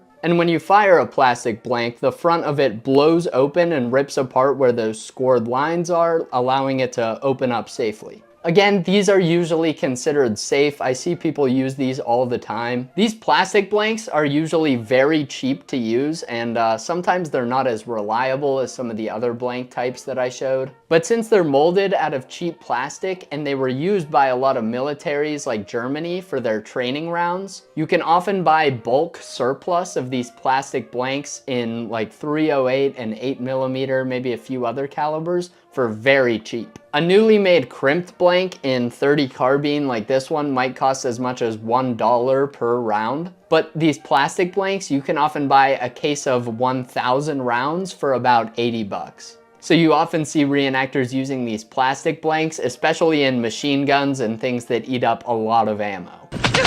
For me, I typically use these wax sealed blanks in my M1 Garand, not because I think these wax sealed blanks are better than the crimped blanks or anything like that. I just use those because the US military made tons of these wax sealed 30-06 blanks that work in my M1 Garand, and now you can typically buy surplus blanks secondhand for a lot cheaper than newly manufactured blanks. These are actually starting to get a lot more expensive as well because I don't think the military is making 30-06 blank rounds anymore. But for now, they're the cheapest thing that I can get that works safely in my rifle. So there's an overview on blank ammunition. Let's get back to talking about the weapons themselves. So like I said, for manually operated weapons, you can load a blank right in there and fire it without any modification. It's very nice for reenactors that they can use real weapons because most reenactors are also collectors. So instead of spending a lot of money on a replica gun that you could only use for reenacting, when you buy a real gun, you're also buying a collector's item that you can also take to the shooting range or use for hunting and stuff like that if you want to. It makes them hold their value a lot better. People often ask me why there aren't replicas of something like a World War II bolt-action rifle that can only fire blank ammo for reenacting, but there really just wouldn't be a lot of demand for that. And like I said, it probably wouldn't hold its value as well, and it wouldn't have all those other uses I listed. So now we've covered how reenactors simulate firing things like revolvers and bolt-action rifles. Let's get into our next category, auto-loading small arms. Like the last category, these weapons are most often simulated by using real weapons loaded with blank ammunition, but it does get a little more complicated when we're using weapons that are auto-loaders. And there is another option that a lot of reenactors use to simulate these guns that doesn't involve using real weapons.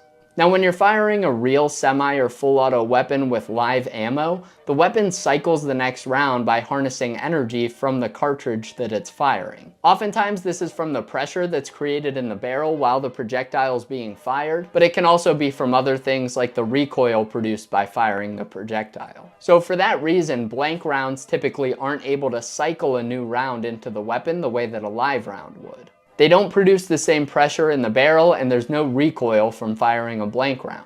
So reenactors often have to find ways to adapt their weapon to cycle with blank ammunition. If this M1 Garand was set up to fire live rounds, I could take a blank round, load it in here, pull the trigger, and it would fire normally without any issue. The only problem is it wouldn't automatically cycle and load a new round. I would have to manually rack it every single time I wanted to fire. That's fine, and a lot of reenactors just do that. If they have a semi-auto weapon, they'll just choose to manually cycle it after each round. This little piece at the end of my M1 Garand is called a blank adapter.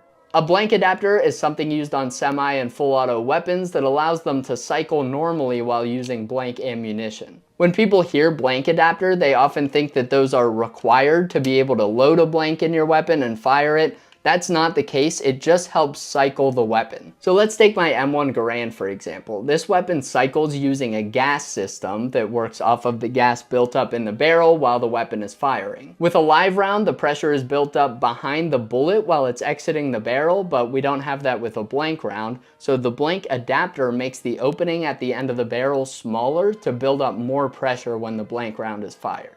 Using adapters like this can be really dangerous because you're building up pressure inside the barrel. With a live round, that pressure goes to pretty much zero as soon as the bullet leaves the barrel. But with a blank adapter, you're restricting how the gases leave the barrel. So if you use an opening that's too small, you could accidentally build up too much pressure in your barrel and end up firing the blank adapter off your gun, damaging your weapon in some other way, or hurting yourself. To help do that safely, a lot of blank adapters like this one here have multiple screws that have holes of different sizes so you can adjust them for the specific blanks that you're using. For a weaker blank that doesn't have as much powder in it, you need a smaller hole size so it can build up a bit more pressure and cycle that action. That way you don't skip to the smallest size because you think you need it and end up accidentally blowing your original M1 Garand to bits and hurting yourself. Nobody wants that. That same concept I described with my M1 Garand holds true for most other blank adapted weapons. For certain weapons, instead of putting a blank adapter over the end of the barrel, reenactors will actually drill and tap out the end of the barrel so that they can screw something into it. Then it's as simple as screwing a set screw into the end of the barrel that has a hole of the proper size drilled into it. Of course, you just have to remember to take that thing out before you try to fire live ammo through it, because that would be bad. So using real weapons is the most common way that reenactors simulate semi and full auto weapons, but there is another option, and they're called BFONGs. BFONG stands for blank firing only non-gun. These are replica weapons that are specially designed to only be able to fire blank rounds and not live ammo. Because they only fire blank ammunition and not live rounds, they're legally not considered guns by the US government. The first type is blank firing only handguns that are usually very cheaply made. Because handguns operate pretty simply, they're very easy to replicate, and these companies use cheap materials to make a handgun that fires blanks and doesn't fire live rounds, but they're pretty unreliable and I don't highly recommend using these. You can often find these for less than $100, which makes them appealing to some reenactors, but I've heard a lot of stories of these either just breaking or exploding when you try to use them and injuring people, so maybe something to stay away from, but that's up to you.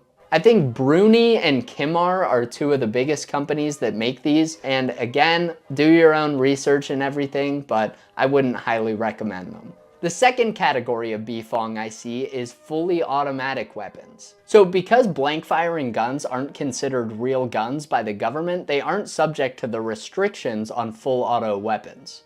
These full auto BFONGs often take a ton of time and money to design in a way that won't get the manufacturer arrested for making and selling them. They have to meet all the ATF specifications, and they have to be designed in a way that they can't be modified to fire live ammo, or that parts can't be taken off of it and used on a real weapon. There's a lot of red tape in that area. So unlike the cheap BFONG pistols I talked about, these full auto BFONGs are often very expensive because there's a lot of time and effort put into the design, and they're often very reliable and historically accurate because they're made specifically for reenactors. It may seem crazy to spend $10,000 on a gun that can only fire blanks, but when you consider that a real transferable machine gun that can fire live rounds often costs between $10,000 and $40,000 in the United States, you can see why a lot of people turn to this option as a cheaper alternative.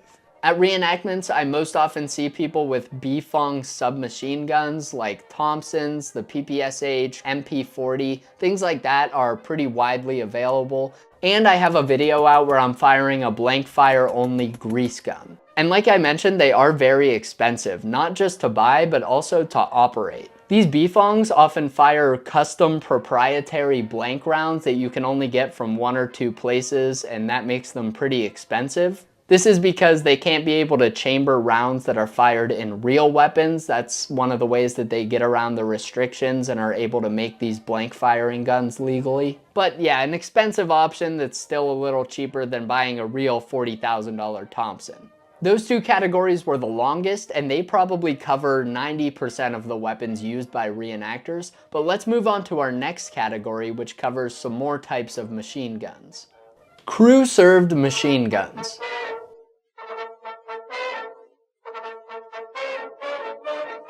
These machine guns are often simulated in the same way as the other weapons we talked about. They're often using real weapons loaded with blanks, or sometimes BFONGs like we just covered. But I made these their own category because they do have one other way of simulating them that's pretty unique. And that method is by using a replica gun that can't fire, but is outfitted with an electronic system that ignites a stream of gas, usually propane and oxygen. These are called gas guns. These gas guns are just igniting puffs of gas that are coming out of the barrel, so you can adjust the rate of fire and how loud they are. You can play around a lot with the system. And I've seen some other gas guns that are really bad. They don't sound like a real gun. They're quieter and they have kind of a puffy sound instead of a bang. It just depends on the specific system and how they have it set up. When you're using a gas system like this, you have to be able to store the tanks of gas and the wires for the electronic system somewhere. Oftentimes these gas guns are mounted on vehicles because that gives you an easy place to store the gas cylinders. You can put them in a Jeep under a tarp or something like that so that they're out of sight. I have seen people who put the canisters inside of an ammo can or in a backpack, something like that, so they can have the gun on the move. And I don't know that I love the idea of running around with propane and oxygen tank strapped to my back while I'm shooting flames out the end of a gun, but maybe that's just me. With gas guns, of course, you also don't have the action cycling like you would with blank rounds. It's just shooting gas out the end of the barrel, so the slide doesn't move at all. There's no shell casings coming out. That can be a deal breaker for some people, but oftentimes you don't really notice that as much when the weapon's firing. And since gas systems are typically a lot cheaper than buying a real machine gun or even buying a BFONG like we just talked about, these are pretty popular for reenactors, especially for guns mounted on vehicles like I mentioned. I've also seen gas systems used to replicate weapons like the 40mm Bofors guns that are mounted on some ships. So sometimes at museum ships, they'll have the guns set up with gas systems so they can look like they're firing. I'm not going to make a separate category for that. It's the same system, but just wanted to point that out. On to the next category, which is mortars.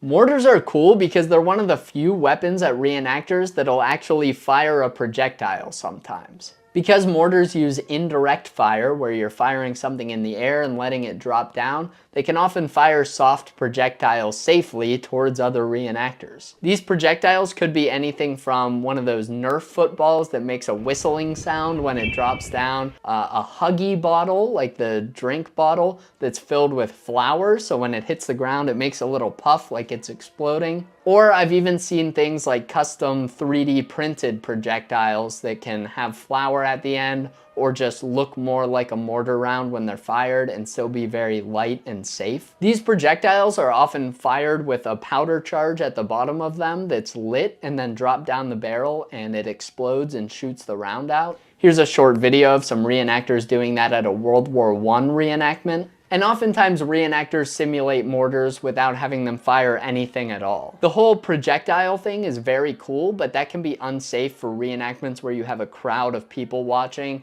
You don't want to fire even something like a Nerf football into a big crowd of people who maybe aren't paying attention. It's just not a good idea. So for those events, they might use something like a trapdoor mortar. The trapdoor just refers to a little opening at the bottom of the mortar tube that allows you to take a round out of it once it's been fired, since this style of mortar doesn't actually fire the projectile out of the tube. So for a system like this, you would take a dummy round that has a powder charge in it, you would drop it down the barrel and it would explode when it hits the bottom just like a real mortar. That's all the same. But since it's not set up to actually launch the round out, you just open that door and pull the round out and then you can load a new one. This system is good because it pretty much operates exactly like a real mortar, so reenactors can follow the actual protocol used for firing mortars at the time. And of course, they just have to add in a step where they pull the fired round out of the trap door since it didn't get launched like a real round would. They can also give you a pretty loud bang because they use some pretty big charges in those, and that can be fun on the battlefield too. Bazookas and rocket launchers.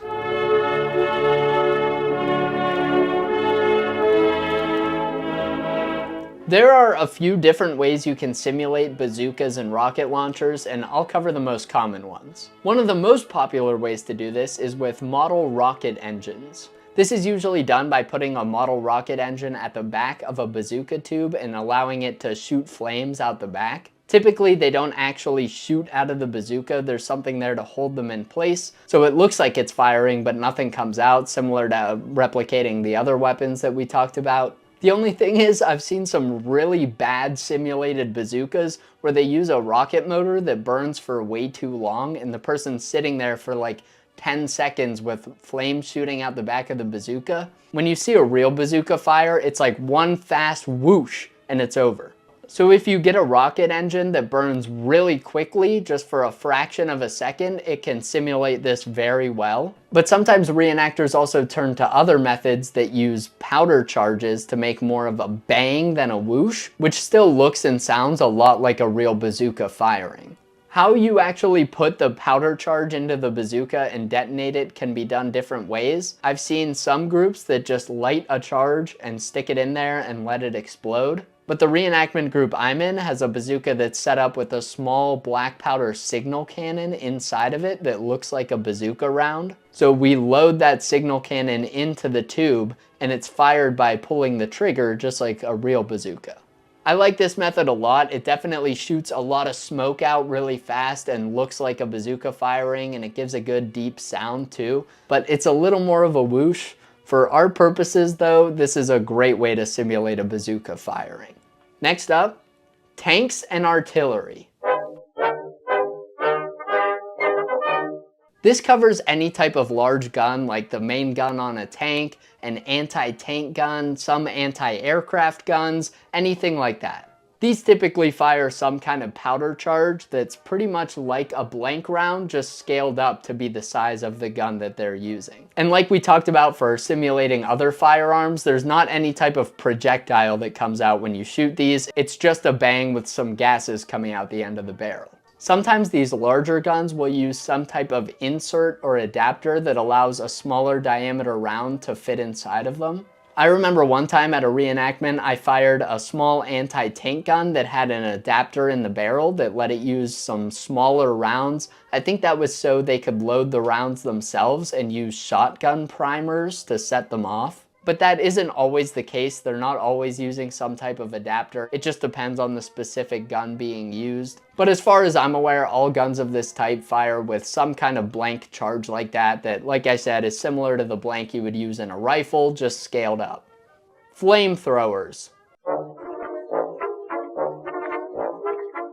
Flamethrowers are sometimes used at reenactments, and I've even seen them fire real flames during a simulated battle. Of course, this was done in a sectioned off area of the battlefield at a prefixed target with nobody around who could get hurt. It was more of a demonstration of how the flamethrower worked with no other reenactors around. Flames are very dangerous. You wouldn't fire that towards anyone. At that point, you're not really simulating firing a flamethrower, you're just actually firing a flamethrower. So even though reenactors don't ever fire real flames at each other, I have seen people use flamethrowers in reenactments. I think so far I've only seen this being done for World War I reenactments. But I know for World War I reenactments, some people have flamethrower setups that'll fire out like a mist or something like that that isn't hot or dangerous, it's not on fire. But it does at least somewhat simulate the effect of a flamethrower. I've never seen this done for World War II reenacting, but I would like to. I think it'd be really cool if someone had like a Mark II flamethrower setup that just used compressed air to fire mist. That would be pretty sweet. Aircraft bombs. Now, I've never seen planes actually drop anything out of them at World War II reenactments.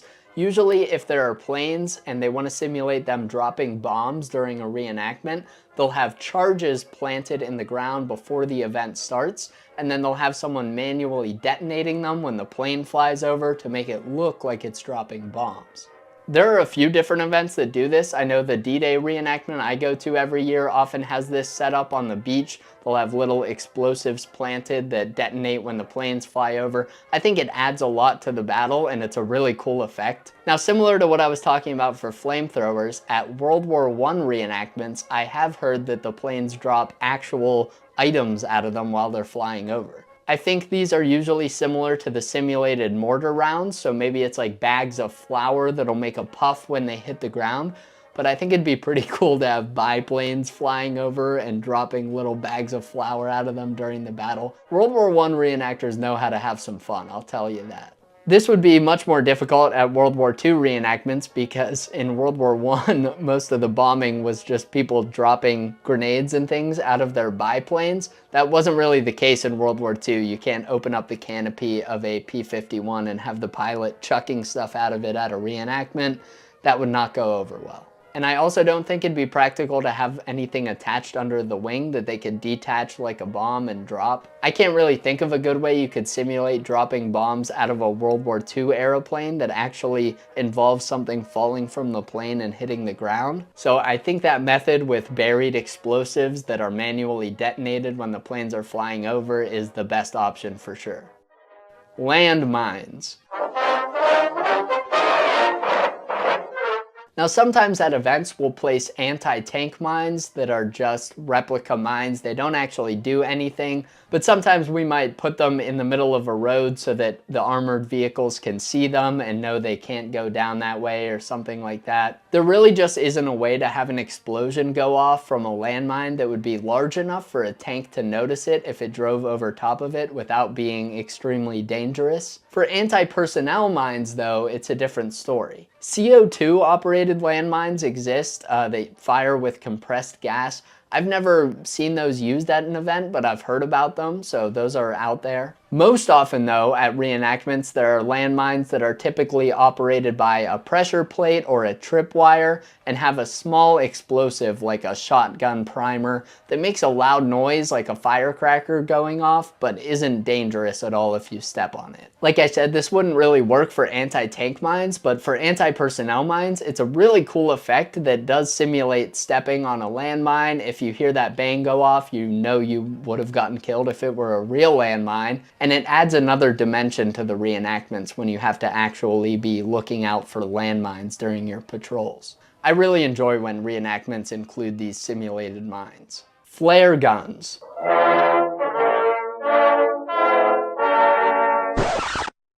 No simulation needed for this one. Since flare guns aren't dangerous and you don't fire them at people, you can just fire real flares in the air at reenactments. Maybe I didn't need to include this one, but I did say every weapon. Grenades. The grenades I carry at reenactments are typically just for looks. They're kind of heavy and I wouldn't want to actually throw this at somebody, it might hurt, but they look exactly like real grenades. These ones in particular are from standinthedor1944.com. Another option is to use rubber grenades, so it's kind of a trade-off. Rubber grenades don't look nearly as accurate as these ones do, but you can throw them at people during battle since they're light and made of rubber. And of course the rubber grenades don't explode or anything, it's just like throwing a baseball at somebody. It can be kind of anticlimactic when you throw a grenade and nothing happens, it just lands next to somebody. That leads me to the next option, which is pyro grenades. Those ones do make a loud bang when you throw them, but they're generally safe to use. But a lot of private tactical reenactments allow them, and they're typically safe as long as they're not like going off in your hand or something. These are often homemade by taking some kind of shell, like a little film canister or even a 3D printed grenade shell, and putting a little bit of black powder in them with a fuse. The downsides of these are they don't really look like real grenades when you're carrying them. They don't usually make a very loud bang, it's more of a pop. Since they can only have a little bit of black powder in them in order for them to be safe, It's often a bit of a downer when you throw a grenade and it's softer than the explosions of all the gunfire around you. And if you do want one that makes a loud bang, they're typically pretty expensive. There are off-the-shelf options for pyro grenades that are used for paintball and things like that. They're basically civilian legal flashbangs. I haven't really seen these used often because I think you need a license to get certain types of these, and also they're pretty expensive like I mentioned. But I might have to order one of those and try it out at some point. Smoke grenades aren't really dangerous, so we can use real smoke grenades without any modification during reenactments. Typically people use commercial ones from a fireworks store, or maybe ones that are made for paintball matches or things like that. Sometimes people will also get surplus military smoke grenades and use those. I've seen that done before at events, but those are usually pretty expensive, so you don't see that all too often. The only thing is, of course, you can't use white phosphorus smoke grenades or anything like that, but as long as it's a normal smoke grenade that isn't dangerous, you're good to go. Similar to the frag grenades I talked about, when I carry smoke grenades, it's typically a replica that doesn't do anything but looks exactly like a World War II smoke grenade would. And there's that same trade-off. If you want a smoke grenade that actually produces smoke, you'll probably buy one of those commercial ones that doesn't look anything like a World War II smoke grenade. So you'll just have to conceal that in your pocket or something and then pull it out when you actually want to light it and use it. There are commercial versions that look somewhat like a smoke grenade and even work by pulling a pin. I've used those in reenactments before. Those are really cool, but you can still only use them once and they're kind of expensive, so I don't see those too often. Rifle grenades.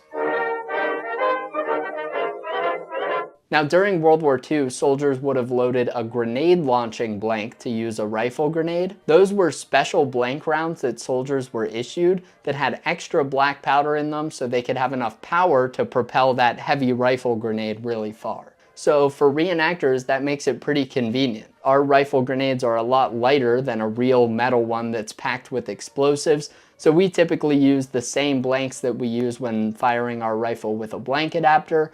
We'll just put a rifle grenade over the end and launch it. Those are typically plenty powerful to send a replica rifle grenade flying. TNT and explosives. You will often see people with replica TNT blocks and other explosives at reenactments, but these typically just look the part. They don't explode or produce any type of effect. So to simulate the actual explosion, we're typically using black powder charges or some other type of firework. There's a reenactment I've been to in Pennsylvania. I don't know if they hold it anymore, but at that one they used to rig a bridge with fireworks and they would pretend to blow up the bridge during the battle and set off all these fireworks. That was a pretty cool concept. I don't know how much it looked like an explosion, but it was neat. Oftentimes though, reenactors will make small black powder charges, picture like an M80 or some other type of firecracker. I believe where I am, it's legal to make those if they're under a certain amount of black powder. You might need some kind of license, I'm not sure, I've never made any of those myself. But those can be placed somewhere and wired up to a real World War II blasting machine that can be used by reenactors to detonate the explosive charge. Unlike the flashbangs and stuff I talked about, these would not be safe to set off next to somebody. So typically if we're doing this at a reenactment, they have to be placed somewhere where nobody will be around, or maybe in a separate sectioned off area as an effect for the event. But when you're at a reenactment and you see people throwing satchel charges in a bunker or putting Bangalore torpedoes out, those typically don't explode because it wouldn't be safe to have an explosion of that size next to other reenactors. The vehicle owners will have white or black smoke that they set off inside the vehicle to make it look like it's catching on fire, and that's how you signal that that vehicle is out of the battle. I think that pretty much covers it for generic explosives and explosions. Outside of fireworks that are usually provided by a commercial company and set up in advance, and those little powder charges that you see, there aren't a ton of explosives just because it can get dangerous simulating those. Barbed wire. This one isn't really a weapon, but reenactors do simulate this at reenactments. Some events, they'll just string up real barbed wire, obviously not razor wire or anything like that, but wire with barbs on it. This can be dangerous though, so other times they'll string up wire that doesn't have any barbs on it, or they'll use something like rope that has little knots in it that's been dipped in paint to make it stiff. That method actually looks a lot like real barbed wire, but it's completely safe. You can dive on top of it or something during the reenactment without worrying about anyone getting hurt. Knives and bayonets. Reenactors often use rubber knives and rubber bayonets during reenactments. It's never a good idea to mount a real bayonet during a reenactment. You don't want to accidentally stab one of your buddies with it or something. So if you ever see a reenactor with a bayonet on their rifle, it's probably a rubber one. And there are some really good rubber ones on the market. Some of them are very difficult to distinguish from a real bayonet until you actually touch it. These can be a really fun element for reenactments if you get up close and have some hand-to-hand combat. I will say some of the rubber and plastic bayonets I've seen are still a bit too stiff to actually poke someone with, but some of them even have a thin metal rod in them to help them keep their shape. So I wouldn't want to like put it on the end of my rifle and stab somebody with it. That could still be dangerous. Because of the prevalence of hand-to-hand combat in World War I, I've heard of World War I reenactors getting a little more creative with their rubber melee weapons. I've heard of reenactors making rubber shovels and trench clubs and things like that. One of my friends who does World War I and World War II reenacting even brought a rubber trench club to one of our World War II events just because it was fun to mess with around camp. But I don't think I've seen rubber weapons like spades used at a World War II reenactment. Alright, there you have it. That's how World War II reenactors simulate every weapon from the war during battle reenactments. I'm sure I still managed to miss something, so if I did, please let me know in the comments. I'll keep an eye on those. I absolutely love how creative reenactors get to simulate these different weapons at the reenactments I go to. It really adds another layer to the event when you have such a variety of weapons instead of everyone only having rifles that can fire or something like that. It's already very immersive at reenactments to be in the right environment, wearing the right equipment, and carrying the right rifle, going about what a soldier would have been doing. But once you're in a battle and mortar rounds are flying over your head and you're keeping an eye out for landmines and people are throwing grenades towards you that are exploding, that's some of the stuff that makes these reenactments so special and just gives you such an appreciation for what these brave men actually had to go through in World War II. Putting yourself in these historical situations with simulated weapons and coming to the realization of, holy shit, if this were real, I would have just gotten blown to pieces. It really hammers home how terrifying it would be to go face to face with these weapons, and these brave World War II heroes did it for real. If you're still watching this 4 hours later, you have officially earned the title of World War II weaponry nerd. Congratulations on joining the ranks of us nerds. It's a very exclusive club. For real though, thank you all so much for watching my videos and supporting my work on this page. I appreciate you tuning in to this extra long video today, and I'll see you all in the next one.